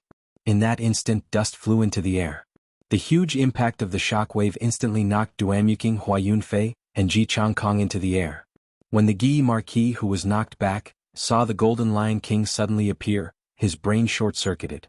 He did not understand what was going on. How did the Golden Holy Beast get subdued by Xianxia? Boom! The Golden Lion King's huge foot was like a huge stone pillar. It stomped on the Gi Marquis, who was on the ground. The Gi Marquis quickly rolled backward to dodge it. Bang! Countless rocks flew into the air and a huge hole immediately appeared behind the Gi Marquis. The Golden Lion King's foot was like an otherworldly object. It continued to stomp on the Gi Marquis at an incomparably fast speed. The Gi Marquis was greatly astonished. How can this Golden Lion King be so fast? When I fought with it earlier, it was clearly past its prime. Its movements were extremely slow. What exactly is going on? The Gi Marquis dodged in a sorry state. In the end, he revealed an opening and was ruthlessly stomped on by the foot. Xianxia remained expressionless as he controlled the Golden Lion King to stomp on the ground. Bang! Bang! Bang! Bang! A deep hole appeared in the ground. The Gi Marquis landed at the bottom of the hole. It was unknown if he was dead or alive. His 200 golden armored guards immediately surrounded Xianxia and attacked him. Xianxia controlled the Golden Lion King to advance ferociously, crushing everything in its path. No one could stop it. Xianxia used the life bestowal spell to create the Golden Lion King. Its speed and strength were not something that the Golden Lion King that was past its prime could compare to. The Golden Lion King charged at a ferocious tiger, pouncing left and right. Its mountain-like body continuously stomped on the ground, causing the ground to tremble. Miserable cries resounded. Those golden armored guards were trampled into meat paste. They were utterly defeated. When the 6 Duanmu clan martial saints saw the situation, they sent out an extremely cold qi at Xianxia. Everywhere the cold qi passed, even the air froze. Countless tiny ice beads appeared and fell down continuously like hail. Pusi. The Golden Lion King spat out a dazzling golden flame from its mouth. The cold qi immediately turned into water vapor and disappeared. However, the flame continued flying towards the 6 martial saints. Like the autumn wind sweeping away the fallen leaves, the 6 Duanmu clan martial saints were blown away. They vomited a large mouthful of blood as they looked at Xianxia in horror. Boom! The 6 Hua clan martial saints split up and sent out a surging holy river. Dragon turtles, thorn fish, and all sorts of immortal beasts could be seen swimming in the holy river. A holy might spread out, boundless and boundless. It was like it wanted to wash away all the evil in the world. Xianxia looked coldly at the surging holy river. He gently pushed off the ground and the Golden Lion King sprinted forward at lightning speed. The ground trembled continuously. The stone pillars and walls in the way shattered upon impact. Roar! When it arrived in front of the holy river, the Golden Lion King suddenly let out a loud roar. The sound wave spread in all directions. Countless stone walls were crushed into powder. The unceasing flow of the majestic holy river was swept up into the sky by the roar. After a short moment, it flowed backwards. Impossible! The 6 Hua clan martial saints cried out in shock. Their faces were filled with astonishment. Rumble! The holy river flowed on the 6 of them, giving off a zzz sound. When the holy river disappeared, the 6 martial saints turned pale. All the clothes on their bodies disappeared and their bodies became thinner. A pure white space appeared on the ground without a speck of dust. I'll kill you.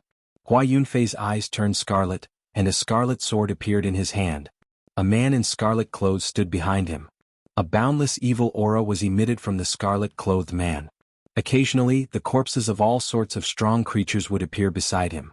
They were faintly discernible, looking very horrifying. Boom! A scarlet sword light shot out from the sword. A huge hole appeared in the ceiling of the underground palace. Countless rocks fell from the sky and landed on the ground. Bloody death under heaven. Die! Hua Yunfei shouted and the sword light hacked down at Xianxia. Xianxia's face was indifferent as he shouted. The Golden Lion King's golden horn suddenly released a resplendent golden light. The golden light collided with the blood-red light, causing a deafening explosion. In the end, the blood-red sword light disappeared, and the golden light shot up into the sky, creating a small hole in the mountain wall above the underground palace. A ray of sunlight shone down from above. This golden light actually pierced through the walls of the underground palace. Everyone sucked in a breath of cold air. Just how powerful was it to be able to do such a thing? A huge ice bird appeared. It screeched in the air and flew at Xiaochen with boundless cold chi. A boundless flame burned in Xiaochen's right eye.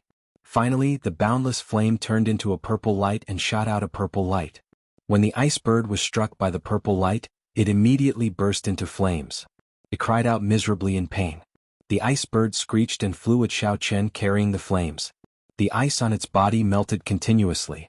When it reached Xiaochen, it completely disappeared. Astral Swordplay's third move, Eternal Light. When Ji Changkong felt the horrifying aura of the Golden Lion King, he did not dare to be careless. He immediately used his strongest attack. A resplendent starry sky appeared behind him. Amidst the boundless river of stars, one of Ji Changkong's fated stars suddenly lit up with a dazzling pillar of light. It rushed to the sky and broke through the 1,000-meter-tall hill above the underground palace. It flew towards the boundless universe and arrived at the other side of the starry sky. The dark underground palace was illuminated like it was daytime. At this moment, the light was eternal, the starry sky was resplendent. Wuxia. The light suddenly flashed and the underground palace was instantly plunged into darkness. In the next moment, his black sword lit up with a boundless resplendent light. It was so dazzling that countless people lost sleep temporarily. The eternal light from the starry sky rushed at Xiaochen. It streaked across the darkness like an aurora. It seemed like even the night was split in half by it. The Golden Lion King opened its huge mouth and a huge suction force came from it. The starry sky behind Ji Changkong was strangely swallowed up. The mysterious phenomenon was broken and Ji Changkong vomited a mouthful of blood. The eternal light was completely extinguished. That is Xiaochen. Why is he fighting with the people of the four great clans? Furthermore, he is not at a disadvantage. Chapter 120. He actually blocked Hua Yunfei's bloody death under heaven, Duamuking's ice phoenix spreading wings and Ji Changkong's eternal light. This is too incredible. What's going on? I clearly saw them kill that Golden Lion King. Why is it alive now? Furthermore, its strength has recovered to its peak. No wonder he dares to challenge the people of the four great clans. A golden holy beast at its peak is equivalent to a superior grade martial king. If the four great clans had a martial king, this situation would not have happened. Do you know what a martial king is? When the 10 martial monarchs do not appear, a martial king is the strongest existence. How could they appear so casually? Furthermore, the shockwaves from a battle between martial kings are too wide.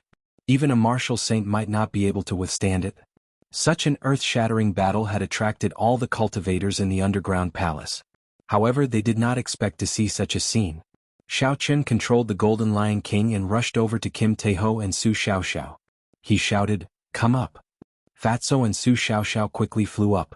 Xiaochen swallowed another qi-returning pill. This was already his third qi-returning pill. However, the essence in his body continued to drain like water, quickly depleting. Controlling the Golden Lion King exhausted a lot of essence. It far exceeded Xiaochen's expectations. If it were not for the qi-returning pill, he would not have been able to control the Golden Lion King long ago. When Su Xiaoxiao saw Xiaochen's pale complexion, she asked worriedly, "Young Master Xiao, are you all right?" Xiaochen smiled faintly, "I'm fine. I can still hold on. Stand firm, I'm going to charge out." Xiaochen roared, and the Golden Lion King under his feet sprinted forward. Its mountain-like body rumbled as it moved forward. Anything in its way would be knocked away. Wuxia. The Guy Marquis jumped out of the huge pit. His eyes lit up. A golden dragon rose up from behind him. It roared and released a vast dragon might. He swung the spear in his hand, and the golden dragon attached itself to the spear. It roared angrily at Xiaochen. The blue dragon martial spirit in Xiaochen's dantian roared. The might of an ancient holy beast burst out. Xiaochen took advantage of this aura and swung his saber. He knocked away the Guy Marquis spear with a King Chong sound. Hua Yunfei looked at the distant Xiaochen and said loudly, "Xiaochen, you can escape today, but you cannot escape forever. The Hua clan will issue a kill order in the Dongming province. There will be no place for you in the Dongming province." Ji Changkong said coldly, "From today onwards, there will be no place for you in the Nanling province." The Guy Marquis said loudly, "I use the name of the royal clan to issue a kill order. From today onwards, there will be no place for you in this world." The crowd was shocked. The three noble clans had issued a kill order for the same person. In the history of the Great Qi nation, this had never happened before. Xiaochen was the first in 1,000 years. However, this was not a good thing. If he was wanted by the three noble clans, he would have a slim chance of survival. Xiaoqun smiled coldly in his heart. He tossed Jiang Muheng, who was in the universe ring, into the sky. He shot out a strand of purple flame and instantly burned him to ashes. Muheng! Jiang Muheng shouted with a pained expression when he saw Jiang Muheng turn into ashes. Ji Changkong's complexion was pale. He looked at his cousin who had suddenly died. He said coldly, "If I, Ji Changkong, cannot kill you with my own hands, I am not human. There is no need for you to kill me. If it were not for the heavens allowing me to awaken my martial spirit at the age of 15, I would not have fled in such a sorry state today. I only need 3 years. Give me 3 years and I will personally kill my way to your clans. Duemuking Hua Yunfei Ji Changkong Gi Marquis, guard your heads properly. 3 years from now I will come and take them." Xiao Chen's voice came from afar, reverberating in everyone's ears. 3 years from now I will personally kill my way to your clans. This person is really insolent. He actually dares to challenge the noble clans alone. Those are existences that have existed for thousands of years. 3 years is too long. I don't know if he can live until that year. If he really can live until that year with his talent, he will definitely surprise everyone. Speaking of which, it has been a long time since our Dongming province was so lively. Even the Shihe province's Mu Qingxue is not as bold as this person. The crowd discussed with each other, feeling that it was inconceivable. Some felt pity for Xiao Chen, while others mocked Xiao Chen for overestimating himself. There were all kinds of people here. On top of a stone pillar in the distance, Xu Chaoyun stood quietly. His long hair fluttered in the wind and he appeared very calm. He hid himself in the darkness and looked in the direction Xiao Chen left in. He revealed a faint smile. The holy weapon on his back trembled continuously, as though it would be drawn at any moment and cut through the boundless darkness. "Blue Dragon, I wonder if you can still give me a pleasant surprise after 1,000 years." Xiao Chen rode on the Golden Lion King as he ran wildly. It was unknown how many stone walls he broke and how many stone pillars he broke. Along the way no one could stop him. When he arrived at an underground river, he finally stopped. Boom! The essence in Xiao Chen's body was completely exhausted, and the Golden Lion King instantly turned into a golden statue. The three of them quickly descended from the sky. After Su Xiaoxiao and Kim Taeho panicked for a moment, they immediately calmed down and landed steadily. On the contrary, Xiao Chen was like a kite with a broken string. He fell from the sky shakily without any center of gravity. When Su Xiaoxiao saw the situation, she quickly got up and caught Xiao Chen. Xiao Chen's complexion was pale. He thanked her softly and staggered to his feet. After that, he caught the falling statue. The statue was already covered in cracks. If it fell, it would definitely shatter into pieces. Seeing that the cracks on the statue were still expanding, Xiao Chen drew his saber and cut his right palm. Under the astonished gazes of Kim Taeho and Su Xiaoxiao, he continuously poured his blood into the statue. The golden statue seemed to have some sort of magical power. It continuously absorbed Xiao Chen's blood. The cracks on the statue started to slowly close up. When the cracks finally closed up, Xiao Chen relaxed. He revealed a faint smile and fainted. Back at the underground palace, the noble clans were not in a rush to leave. There were too many injured people. At this moment they were all looking for treatment and recovering their essence. "Everyone, I have a suggestion. Before we even see the golden body of a sage, we have already suffered heavy casualties. Why don't we work together to explore it?" Ji Changkong, who was sitting on the ground, said slowly. His mysterious phenomenon had been broken, and he had just swallowed a medicinal pill and was currently refining it. In the earlier battle, the noble clans had suffered heavy casualties. A third of the Guy Marquis' 200 golden guards had died. There were less than 100 who could still fight. The 6 martial saints of the Hua Yunfei clan had all suffered from the backflow of the holy river. They did not even have any clothes left. They all covered their lower bodies and hid in the dark. Hua Yunfei had a sullen expression as he went to borrow clothes. The 6 martial saints of the Duanmu clan were also significantly injured. At this moment they were sitting in meditation to recover. The only ones who did not suffer heavy losses were the Ji clan and the Jiang clan. At this moment, it was most appropriate for Ji Changkong to make this suggestion. When Hua Yunfei heard this, his expression turned cold. He had a grudge with Ji Changkong long ago. Based on his words, it was clear that he wanted to lead everyone here. Xiao Chen smiled coldly. "Ji Changkong, do you think you can lead everyone here? You can't even defeat a superior grade martial master. Are you not embarrassed?" Ji Changkong stood up. The medicinal energy in his body had completely permeated into his body. His complexion looked much better. He took a glance at the clothes in Hua Yunfei's hands and mocked, "At least it is better than the people of a certain clan who like to strip. I see that the clothes in your hands seem to be lacking. Do you want me to lend you a few?"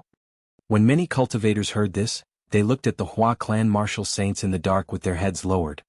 They could not help but laugh softly. Hua Yunfei was so angry that his face turned red. He snorted coldly and left. Duamuking looked at the 6 martial saints who were still treating their injuries. He said indifferently, "The Duanmu clan agrees with Ji Changkong's suggestion." After the Gi Marquis collected all the armors of the golden armored warriors that died in battle, he buried this person. He walked over and said simply, "Agreed." Hua Yunfei brought the 6 martial saints who were dressed and walked over. Although his expression was unfriendly, he still said, "Agreed. However, what I want to say is that if we obtain any treasures, we should split them according to the clan and not the number of people. Furthermore, the Jiang clan and the Ji clan should be considered one clan." Jiang Mingxuan said angrily, "Hua Yunfei, what do you mean by this? Do you want to fight it out and see who is stronger?" After Jiang Mingxuan spoke, the 6 martial saints and 20-odd martial grandmasters behind him all stepped forward. With Hua Yunfei's current strength, he would be at a disadvantage if they really fought. Ji Changkong smiled faintly and pulled Jiang Mingxuan behind him. He said, "The Jiang clan is indeed different from all of you in terms of status. However, their strength should not be too far off. How about we be considered half a clan?" Although he wanted to consider the Jiang clan as one clan, the other clans agreed with the meaning behind Hua Yunfei's words. They would not let Ji Changkong take advantage of them. Both sides took a step back. No one had any objections to such an arrangement. After resting for a while, they officially set off. When the idle cultivators saw the situation, they all sighed. With the big powers working together, they basically had no chance. The group of people walked a few steps and came across another black coffin. They started to discuss whether to open it or not. Finally, the Gi Marquis said, "I have already opened several coffins of this shape. They were all the places where martial monarchs passed away. Although the value is high, considering the risks involved, it is not worth it. Let's just look for the coffin of a sage." When everyone heard this, they felt that it was reasonable. The noble clans had also opened such coffins before. They knew that it was only an ancient martial monarch. Now that the strength of the various clans had been damaged, there was no need to waste their strength on such a small obstacle. Along the way they came across countless black coffins. However, they were all abandoned by the group. After walking for 2 hours, a river filled with a black chi appeared in front of them. The sound of gushing water could be heard continuously. The black chi on the surface of the river was very strange. Ji Changkong opened his hand and sucked in a strand of the black chi. He placed it on his palm and observed it carefully. That strand of black chi continuously moved around Ji Changkong's palm, trying to penetrate his skin. It seemed like it had a life of its own. However, there seemed to be a formless barrier on Ji Changkong's palm. No matter what it did, it could not enter. Chapter 121. The black gas suddenly flew up and entered the body of a martial grandmaster of the Jiang family. The martial grandmaster was caught off guard and the black gas entered his body. The martial grandmaster cried out miserably. His skin instantly turned black and his body trembled on the ground. His eyes bulged out like he was possessed. Bang! Jiang Mingxuan decisively drew his saber and chopped this martial grandmaster in half. The corpse that was chopped in half struggled on the ground, trying to merge back together. Duamuking sent out a strand of ice to freeze it completely before it stopped moving. This is demonic energy. The black surface is filled with demonic energy. This is a genuine demonic river. Jiang Mingxuan looked at the river beside him and said with slight fear, "I've lived for so long, but I've never seen so much demonic chi." Devil chi? The cultivators from the great families all sucked in a breath of cold air, their hearts filled with shock. Many of them had once gone to the monster beast land to temper themselves, so they had some understanding of demon chi. However, they had never ventured deep into the core area, so they had never seen the so-called demon chi with their own eyes. For example, if this long river that led to nowhere was filled with black chi that was all demonic chi, then when the amount accumulated, it would be terrifying. Perhaps even the 7 great forbidden lands of the continent would not be able to compare to it. After the Gi Marquis muttered to himself for a while, he said, "The situation here is more complicated than I imagined. With so much demonic chi, there must be a spatial crack that leads to the deep abyss demonic world that is not sealed. We should quickly report this to the 3 holy lands." Otherwise, there will be unimaginable consequences. Hua Yunfei shook his head and said, I don't think so. This is the place where the ancient great sage passed away. How could there be such a large spatial rift? This river also appeared in ancient times. I think the spatial rift is definitely not big. It's just that too much time has passed and it has accumulated to such a terrifying realm. Jianghu said very strangely, I agree with Hua Yunfei's opinion. If there was a large spatial crack, the 3 Holy Lands would definitely have discovered it. I heard that every Holy Land has a treasure mirror for monitoring spatial cracks. There is no way they would not have discovered this place.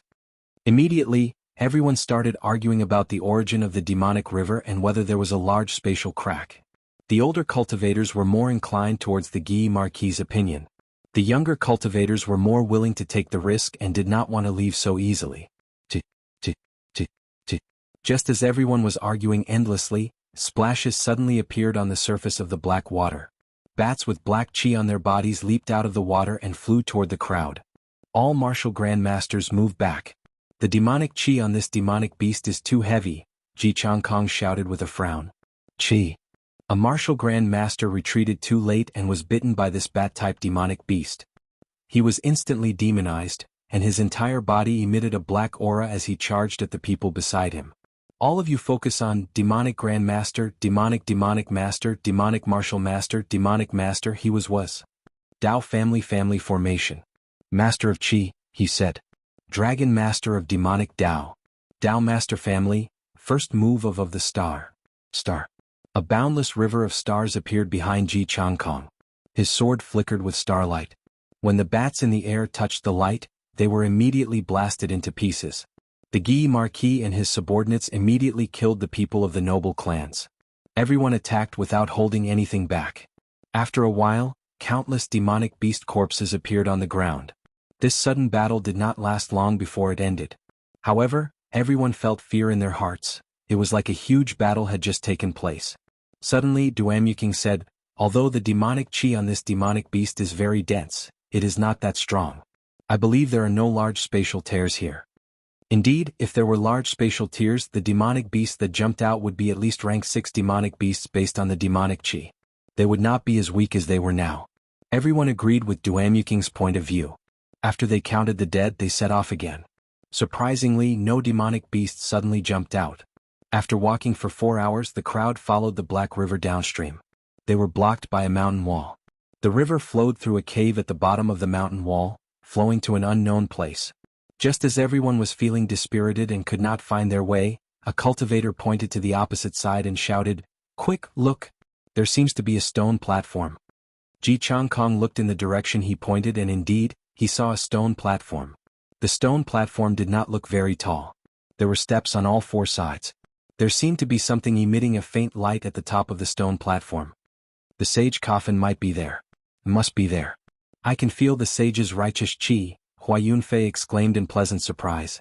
Everyone started to discuss how to cross the river. The river was only a few meters wide, not everyone could fly across it. Even martial saints did not dare to casually touch the demonic chi on the river. Finally, the 6 Hua clan martial saints worked together and sent out a surging holy river. It rushed into the river and cleansed the water. Then the Duanmu clan martial saints made their move and quickly froze it. The group of cultivators stepped on the ice and quickly rushed to the other side, heading towards the stone platform. The stone platform did not look very far, but it took them an hour to reach it. Originally, the stone platform did not seem very tall to them. Now that they stood in front of it, they realized how wrong they were. This stone platform was actually 1,000 meters tall. There were steps in front of them. They could not see the end. It was like a path to the heavens. That's right, it must be here. This is a small world materialized by the sage, an old man said excitedly as he looked at the towering stone platform. When everyone heard this, they were startled. When they saw the 1,000-meter-tall stone platform, they suddenly came to their senses. If this place did not materialize a small world, this stone platform would have pierced through the mountain slope above the underground palace. Hua Yunfei's face lit up with joy. He said, "What are we waiting for? Let's go." After he spoke, he took the lead and headed for the stone steps that seemed to lead to the heavens. Bo, bo, bo. The disciples of the noble clans did not want to fall behind. After climbing the 10-odd steps, everyone felt that something was wrong. They felt the force on their legs getting heavier. Every step they took was extremely strenuous. Jianghu stopped and closed his eyes to carefully feel his body. When he raised his leg into the air, there was no resistance. However, when he landed on the stone steps, he immediately felt some of his strength being drained away. After a while, Jianghu opened his eyes and said, "Something is wrong with this place. Every time we climb a step, we have to absorb some essence." At first, I did not think it was a big deal. However, the more we climb, the more obvious it becomes. When everyone heard this, they stopped as well. After they carefully felt their bodies, they were all astonished. They looked up at the seemingly endless stone steps. Who could reach the top of such a long path? Hua Yunfei said, "We are already at the final step. We cannot just give up. At most, we can just leave when our essence is about to run out." Jianghu revealed a bitter smile and said, "That is the problem. Try walking back now. Just one step will do." When a martial Grand Master heard his words, he tried walking down. The moment he took a step, he felt a large amount of essence being drained away. He started to feel panic in his heart. He wanted to escape this place. He took a deep breath and prepared to jump down. Under the horrified gazes of the crowd, they saw this person's body slowly withering in the air. When he finally landed on the ground, he had turned into a white skeleton. All the flesh on his body had disappeared. What is going on? Why is his life force being drained so much? Is this stone platform a demon? A martial Grand Master of the Jiang clan said in fear as his entire body trembled. The disciples of the noble clans all turned pale. They did not expect the stone platform to be so horrifying. Is this really the legendary path to heaven? As the saying goes, ascending to heaven is difficult. Is it even more difficult to descend? Jianghu frowned and said, "Martial Grand Masters, if you do not have an inherited martial spirit, you can leave now. Do not jump down from the sky. There is no chance of survival." Soon, all the martial Grand Masters started to slowly walk down. There were only about 10 steps, but it felt like they were thousands of meters long. Bang! When a martial Grand Master reached the third step from the bottom, he could no longer hold on. He turned into a pile of white bones with a bang and fell to the ground. The people at the side were terrified. Some of them could not help but jump down when they saw that there were only 2 steps left.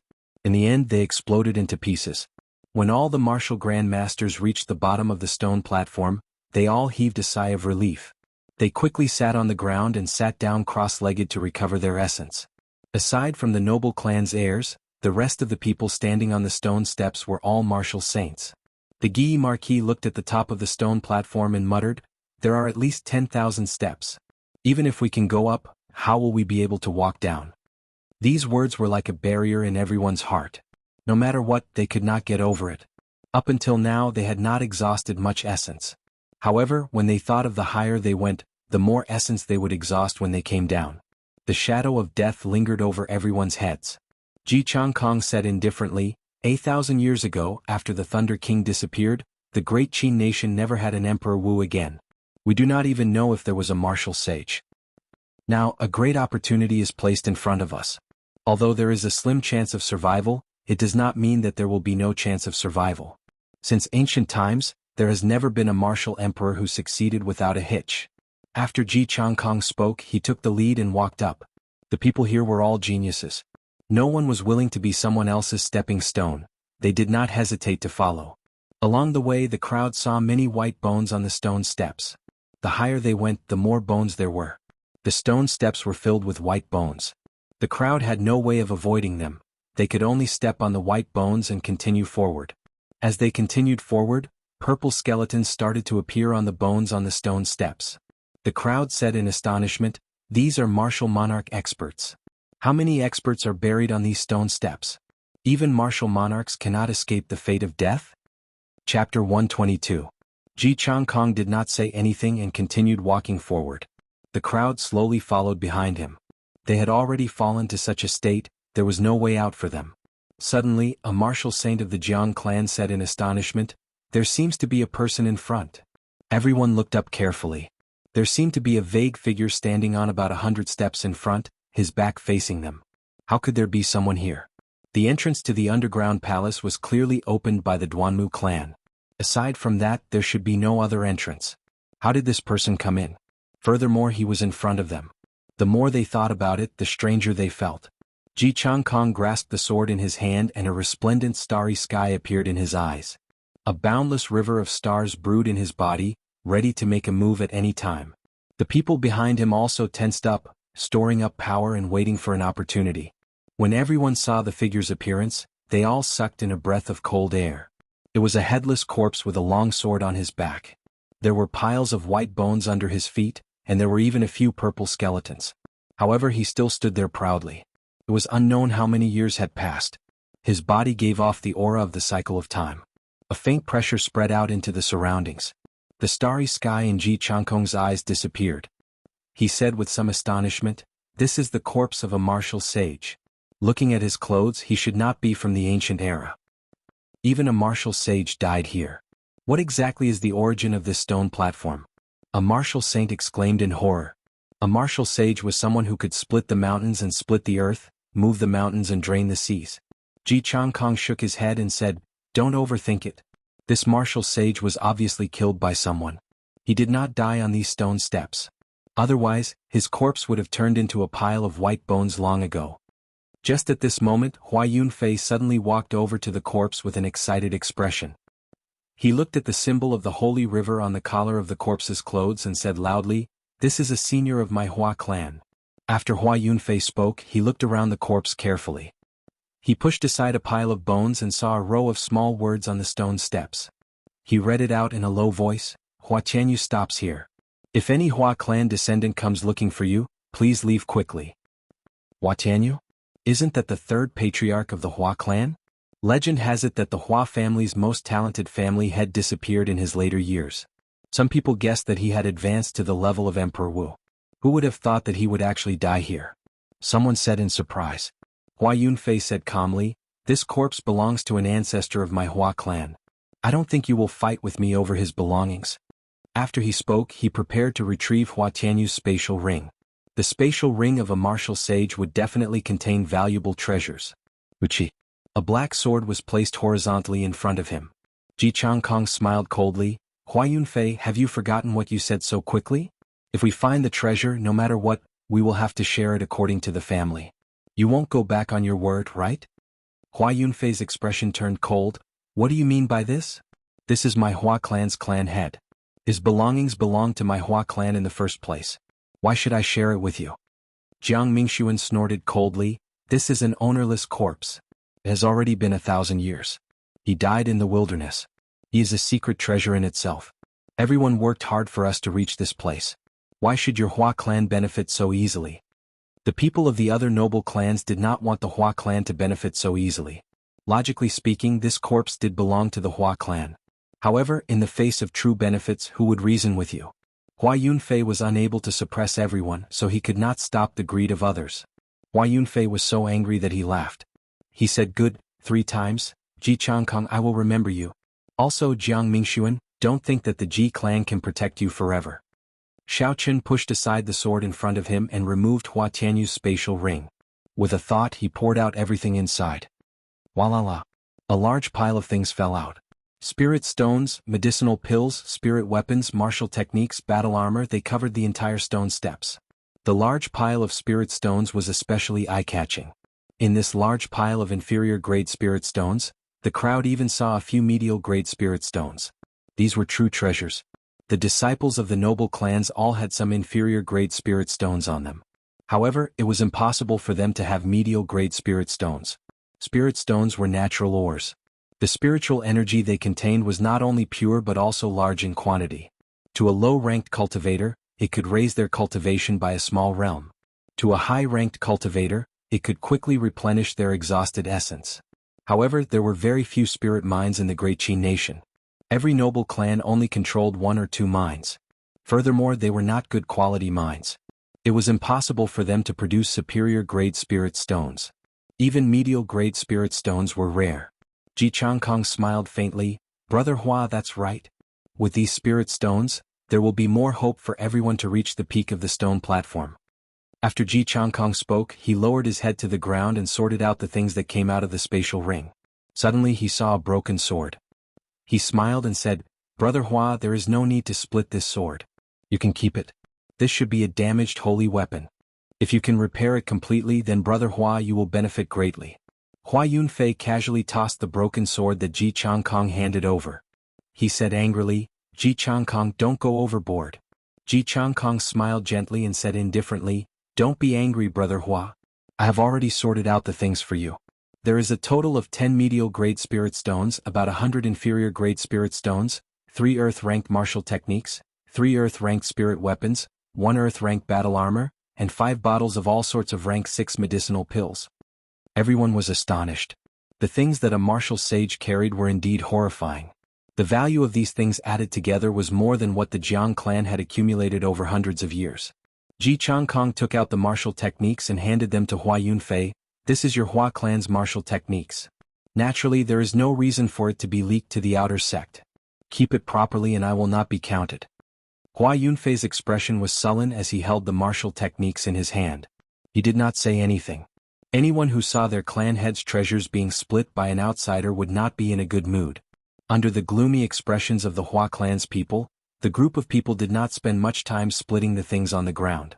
Although the items in Hua Tianyu's spatial ring were very precious, the most eye-catching were the 10 medial grade spirit stones. The other things were treasures to some of the smaller clans. However, to the noble clans they were not rare. Only the medial grade spirit stones were the rarest. In times of need they could even save the life of the holder. In the end, the Hua clan obtained 3 medial grade spirit stones. The other 3 noble clans obtained 2 each. Because of Ji Changkong, the Jiang clan obtained 1 as well. After the distribution was completed, the group continued on their way, stepping over Hua Tianyu's corpse. As they advanced, they felt that every step was incomparably difficult.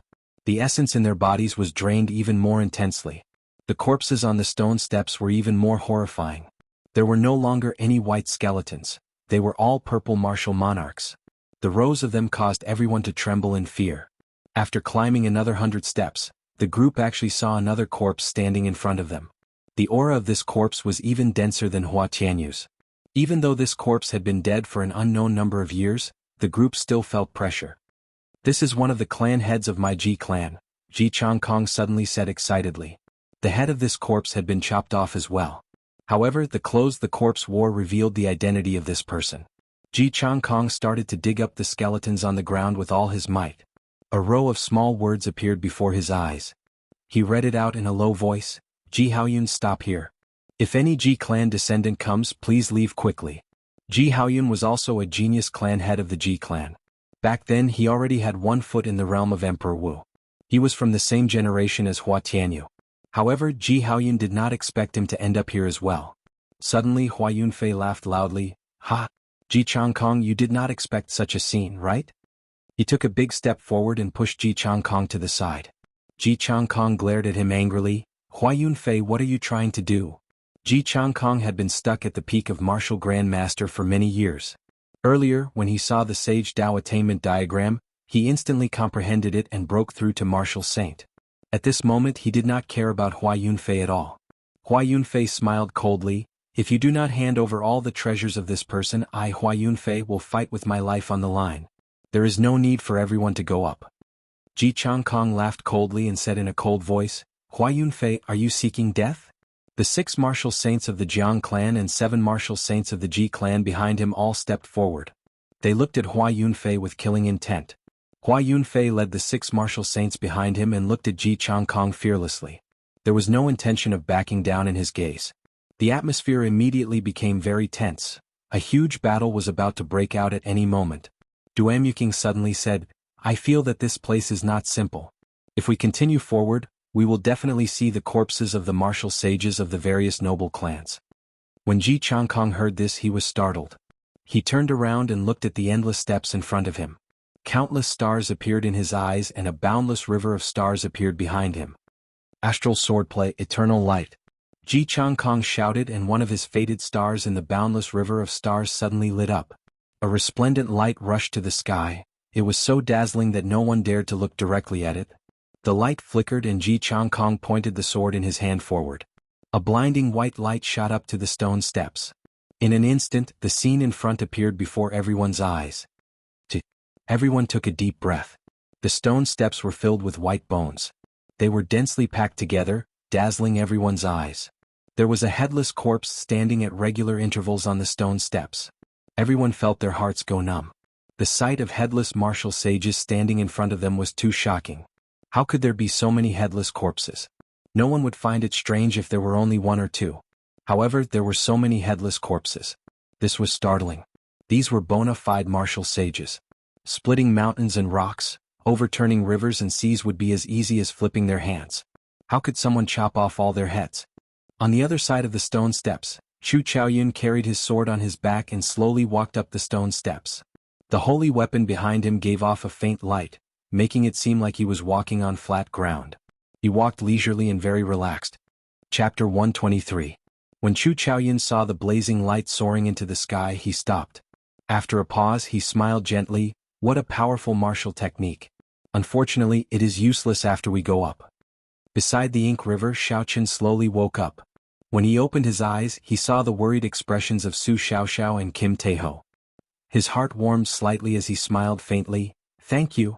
Su Xiaoxiao said, Are you all right? Earlier you suddenly fell down and startled us. Kim Taeho's eyes lit up as he ran over. He smiled and said, Brother Xiao, I saw you carving that golden lion horn earlier. Can this secret treasure of yours be mass-produced? This fatso was really greedy for money. Xiaoqin got up and ignored him. He checked his body and discovered that there were no major problems. It was just that he had exhausted too much essence. He asked, How long have I been unconscious? Did that group of people chase after us? Su Xiaoxiao replied, It has been about 2 hours. The noble clans did not chase after us. Debao saw them heading downstream and was discussing whether to follow them or not. Xiaoqin stretched his legs and felt that there were no problems with his body.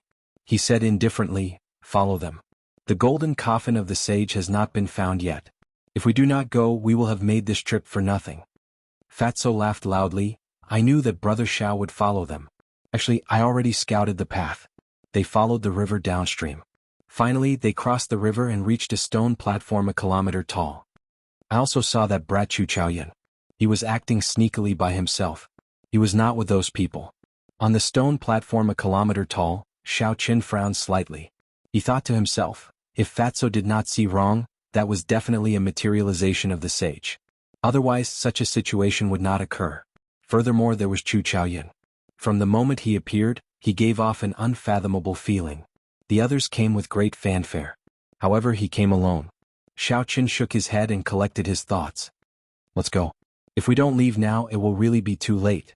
The group quickly moved forward and soon arrived at the place where the various clans had killed the bat-like demonic beasts. Looking at the corpses of the demonic beasts, Xiaoqin stopped. The lunar shadow saber slowly picked up the corpse of a demonic beast.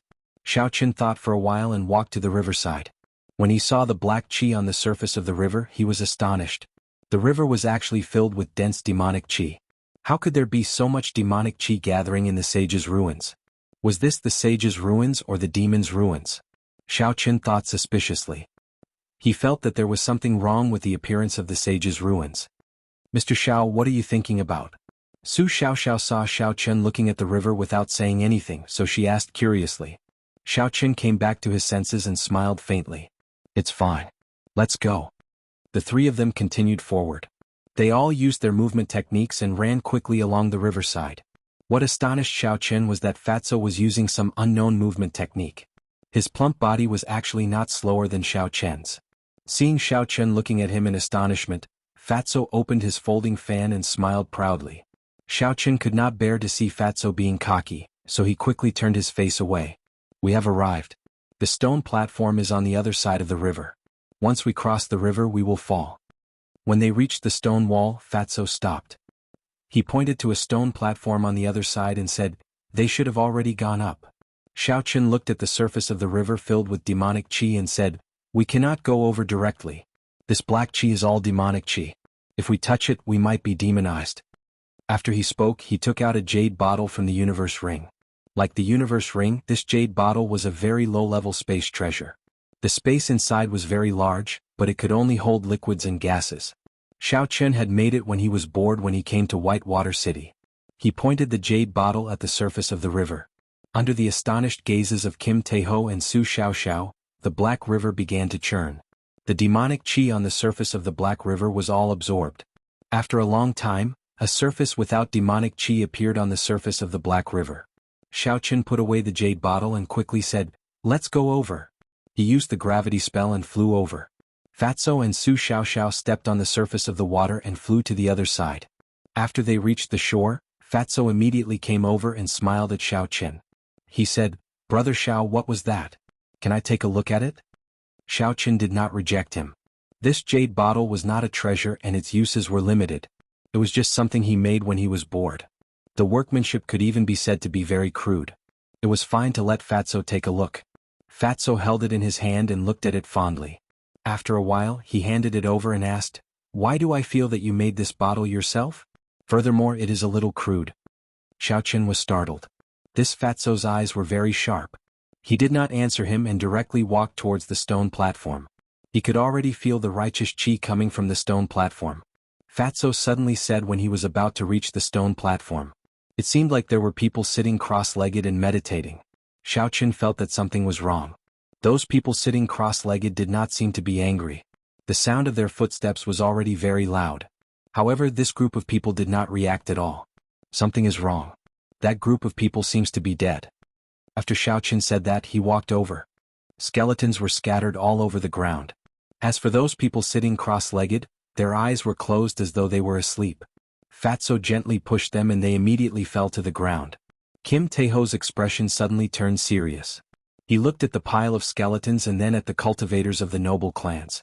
He frowned and said, "These cultivators just died. Furthermore, the way they died is very strange." Aside from the corpses of the noble clans, the Guy Marquis' golden guards had all died mysteriously. They fell to the ground with a gentle touch. Fatso suddenly laughed loudly. Before Xiao Qin could react, he saw Fatso move like a whirlwind, stripping all the Guy Marquis' golden guards. Then he took out the earth-ranked battle armor. Soon, Fatso had taken out more than 100 sets of battle armor. Fatso took out one and looked at it carefully. Suddenly his expression changed. He said, "Why do these battle armors no longer have any spirituality? How can this be?" After Xiao Qin spoke, he casually took out a saber and chopped at the battle armor. A small crack immediately appeared on the golden battle armor before it shattered. Su Xiaoxiao revealed an astonished expression. She picked up a piece of golden battle armor and looked at it carefully. After a while, she said, "The moonstone in this battle armor seems to have been absorbed by something."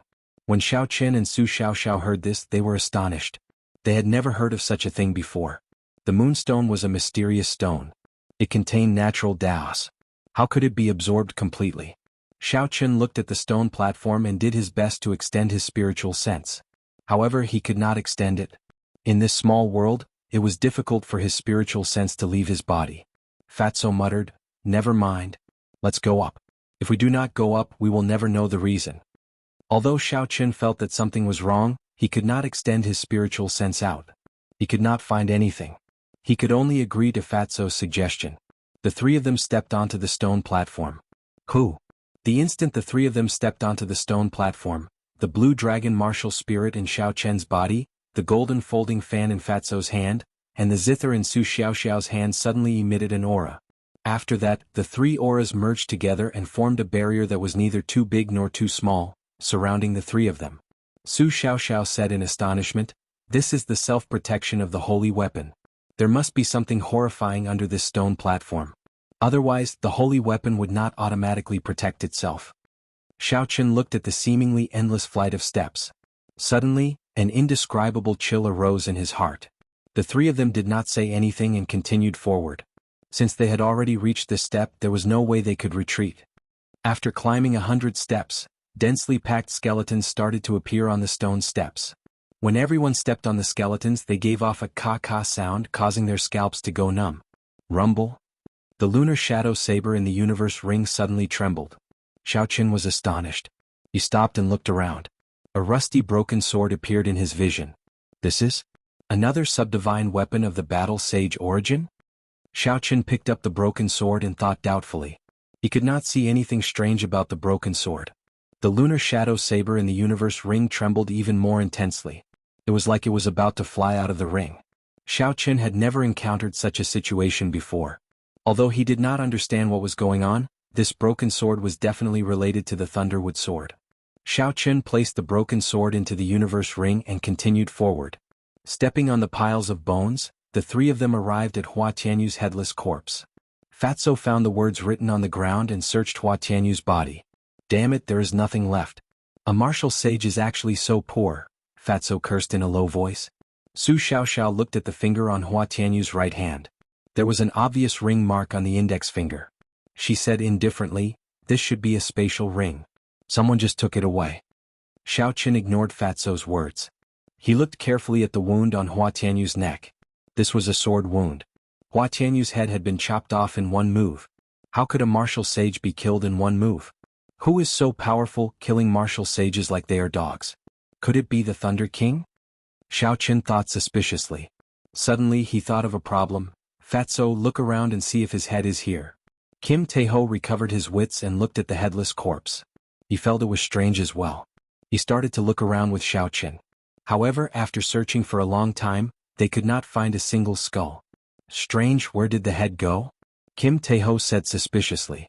In front of the stone platform, Ji Changkong and the others divided up the treasures on the martial sage's body. After that, they sat down cross-legged and held an inferior-grade spirit stone in their hands. They quickly recovered their essence. Along the way, not only did they meet the seniors of the various noble clans, they even saw the corpse of the Ying clan's emperor. They were all martial sages from 1,000 years ago, people of the same generation. Ji Changkong was the first to recover. He tossed away the dull spirit stone in his hand and watched as they approached the peak of the stone platform. However, he did not feel any excitement in his heart. Instead, a shadow loomed over his heart. Chapter 124. Not long later, the people of the noble clans all stood up. The higher they went, the more essence was exhausted. If it were not for the fact that they had enough spirit stones, they would not have been able to reach this point. "Let's go, there are still 500 more steps. Let's do our best to get up in one breath," Ji Changkong said indifferently. They could already see the top of the stone platform from where they were. After he finished speaking, he still took the lead and walked forward. His pair of sharp eyes looked straight ahead, and there were countless stars evolving in his eyes. With every step he took, a star would be destroyed, and a moment later more stars would be born. If someone who understood the Ji clan's martial techniques were here, they would be astonished. Under such circumstances, Ji Changkong was still cultivating the astral martial spirit. Everyone slowly walked up the stone steps. The further they went, the closer they were to the stone platform. The pressure they had to endure increased by several fold. It was like there was a formless barrier blocking them. Bang! One of the Ji clan's martial saints stepped on the stone steps with one foot. Before his other foot touched the ground, there was a loud explosion and his body turned into dust. Ji Changkong did not turn his head back. His expression did not change at all. He held an inferior-grade spirit stone in his hand and continued to walk forward. The closer they got to the stone platform, the more horrifying the pressure they had to endure. It was like a small mountain was pressing on their shoulders. The instant their feet touched the ground, the stone steps became like a bottomless pit. It sucked away a large portion of the spiritual energy in their bodies. Bang, bang, bang, bang. A few more martial saints of the various clans could not withstand the pressure and exploded. Immediately, everyone was in a state of panic and fear. They were afraid that they would be the next to die. "Sage, stop." A towering stone stele appeared in front of Ji Changkong. There were 4 ancient words written on the stone stele. A boundless pressure was emitted from the stone stele. Ji Changkong laughed coldly. The sword in his hand danced and a few sword chi struck the stone stele. Cracks appeared on the stone stele before it shattered into countless pieces. Ji Changkong looked up at the stone platform in front. There were only 10 steps left. He shouted and a human figure came out of his body. Ji Changkong stood on the stone steps in front of him. Then, another human figure came out of the crowd and headed for an even higher stone step. After repeating this 10 times, Ji Changkong finally reached the peak of the stone platform. Ji Changkong took a deep breath. The 9 clones behind him merged into his body like illusions. At the peak of the stone platform was a wide platform, and in the center of the platform was a golden sacred coffin. A faint righteous chi spread out from the coffin. Ji Changkong could not help but reveal a faint smile. After spending countless schemes and narrowly escaping death, he finally arrived here. The golden coffin was as tall as a person. Ji Changkong slowly walked over with relaxed steps. Just at this moment, a figure slowly walked out from the other side of the coffin, startling Ji Changkong and forcing him to take a few steps back. "Brother Changkong, it has been a long time." Chu Chaoyun walked out from behind the coffin and smiled at Ji Changkong in a carefree manner. Ji Changkong was expressionless, his expression incomparably grave. He was incomparably shocked in his heart. He had not expected to meet Chu Chaoyun here. This was too surprising. Bang, bang, bang. Hua Yunfei, Duamuking, and the Guy Marquis led a few martial saints over. When they saw Chu Chaoyun, they were astonished in their hearts. Chu Chaoyun said indifferently, "Don't look at me like that. I just arrived as well. This golden coffin has not been opened yet." After he spoke, he gestured for Ji Changkong to make himself at home and retreated. Ji Changkong gave Duamuking and the other two a look. The three of them understood tacitly and walked over to Chu Chaoyun, blocking him outside. Chu Chaoyun smiled gently and ignored them. Boom! Ji Changkong ferociously smashed his palm on the lid of the golden coffin. A melodious sound rang out, and the sound waves spread in all directions. Everyone felt their eardrums go numb. A corner of the coffin lid was lifted. Ji Changkong looked at his palm in astonishment. After that, he said to the people beside him, "Take a look and see if you can still use your essence." When the others heard this, they were stunned. They quickly tried it out. In the end, they discovered that the martial spirit in their dantian seemed to be sealed. No matter how they circulated it, they could not summon out their martial spirit. "What's going on?" everyone said in astonishment. Chu Chaoyun smiled faintly and parted the crowd. He said, "Let's take a look at what is in this coffin first." When everyone heard this, they put down the doubts in their hearts and walked over to the coffin. After so many hardships, everyone was curious as to which sage was lying in the coffin. Within the golden coffin, there was an imposing man wearing purple emperor's robes. He lay quietly on the coffin. His hands were placed on his chest, holding a sword. Ji Changkong said in astonishment, "Isn't this the last emperor of the Tianwu dynasty? Why is he lying here?" The Guy Marquis and the others were astonished. Along the way, everything indicated that this was the remnant of a sage. The martial techniques obtained from the black coffins in the underground palace proved this. Furthermore, there were countless murals on the walls. They were all in the style of the ancient era. 10,000 years after the end of the ancient era, the Tianwu dynasty slowly rose up. This last emperor of the Tianwu dynasty had only passed away a few thousand years ago. How could he be related to the sage from 20,000 years ago? Pu Ci. The man in purple robes in the sage coffin suddenly opened his eyes. A purple light appeared in his eyes. A martial saint who was looking at him was burned to ashes before he could react. The Tianwu emperor came back to life? Is this the legendary heavenly flame? All the cultivators retreated. They were all incomparably horrified. Although the Tianwu dynasty had been destroyed for thousands of years, no one dared to forget its legends. Back then, the first Tianwu emperor used his shocking strength to unify the entire Tianwu continent. He established the Tianwu nation, which lasted for 10,000 years, the Emperor Wu nation. Such a feat could be said to be unprecedented in the entire continent. He was without a doubt the first person since ancient times. Legend said that he borrowed the heavenly flame from the outside world. When the heavenly flame burned at full power, the entire continent would melt. He was the king of flames. No one could block him. After that, every generation of emperor would possess the strength of a great emperor.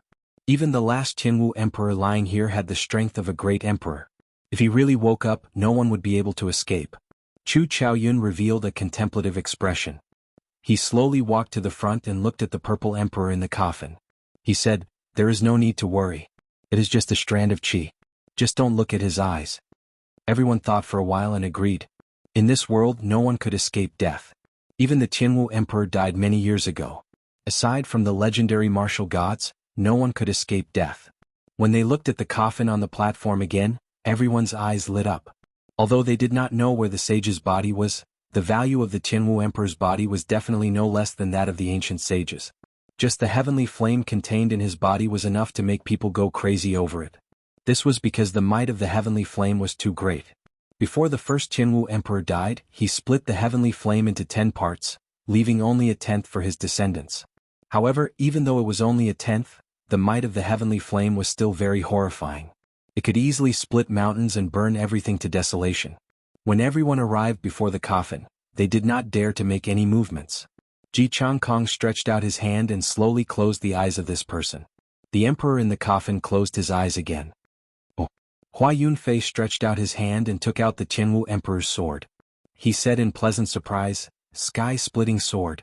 This is a holy weapon, a complete holy weapon." Bang. That holy weapon suddenly struggled free from Hua Yunfei's hands and flew towards the Guy Marquis. Hua Yunfei's expression changed. He quickly stretched out his hand wanting to grab it back. However, the holy weapon was flying too fast, he was unable to catch it. The Guy Marquis gently stretched out his hand and caught the holy weapon suspiciously. He did not understand why the holy weapon flew into his hands. Furthermore, he used a spear and was not used to using a sword. Hua Yunfei quickly walked to the front and stretched out his hand to snatch it back. The Guy Marquis' expression froze. He said in a cold voice, "Hua Yunfei, what are you trying to do?" Hua Yunfei looked at the holy weapon in the Guy Marquis' hand and said angrily, "What am I trying to do? Return my holy weapon to me." The Guy Marquis smiled coldly, "The holy weapon chooses its own master. It is clear that you are not worthy of this holy weapon. Stop pestering me endlessly." Refusing a toast only to drink a forfeit. Hua Yunfei had long disliked the Guy Marquis. Earlier, when the Guy Marquis stopped him from killing Xiao Chen, Hua Yunfei had always remembered it. Now that he found this excuse and the Guy Marquis' golden-armored warriors were not around, Hua Yunfei led the 4 martial saints behind him and made his move without hesitation. Essence could not be used on the platform. Both sides could only rely on the strength of their physical bodies and their combat techniques. Although the Guy Marquis was alone, he spent most of his time on the battlefield. His combat experience was much richer than the 5 of them. For a moment, Hua Yunfei and the others were unable to do anything to the Guy Marquis. Jianghu glanced at the battle behind him and stopped watching. He looked at Chu Chaoyun and said indifferently, "Brother Chaoyun, if we can extract the heavenly flame of the heavenly emperor, how about we split it equally?" Chu Chaoyun smiled faintly. He looked at Jianghu and said, "Do I have a reason to reject?" After the 2 of them finished their discussion, they started to discuss how to extract the heavenly flame from the Jianghu emperor's body. After the heavenly flame was completely absorbed, it would be hidden in every inch of its owner's skin. It would be very difficult to extract it. It was basically impossible. The most direct way to extract the heavenly flame was to refine the corpse of the Jianghu emperor. After refining it, the heavenly flame would condense and appear in the world, eternally inextinguishable. However, with the strength of the 2 of them, it was impossible for them to refine the corpse of the Jianghu emperor. If they did so carelessly, they might suffer a backlash from the heavenly flame and be burned to nothing. Aside from the heavenly flame, there was also the inherited martial technique of the Jianghu dynasty, the life-extinguishing blood-reversing swordplay. It was a treasure that would make people envious. If they could find it here, its value would not be any lower than the heavenly flame. Jianghu searched the golden coffin. However, after searching for a long time, he did not find anything. He could not help but look at Chu Chaoyun. It was impossible for there to be no inheritance in the resting place of the Jianghu emperor. Chapter 125. Chu Chaoyun knew what she was thinking. He said, "I did not arrive much earlier than you. If I had moved the coffin lid, you would have heard the sound as well." Duamuking, who was at the side, suddenly walked over to the coffin lid that had fallen to the ground. The golden coffin lid was covered in densely packed ancient characters. Her heart skipped a beat. She quickly took out a piece of paper and a pen, recording it down. This was the martial technique of a sage. Although she did not know what it was definitely not ordinary. Bang! Under the astonished gazes of everyone on the stone platform, Xiao Chen and the other 2 jumped up from the stone steps. When they landed on the stone platform, the barrier protecting the 3 of them suddenly shattered and disappeared. Fatso was the first to feel that something was wrong. "Oh no, I cannot use my chi or the power of my martial spirit here." Xiao Chen gave it a try. Indeed, it was as Fatso said. The martial spirit in his dantian seemed to be sealed. No matter what, he could not sense it. He was unable to circulate his essence. Jianghu looked at Xiao Chen with a cold look in his eyes. He leaped into the air and did not say anything unnecessary, sending a punch at Xiao Chen. Xiao Chen was stunned at first, then his lips curled up into a cold smile. It was obvious that the people here could not use essence. In that case, Xiao Chen's physical strength was unparalleled on this stone platform. Boom! Xiao Chen quickly sent out a punch. When their fists collided, there was a crisp sound. The 5 fingers on Jianghu's right palm were shattered. Jianghu retreated 5 steps. He looked at the wound on his hand in disbelief. The 10 fingers were connected to the heart. There was an intense pain causing his face to twitch. The Guy Marquis held his golden spear. When he saw Xiao Chen arrive, he used his spear to sweep away the Hua clan members. Then he dashed towards him. In the blink of an eye, the spear arrived before Xiao Chen. Oh, oh, oh. Spear after spear exploded in front of Xiao Chen. The Guy Marquis' spear techniques were very good. Even without the support of essence, his spear was still impenetrable. Xiaochen retreated 2 steps. The Guy Marquis moved forward. The spear stuck to Xiaochen like glue. No matter how he dodged, he could not avoid it. Pooh! Xiaochen stepped on air. He had already retreated to the edge of the stone platform. If he took another step back, he would be forced off the platform. The Guy Marquis thought about the uniqueness of the stone platform. If he fell, Xiaochen would definitely die. He could not help but increase his strength. He pushed forward with his right hand, and the spear was aimed at Xiaochen's chest. Chi! The lunar shadow saber suddenly appeared in Xiaochen's hand. Xiaochen easily parried the full-powered strike of the Guy Marquis. He took a step forward and the saber slid down the spear shaft. Soon, the Guy Marquis's right hand appeared. He quickly let go, and the golden spear fell to the ground with a huang dang sound. Side body strike. Xiaochen tilted his body to the side and ferociously charged forward. All the energy in his body was gathered on his right shoulder. After the tempering of the heavenly lightning and the 7-leaf flower, a horrifying strength exploded forth. The Guy Marquis was knocked back with a bang. He vomited a mouthful of blood in midair and tumbled on the ground. He nearly fell off the stone platform. Attack together. The strength of this brat's physical body is too horrifying. When Hua Yunfei saw the Guy Marquis being defeated by Xiaochen in an instant, he could not help but feel fear in his heart. He shouted loudly. These cultivators normally relied too much on essence. Although their physical bodies had been tempered and were much stronger than ordinary people, they were far inferior to Xiaochen. Bang! Xiaochen sheathed his saber and punched a Ji clan cultivator in front of him. The Ji clan cultivator fell to the ground, unable to get up. A few of his ribs were even broken. Xiaochen shouted loudly. He was like a wolf entering a flock of sheep. He executed an ordinary fist technique that he had learned in the past. His movements were simple, firm and fierce. When combined with the horrifying strength in his physical body, none of his subordinates could withstand a single exchange. No one could block him. Xiaochen looked at Hua Yunfei. Hua Yunfei, who was in the crowd, was startled and quickly retreated. Xiaochen smiled coldly and said, "Let's see where you can run to." Xiaochen pushed off the ground and leaped into the air. He swung his right leg and kicked Hua Yunfei's head. Pussy eye. Hua Yunfei vomited a mouthful of blood along with a few broken teeth. After he landed on the ground, he immediately fainted. Xiaochen landed gently and kicked a few times in the air. His speed and strength were astonishing. Miserable cries resounded as those who were struck fell to the ground. After a while, aside from Xiaochen's group of 3 and Chu Chaoyun who had not made a move, everyone else on the stone platform fell to the ground. They groaned in pain as they looked at Xiaochen in fear. Fatso said in astonishment, "What a strong physical body. How did this fellow temper it?" Su Xiaoxiao was not too astonished. She said indifferently, "If you used 15 years to temper your physical body, you would be able to reach this level as well." Xiaochen looked at Chu Chaoyun and walked over step by step. His sharp face revealed a murderous intent, revealing his sharpness. When Chu Chaoyun saw Xiaochen walking towards him, he did not panic. He took out a basketball-sized golden spirit core from his spatial ring and casually tossed it to Xiaochen. He smiled faintly, "Looks like I made a wrong decision. I should not have let you in." After receiving the Golden Lion King's spirit core, Xiaochen placed it into his universe ring. He looked deeply at Chu Chaoyun, but in the end he did not make a move against him. Even now, when Xiaochen held the absolute advantage, Xiaochen could not see through him at all. The feeling that Chu Chaoyun gave Xiaochen was still extremely dangerous. Xiaochen turned around and looked at the various noble clan disciples lying on the ground. He walked over to Hua Yunfei and removed his spatial ring. Then he placed the scarlet sword that Hua Yunfei had been using into the universe ring.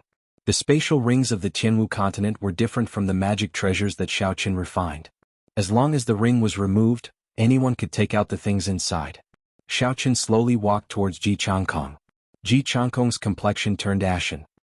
He said agitatedly, "Xiaochen, if you dare to touch me, I will make you wish you were dead after we leave this place." Xiaochen stepped on Ji Changkong's face ruthlessly. "Do you think I will let you off? 3 years later, I will make you accept your defeat wholeheartedly." Xiaochen grabbed Ji Changkong's spatial ring and kicked Ji Changkong ruthlessly again. A martial saint behind the Ji clan could not stand it any longer. He roared angrily and charged at Xiaochen. Bang! Xiaochen kicked him off the stone platform. The instant that person's body landed on the stone platform, there was a loud boom, and he shattered into countless pieces of flesh. The people on the stone platform all felt a chill in their hearts. Xiaoqian picked up the Gi Marquis spear and placed it into the universe ring. He walked over and removed the Gi Marquis spatial ring. Then he turned his gaze to Duanyuking. Duanyuking's expression was ice cold. There was no emotion in his eyes. With a quang dang sound, he threw the spatial ring on the stone platform. He said coldly, "There are some things that are not yours. Even if you take them, you will spit them out."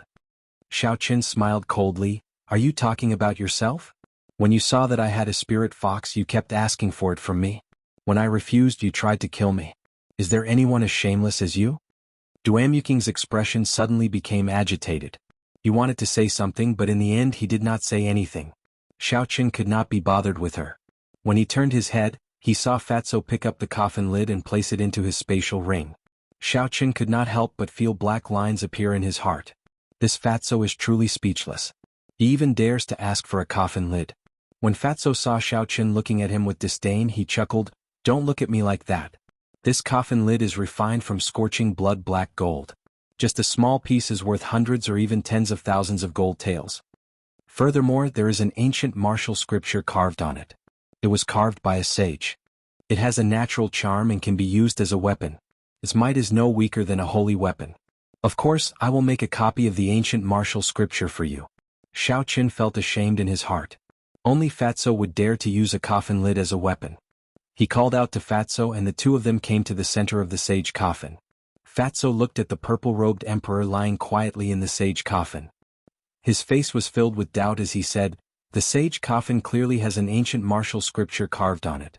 Why is it a Jianghu emperor lying in there? Where did the body of the sage go?" Xiaoqian felt suspicious as well. Along the way he had seen countless martial sage corpses. All of them had their heads chopped off. It was clear that it was done by one person. Was it done by the person in the coffin? However, the time difference was too great. The Jianghu dynasty had already been destroyed for more than 5,000 years. As for the people on the stone steps, they were all people from 1,000 years ago. Furthermore, they were from the same era. Rumble. Just as Xiaoqian and Fatso were thinking, this small world suddenly shook. After that, there was a loud rumble. The mountain peak above the underground palace suddenly shattered. 1,000-meter-tall mountain peak shattered just like that. Countless rocks flew out of savage forest. It looked like it was raining rocks. Huge rocks fell continuously. Some of the flying spirit beasts did not dodge in time. The huge force of the rocks smashed them into a mangled mess. They cried out miserably as they fell. Xiaoqian and the others felt dazzled. The scene before them suddenly disappeared. The white clouds in the sky and the blazing sun in the sky gave off a piercing light, mercilessly shining on the stone platform. Xiaoqian was startled. He looked at his surroundings and said, "Why did this stone platform return to the ground? Not good. I can use my essence now." Xiaoqian's expression suddenly changed. The people of the noble clans on the stone platform were all at least martial saints. Now that they had recovered their essence, any one of them could easily defeat him. Xiaoqian circulated the gravity spell and soared into the sky, heading into the distance. There was a phoenix cry and Duanyuking turned into an ice phoenix. He spread his wings and gave chase. Jianghu cursed and his body turned into a meteor. He left behind a long trail of flames as he gave chase. When the people of the noble clan saw that they could use their essence, they all jumped off the platform and chased in the direction that Xiaoqian had gone. The small world above the stone platform had already collapsed. When the crowd jumped off the stone platform, they did not shatter into pieces like they did underground. Su Xiaoxiao and Kim Taeho were worried about Xiaoqian's situation, so they quickly gave chase as well. In the blink of an eye, only Chu Chaoyun was left standing on the stone platform. Chu Chaoyun had a calm expression on his face. After everyone had left, he looked at the unconscious Hua Yunfei and gently kicked him off the 1,000-meter-tall stone platform. Chapter 126. Xiaoqian turned his head and looked at Duanyuking and Ji Changkong who were chasing him. A boundless flame started to burn in his right eye. Finally, it turned into a purple light. With a pew sound, a flaming cloud appeared and burned half the sky, blocking the two people behind him. After the flaming cloud scattered, Xiaoqian could no longer be seen in the sky. Ji Changkong landed on the ground with a loud boom. The footprint of Xiaoqian's footprints on his face had yet to disappear. The few martial saints of the Ji clan quickly rushed over. When they saw the ashen and furious Ji Changkong, they did not dare to say anything. Ji Changkong said in an ice-cold voice, "Search the entire forest. If we cannot find Xiaoqin, I will not return to the south. At the periphery of Savage Forest, Xiaoqin held a qi returning pill in his mouth. He continuously used the lightning evasion and rushed towards the illusion formation. After a while he finally arrived in front of everyone and entered. After entering the illusion formation, Xiaoqin saw the familiar Jianghu River and the rocks by the shore. He heaved a sigh of relief in his heart. He pushed off the ground and leaped onto the surface of the Jianghu River. Xiaoqin circulated the blue dragon cloud soaring art and sped across the surface of the water. With a loud boom, he broke through the waterfall and arrived at the strange rock behind the waterfall. He immediately sat down cross-legged. Qi returning pill, blood replenishing pill, this type of fast recovery medicinal pill had significant side effects. If taken for a long period of time, it would leave behind a serious dependency. Today Xiaoqin had consumed more than 10 Qi returning pills. At this moment he did not dare to be careless. He circulated the essence in his body, trying to force out the remnant medicinal energy in his body. The purple thunder divine incantation circulated in his body over and over again. The remnant medicinal energy in his meridians was continuously washed away. After the essence circulated for a great cycle, it returned to the martial spirit. The blue dragon martial spirit absorbed all the essence. Slowly it sank into the clear water. Hu! A moment later, an even purer wave of Yuan Qi flowed from the martial spirit to all the major meridians in his body, then seeped into Xiaoqin's flesh and bones through the meridians. Xiaoqin repeated this process for a total of 80 cycles of the purple thunder divine incantation. After that, a black viscous substance slowly flowed out of the countless pores in Xiaoqin's body. The medicinal dregs that had been lingering in his body for a long time were all forced out. After the medicinal power was forced out, Xiaoqin only felt that his body was incomparably weak. Moreover, the black viscous substance on his skin was very uncomfortable. Xiaoqin hurriedly jumped out of the waterfall. With a splash, he jumped directly into the turbulent Jianghu River. The black sticky substance on his body was immediately washed away by the river water. Xiaoqin came out of the water and took a deep breath. He felt very refreshed. Although his body was still very weak, he was very spirited and full of energy. Bang! Xiaoqin's body leaped gently in the water like a flood dragon coming out of the water. He created a long splash as he landed firmly on the riverbank. Xiaoqin took out a set of clean clothes from the universe ring and changed into them. He did not do anything else. He found a comfortable place and lay down to sleep. Early the next morning, the sun rose from the east. The melodious chirping of birds in the forest woke Xiaoqin up. He opened his eyes reluctantly. Xiaoqin slowly stood up and stretched. He felt very comfortable. His body and mind had returned to their peak state. Smiling faintly, Xiaoqin took out all the spatial rings of the noble clan's disciples from the universe ring. Although he did not obtain the inheritance of the sage or the heavenly emperor's heavenly flame in this trip to the underground palace, his harvest was not small. First, Xiaoqin took out Duamuking's spatial ring and poured all the things in it on the ground. Immediately, a large pile of spirit stones, battle armor, spirit weapons, and medicinal pills fell to the ground. Xiaoqin looked carefully and counted. There were more than 100 inferior-grade spirit stones, 20 medial-grade spirit stones, 2 superior-grade earth-ranked battle armor, 2 earth-ranked spirit weapons, 10 odd medicinal pills above rank 4, and finally, an ancient martial technique manual. It looks like the wealth of those martial sages has been divided among them. Otherwise, even if they are noble clans, they would not have so many treasures on them, Xiaoqin said softly. Xiaoqin did not hesitate and searched for the spatial rings of the noble clans. With a hualalala sound, the ground was covered with spirit stones and spirit weapons. I have struck it rich this time. With so many spirit stones, spirit weapons, and medicinal pills, it will be sufficient for me to cultivate to martial saint. Xiaoqin was wild with joy. He had obtained all the gains of the noble clans in the underground palace. The value of these things added together was equivalent to the wealth of half a noble clan. To anyone this was a huge treasure. Xiaoqin started to reorganize the items. He had obtained a total of 300 inferior-grade spirit stones, 80 medial-grade spirit stones, 5 earth-ranked spirit weapons, 3 superior-grade earth-ranked battle armor, 6 ancient martial techniques, and countless medicinal pills. Dong! Xiaoqin pushed aside a pile of spirit stones and a small, exquisite, silver warship appeared in Xiaoqin's vision. Damn! Someone really found an ancient-era secret treasure in the underground palace, Xiaoqin said in astonishment as he held the silver warship in his hand. Xiaoqin sent his spiritual sense into the interior of the silver warship. Instantly he felt like he had entered a huge world. However, this world was very damaged. A piece was missing from a corner of the warship. The formations inside were not complete and were severely damaged. This caused the silver warship to be completely devoid of spiritual energy. Most people would not be able to discover that this was a secret treasure. After withdrawing his spiritual sense, Xiaoqun looked at the silver warship in his hand. He felt that it was a pity. After all, tens of thousands of years had passed. It was unavoidable for the secret treasure to be damaged. Furthermore, the offensive formations in it were completely damaged. There was no possibility of repairing them. Even if they could repair them, they could only be used as a transportation tool. However, Xiaoqun still decided to repair it. With his current strength, it would be impossible for him to refine such a magic treasure. Not to mention his cultivation realm, he would not be able to complete the task of finding the materials without a few years. Now that there was a nearly complete magic treasure before him, it would be inexcusable if he did not make use of it. As for the offensive formations on it, he could wait until his strength increased before he could carve another one. The most important thing was that this should be a secret treasure refined by a sage. After tens of thousands of years, the sage's imprint had already taken root in the interior of the silver warship.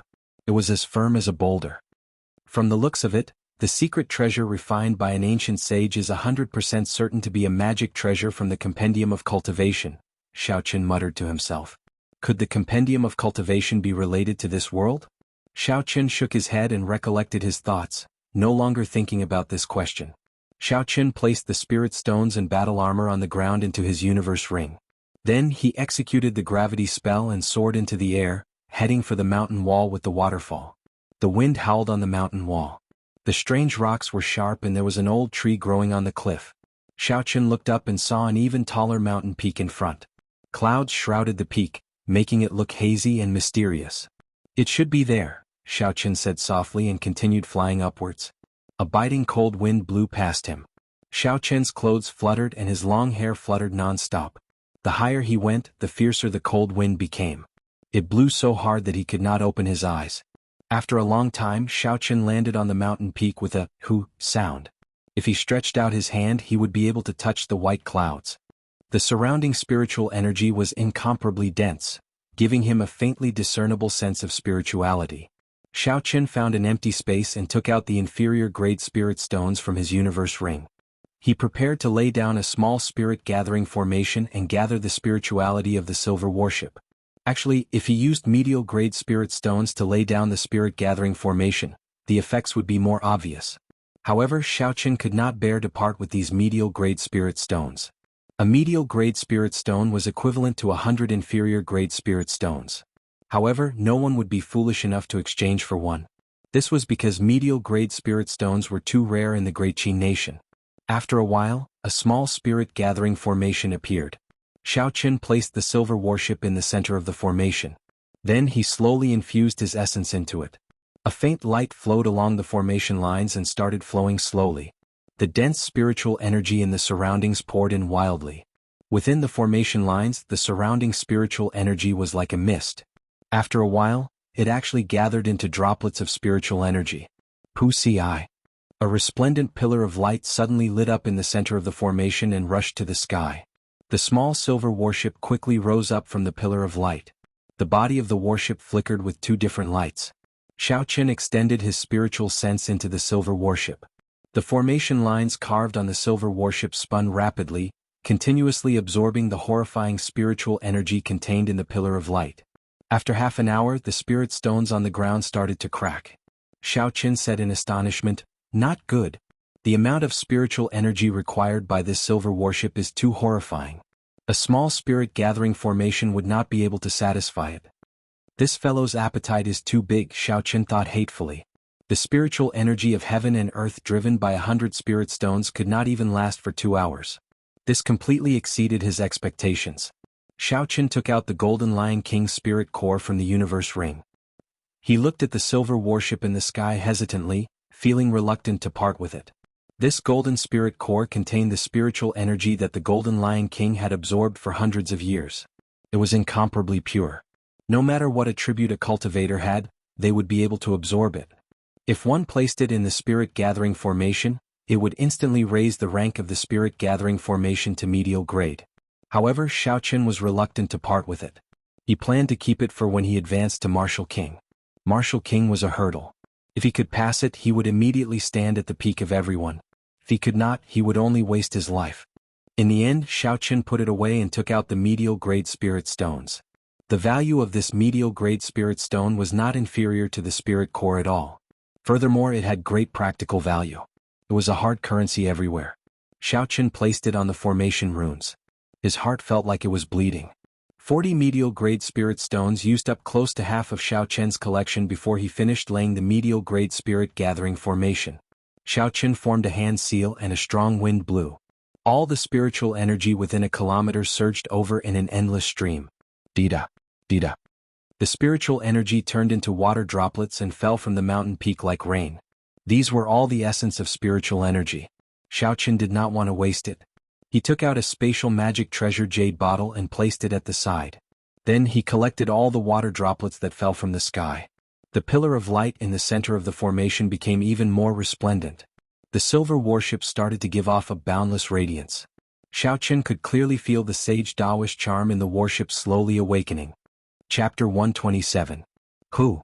A horrifying holy might burst forth and the silver warship started to rise rapidly. In the blink of an eye, it had risen by 1,000 meters and turned into a black dot, disappearing from Xiaoqin's vision. Xiaoqin was startled and he quickly flew up. The gravity spell was not a true flying martial technique.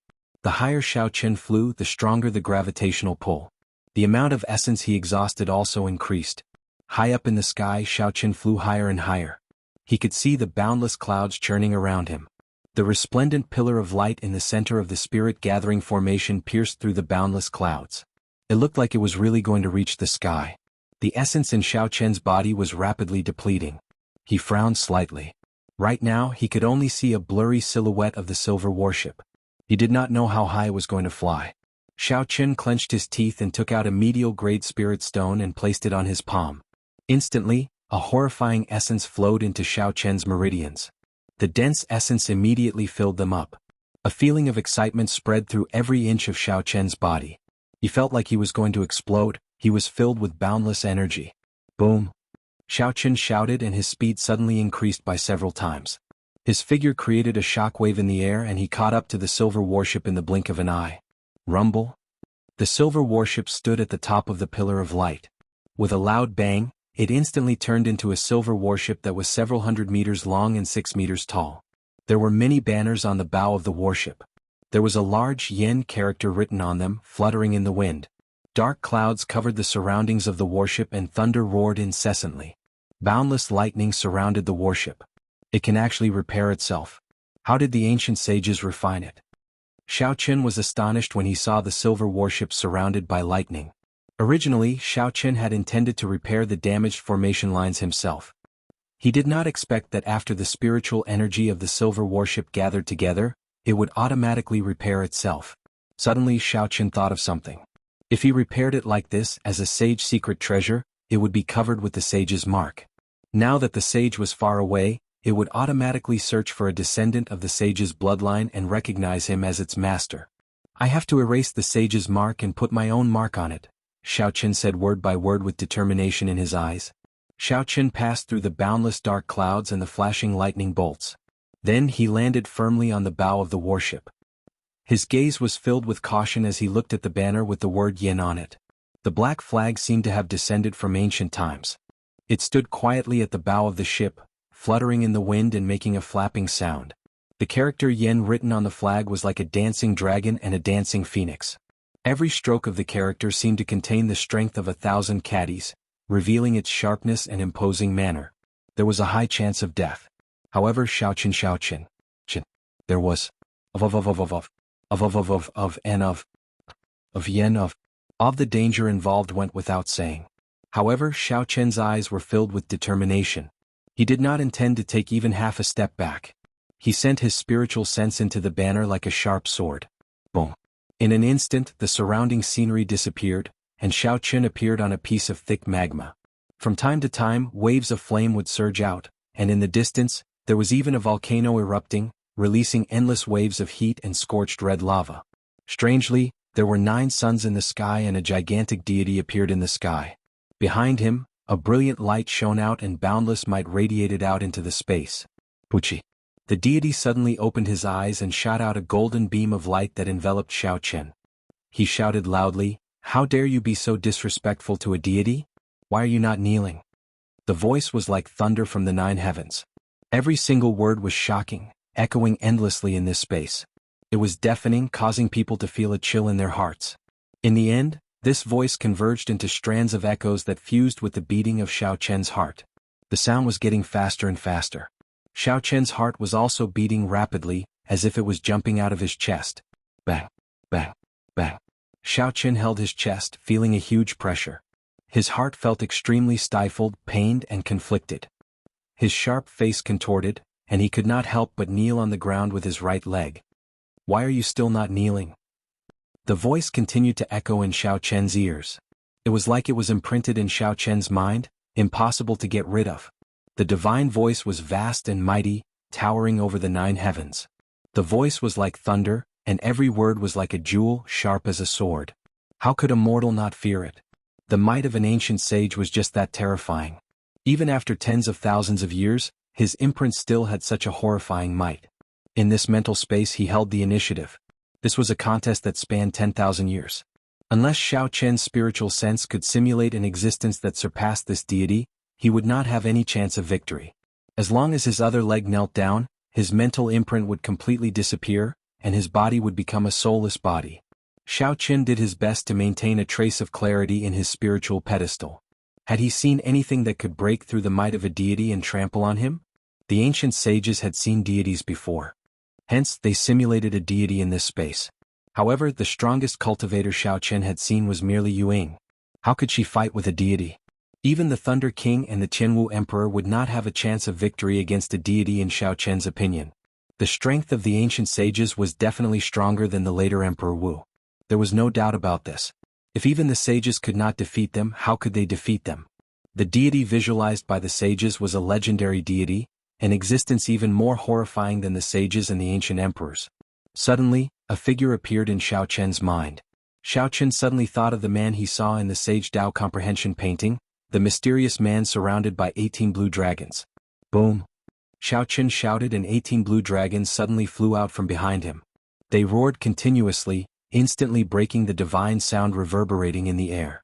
The deity in the sky roared angrily, and a bright light flickered behind him.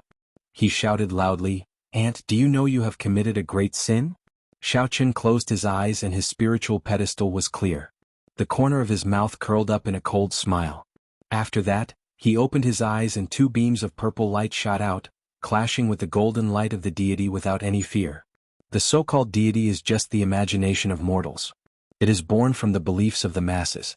If I believe in God in my heart, then God's might is vast and boundless.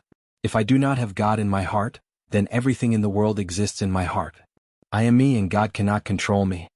Xiaoqian looked at the deity in the sky and said slowly, "I should be thanking you. If it were not for you, I would never be able to get rid of this obsession in my heart." The path of cultivation was long and distant. The further one walked, the higher the requirement for one's mental state.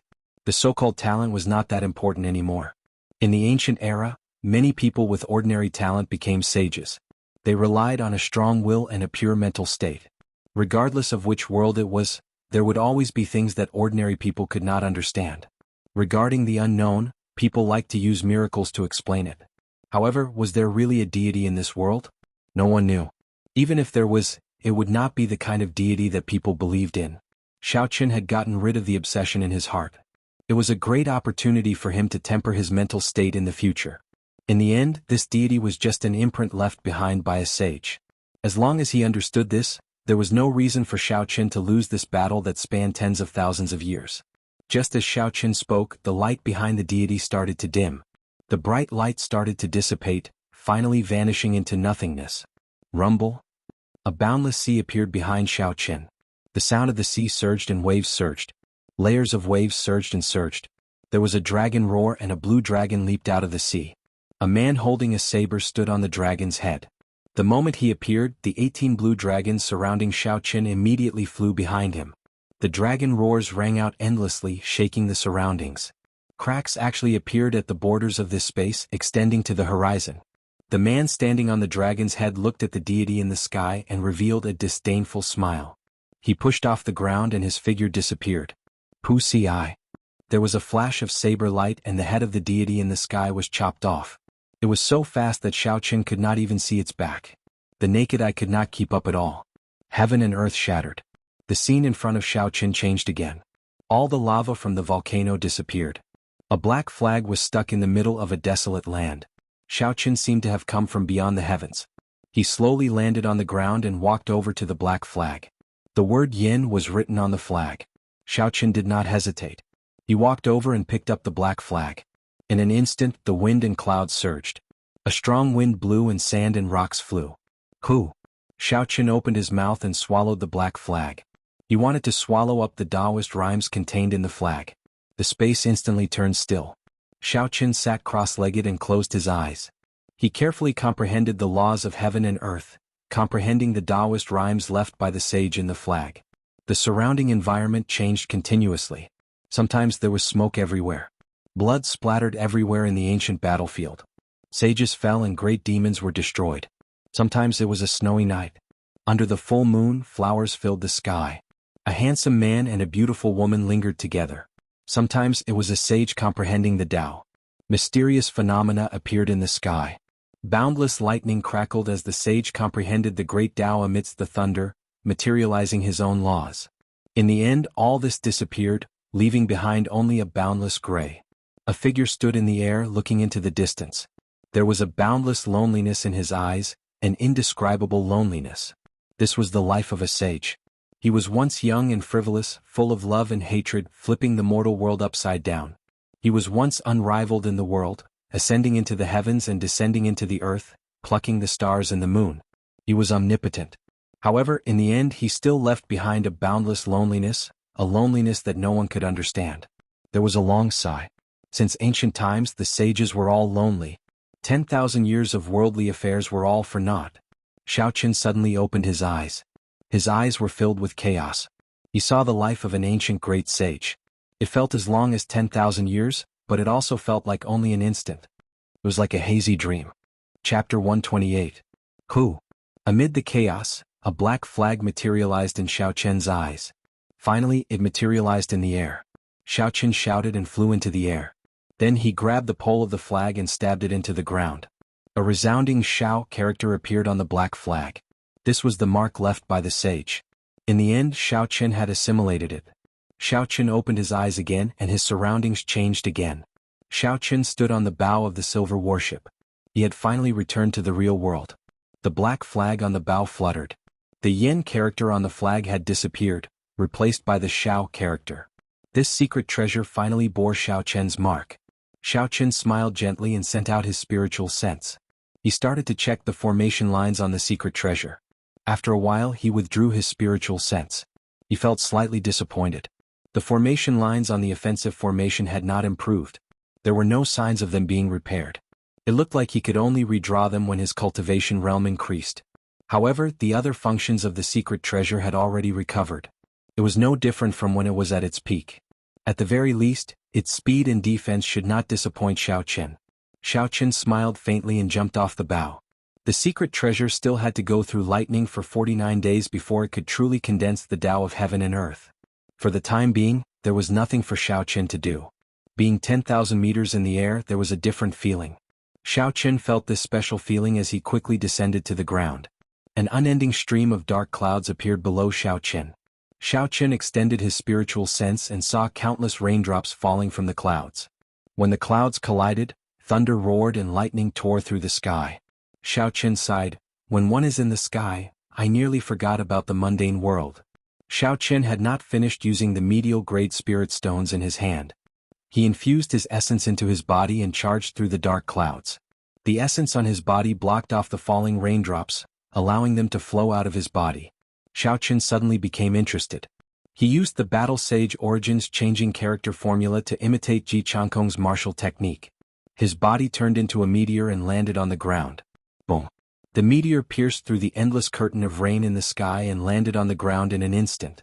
It exploded with a loud bang and Xiaoqin's figure appeared.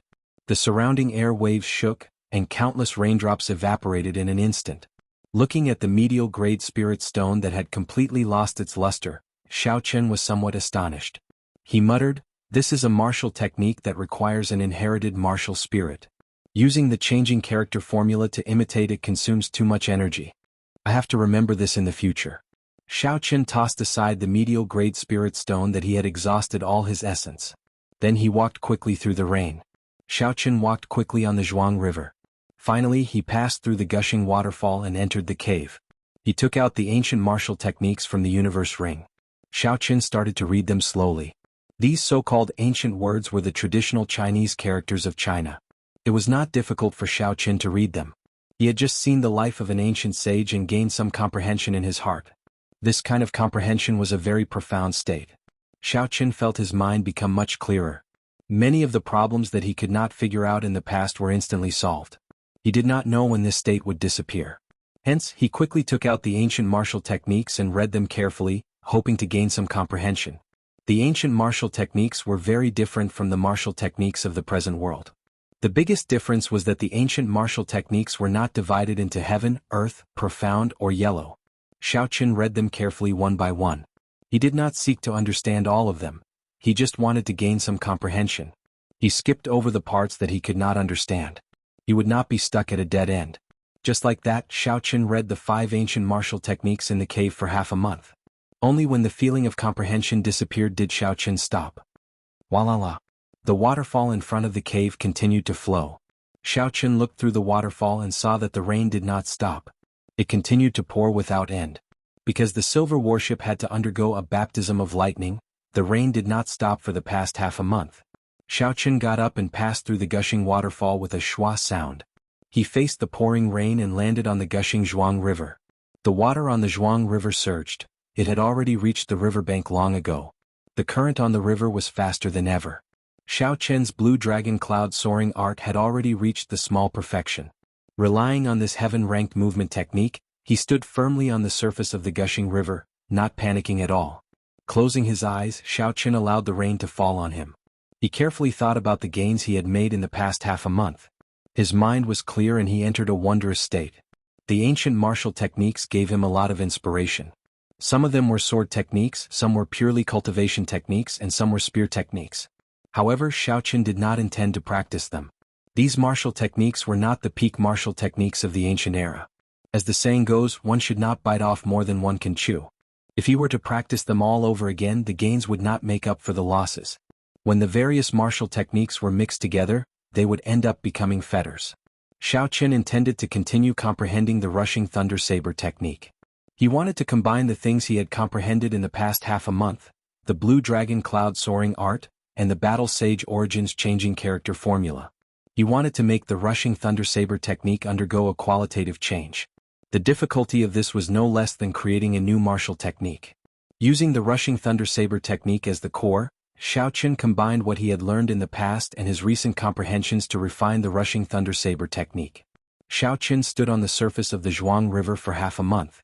He seemed to have felt the bloodline of the Jianghu River. The gushing river water seemed to have merged with him. Wuxia. On this day Xiaochen finally opened his eyes. His black pupils were calm without any ripples. With a thought, the lunar shadow saber appeared in his right hand from the universe ring with a schwa sound. Drawing the saber. Xiaochen's feet moved slightly and his right hand slowly brandished the saber. There was no light on the saber.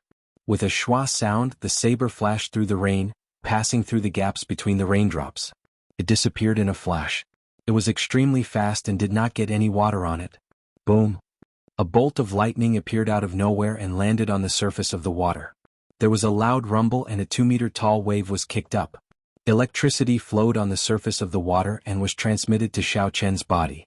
Xiaochen's expression did not change at all. The electricity crackled and exploded on his skin. He looked like he was covered in electricity, but it did not injure him at all. Finally, the electricity gathered on the black blade of the lunar shadow saber. Xiaochen took a step forward and made use of this electricity to quickly draw his saber. Arc light chop. A purple arc, carrying with it a 2-meter-long electric light, exploded in the rain with a bang. In an instant, the water droplets immediately evaporated into steam. A mist spread out and the surrounding space seemed to be cut off. There was a momentary emptiness in the pouring rain. Boom! Another bolt of lightning resounded and the waves soared to the sky. Xiaoqin soared into the sky, creating an intense wave under his feet. For this rushing heaven chop, Xiaoqin combined the dragon soaring cloud art. His figure was as fast as a flood dragon. Everywhere he passed, the rain was cut in half. In the blink of an eye, Xiaoqin moved several hundred meters.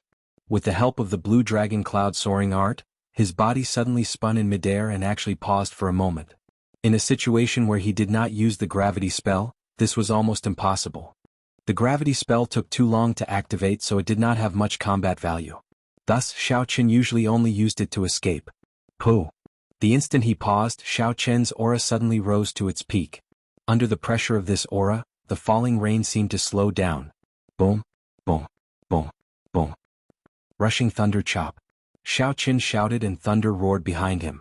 Countless claps of thunder sounded out, making his aura even more horrifying. It was like a thunder god had descended. Bang! Carrying the momentum of the rushing thunder, Xiaoqin chopped the water with his saber. The huge force sliced the water in half like tofu, forming a wall of water.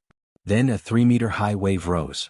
Xiaoqin landed in the water and the walls of water on both sides quickly closed up. Although the walls of water looked soft, they contained 1,000 kilograms of force. It could easily crush a cultivator into meat paste. Rushing thunder second chain chop. Using the energy accumulated from the previous 4 attacks, Xiaoqin quickly executed the rushing thunder second chain chop. This attack did not have a clear target, it was just swung at the air. Wuxia. A whirlpool of energy appeared in the air, sucking in the walls of water that were closing up and forming a huge whirlpool. Xiaoqin pushed off gently and jumped to the riverbank. The whirlpool spun for a long time. The surrounding river water was all gathered together. After a while, a huge pillar of water rose up and rushed to the sky. Xiaoqin stood on the riverbank and looked at the pillar of water rushing to the sky. There was not much satisfaction on his face. In the past month, Xiaoqin had used the Sage Dao comprehension and the ancient martial techniques to evolve the rushing thunder chop to an even more horrifying level. However, it was still far from the goal in his heart. The martial techniques that he had learned were not completely melded together. In the past month, the more he thought about it, the more he felt that the potential of the rushing thunder saber technique was limitless. It did not seem like a profound ranked martial technique at all. Even until now, he still could not understand the laws contained within it. He was also unable to execute the rushing thunder third chain chop. He felt that something was missing. Xiaoqin sighed slightly and smiled bitterly. Looks like it will be difficult for me to completely comprehend the rushing thunder saber technique as a superior grade martial master. After resting for a while, Xiaoqin looked into the distance. His gaze penetrated through the misty rain. He looked at the middle-sized spirit gathering formation at the peak of the mountain in the distance. Then he executed the gravity spell and flew in that direction. After a while he passed through the boundless clouds. Xiaoqin stood on the peak of the mountain once again. It was raining here as well. However, it was raining spiritual energy that had turned into spiritual liquid. In the center of the spirit gathering formation, the golden pillar of light was still as resplendent as before. The spirit spring on the silver warship had already been repaired long ago. At this moment, it was undergoing the baptism of lightning and did not need the help of spiritual energy.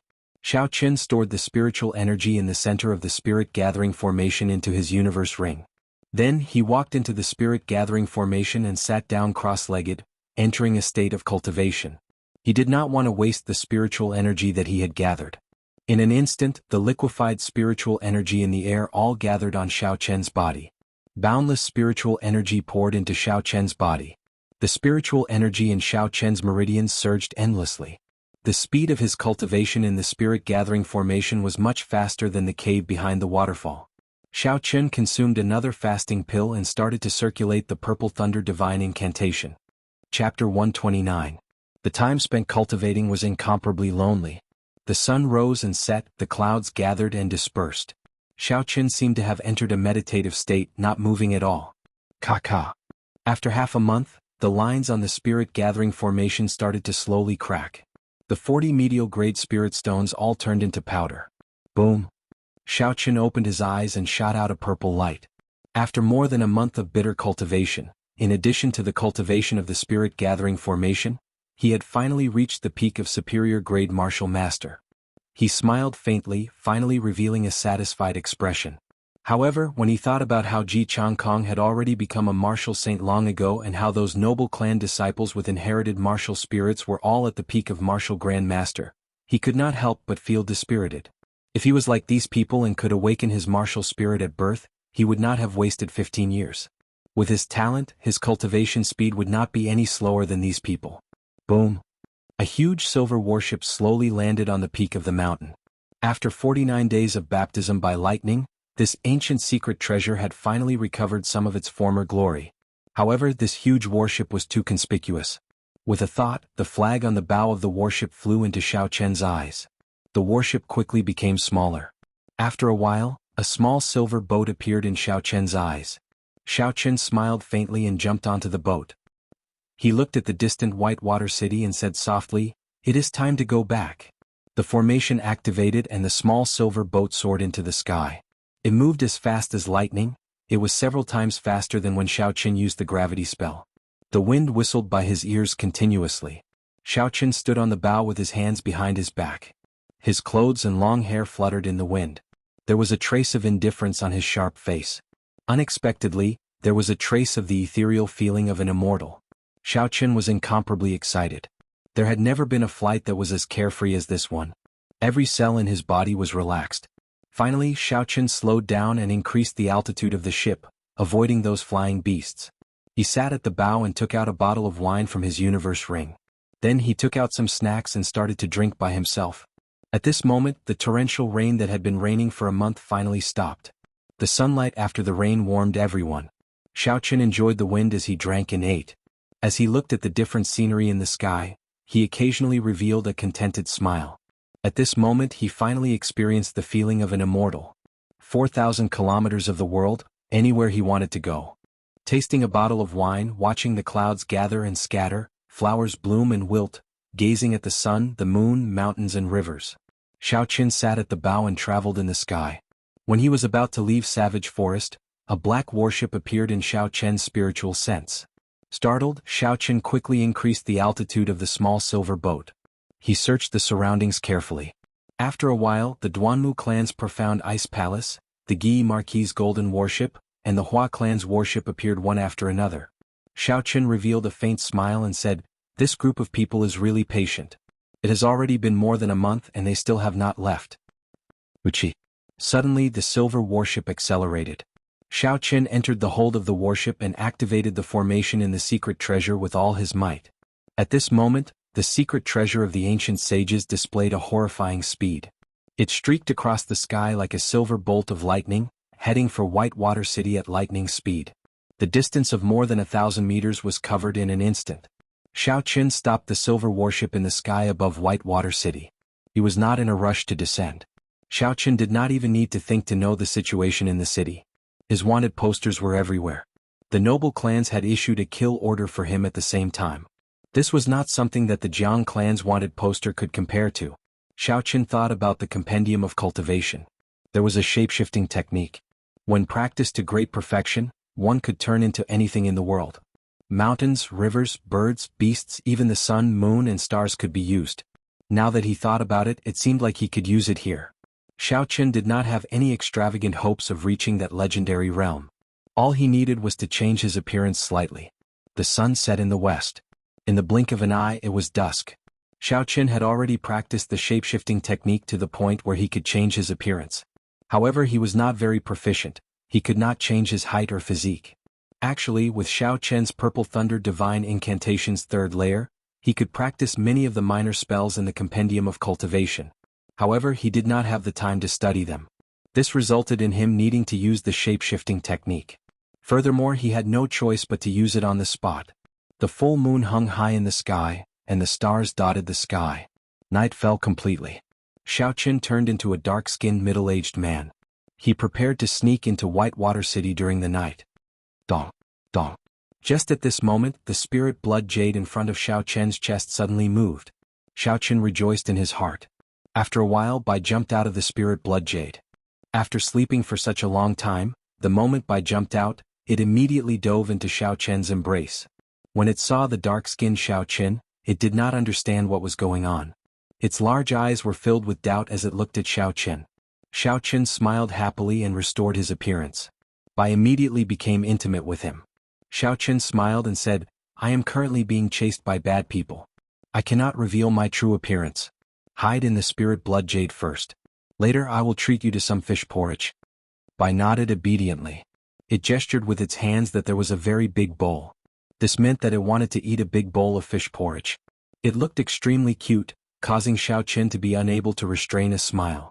Xiao Qin extended his spiritual sense and found a place with no one around. Then he quickly descended from the sky. Xiao Qin turned back into the dark-skinned middle-aged man from earlier. His appearance was completely different from before. Then he swaggered over to the city gates. There were 6 wanted posters of Xiao Qin pasted on the city walls. Under each of the posters there was a huge bounty. Aside from the bounty, the noble clans would also offer a spirit weapon and a high-ranked martial technique. What surprised Xiao Qin was that he also saw the wanted poster of the Xia province's Yan clan. He could not help but shake his head and smile bitterly. When the noble clans make their move, they are indeed incomparably tyrannical. Dongming Province, Nanling Province, Xia Province and the King's Residence. The 4 prefectures of the Great Qin Nation are all after me. It looks like there is no longer a place for me in this world. After entering Whitewater City, Xiao Qin headed straight for Liuxiang Pavilion. As night approached, Liuxiang Pavilion's business was booming. When Xiao Qin walked in, the first floor was already filled with tables. He could not see any empty seats. Xiao Qin headed straight for the second floor. The second floor was filled with cultivators. At this moment, they were loudly discussing the events of the past month. It has been more than a month. The noble clans have practically flipped the entire savage forest upside down. However, they still have not found Xiao Qin. After so many years, this is the first time I saw so many people challenging the noble clans at the same time. Even the Night Spirit Palace's Mu Qingxue was not as famous as the current Xiao Qin. I do not understand. How did Xiao Qin offend so many noble clans at the same time? Haha, this Xiao Qin had already offended 3 noble clans because of the Ancient Remnant map. After he entered the Ancient Remnant, I heard from the people who escaped that he robbed the 4 noble clans. He did not even let the Guyi marquee off. Doesn't that mean that this fellow has a great treasure on him? If we capture him, we will have struck it rich. There is no need to capture him. As long as we have news of him and report it to the noble clans, we will be able to obtain 1,000 gold taels. As Xiao Qin headed for the 3rd floor, he heard the loud discussions of the cultivators on the 2nd floor. This caused him to feel somewhat astonished. He did not expect that after so long, he would still be in the eye of the storm. After flashing his VIP card, Xiao Qin headed for the 3rd floor. The 3rd floor was much quieter. They were all haggling in low voices. When Xiao Qin looked over, he discovered that many people were trading for some of the treasures in the Ancient Remnant. Although many cultivators died miserably on this trip to the Ancient Remnant, there was no lack of lucky cultivators or strong cultivators who found good things. Just as Xiao Qin was about to sit down, he saw a cultivator at a table, about to trade for a small and exquisite copper bell. That copper bell had an ancient charm to it. Unfortunately, the surface of it was badly damaged. Xiao Qin extended his spiritual sense over. When it came in contact with the copper bell, a loud chime resounded in his mind. His mind shook and he nearly fainted. He was greatly startled and quickly withdrew his spiritual sense. I risked my life to find this bell in a coffin in the Ancient Remnant. It is definitely a secret treasure. To think you are only willing to pay 1,000 silver taels for it. What a bastard.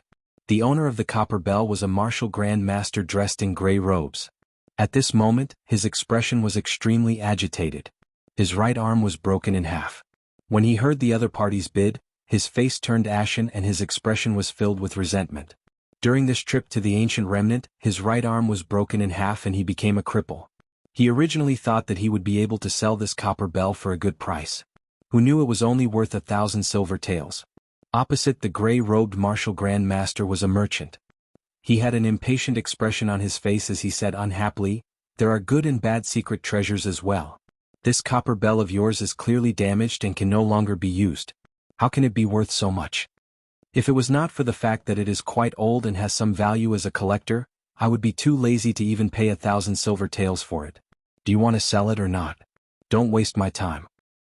"You are ruthless," the cultivator with the broken arm said with an ashen expression before he turned and left the table. The merchant at the table smiled coldly. "What is this? It is just like a piece of scrap metal. To think I thought it was a treasure." The surrounding people all looked over. When the cultivator with the broken arm heard this, his face flushed red. He felt ashamed in his heart and he quickened his pace. Xiaoqin walked over and stopped this person. That person looked at Xiaoqin angrily and said, "What are you trying to do? Are you still selling the copper bell in your hand?" "I am interested," Xiaoqin smiled faintly. The cultivator with the broken arm smiled coldly. "You want to take advantage of me? I risked my life for it. If you want to take advantage of me, there is no way." Xiaoqin smiled gently and did not say anything. He placed an inferior-grade spirit stone into the cultivator's clothes. When the cultivator with the broken arm touched his clothes, he was startled. "Here. Many thanks." He handed the copper bell to Xiaoqin and bowed deeply to Xiaoqin. He did not say anything else and immediately left Liushang Pavilion. Xiaoqin looked at the cultivator's back and sighed in his heart. This was the path of a cultivator. Behind the surface, they lived a life that was 10,000 times more dangerous than ordinary people. Once they were severely injured, they could only be an ordinary person for the rest of their life. Chapter 130. This person could be considered lucky to have met Xiaoqin. There were cultivators who had the same experience as him. After they became crippled, they did not even have enough food and clothing to eat. They ended up living a miserable life. At this moment, a manservant suddenly walked over. He said to Xiaoqin, "Dear guest, our young master invites you up." Xiaoqin was slightly startled. "I have already changed my appearance. How did Fatso recognize me?" Feeling suspicious, Xiaoqin put away the copper bell and followed the manservant to the 5th floor. On the 5th floor, when the familiar face of Fatso saw Xiaoqin come up, he immediately laughed and walked forward. He patted Xiaoqin hard and said, "Brat, you are really capable. You managed to hide for so long without being discovered by the noble clans. What's wrong? Are you really looking for this fat lord to run away this time?" Xiaoqin smiled faintly and voiced the doubts in his heart. Fatso gestured for Xiaoqin to sit down. Then he unfurled his signature fan with a schwa sound. He smiled proudly and said, "It is just that this fat lord's intelligence is slightly higher than others. I know that you will change your appearance when you enter the city. However, the ring on your finger will not change. That is why I gave every manservant a drawing. As long as they see a person wearing a ring like yours, they are to immediately invite him over." Xiaoqin looked at the universe ring in his hand and frowned slightly. He did not expect there to be such an obvious flaw in his plan. Xiaoqin collected his thoughts and looked at Fatso. He asked, "That day on the stone platform after I left, did any of you see any movements from Chu Chaoyun?" Fatso shook his head and sighed, "No. After you flew away that day, all of us left the stone platform. No one noticed Chu Chaoyun. When we returned, the Heavenly Emperor's coffin and corpse as well as Chu Chaoyun had all disappeared." Hearing those words, Xiaoqin furrowed his brows slightly. He carefully pondered.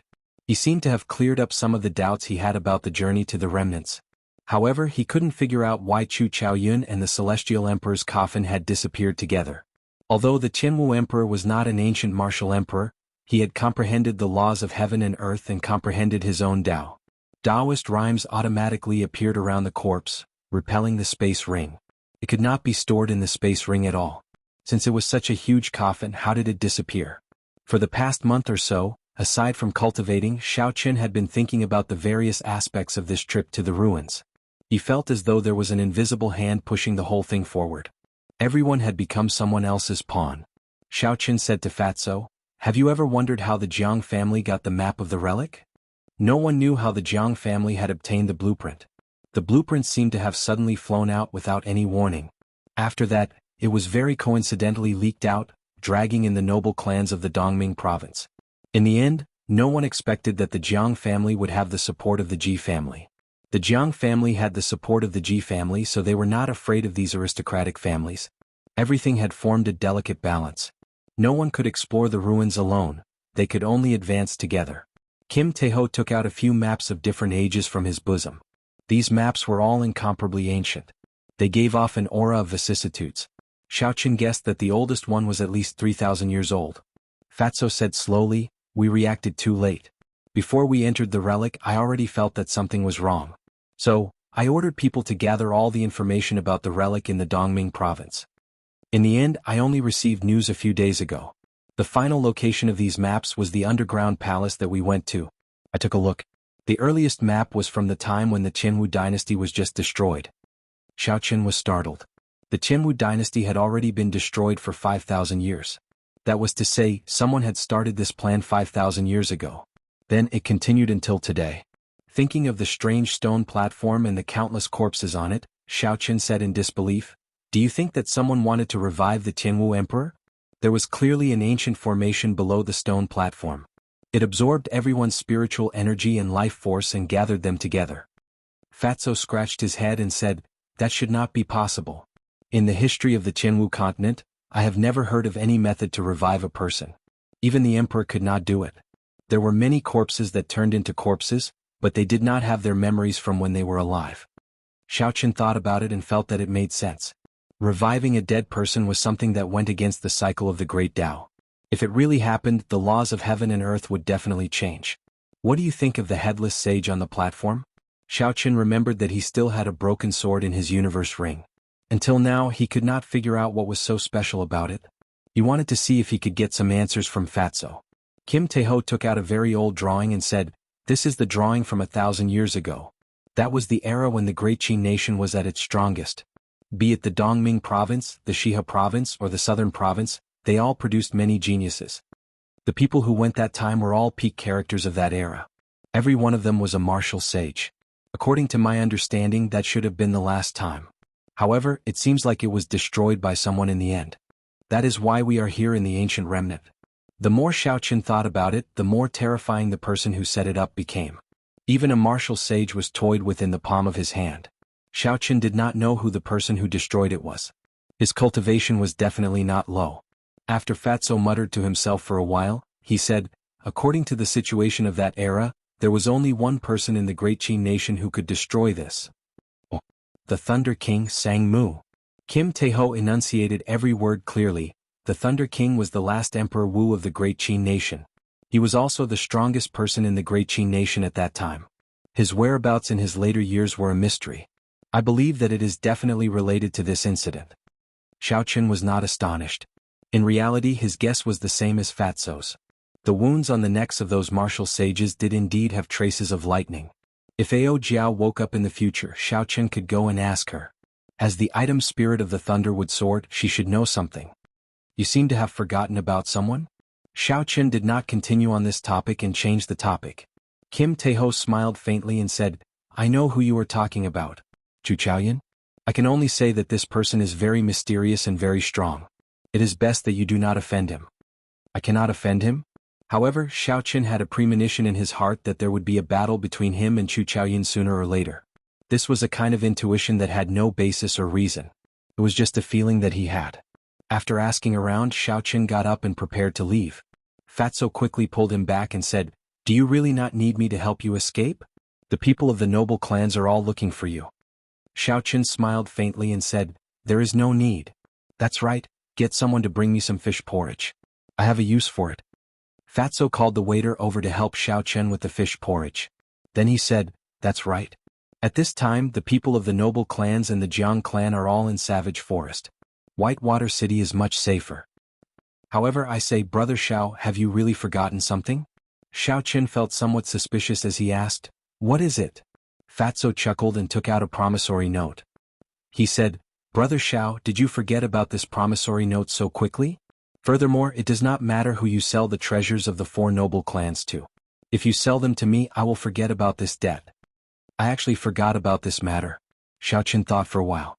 He had no use for those things, so he took out all the battle armor, spirit weapons, ancient martial techniques, and medicinal pills from his universe ring. These treasures piled up like a small mountain on the small table. Fatso stared at them with wide eyes. After a while, he could not help but laugh loudly.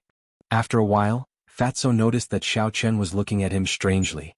He quickly stopped laughing and said, "I can't help it, I can't help it.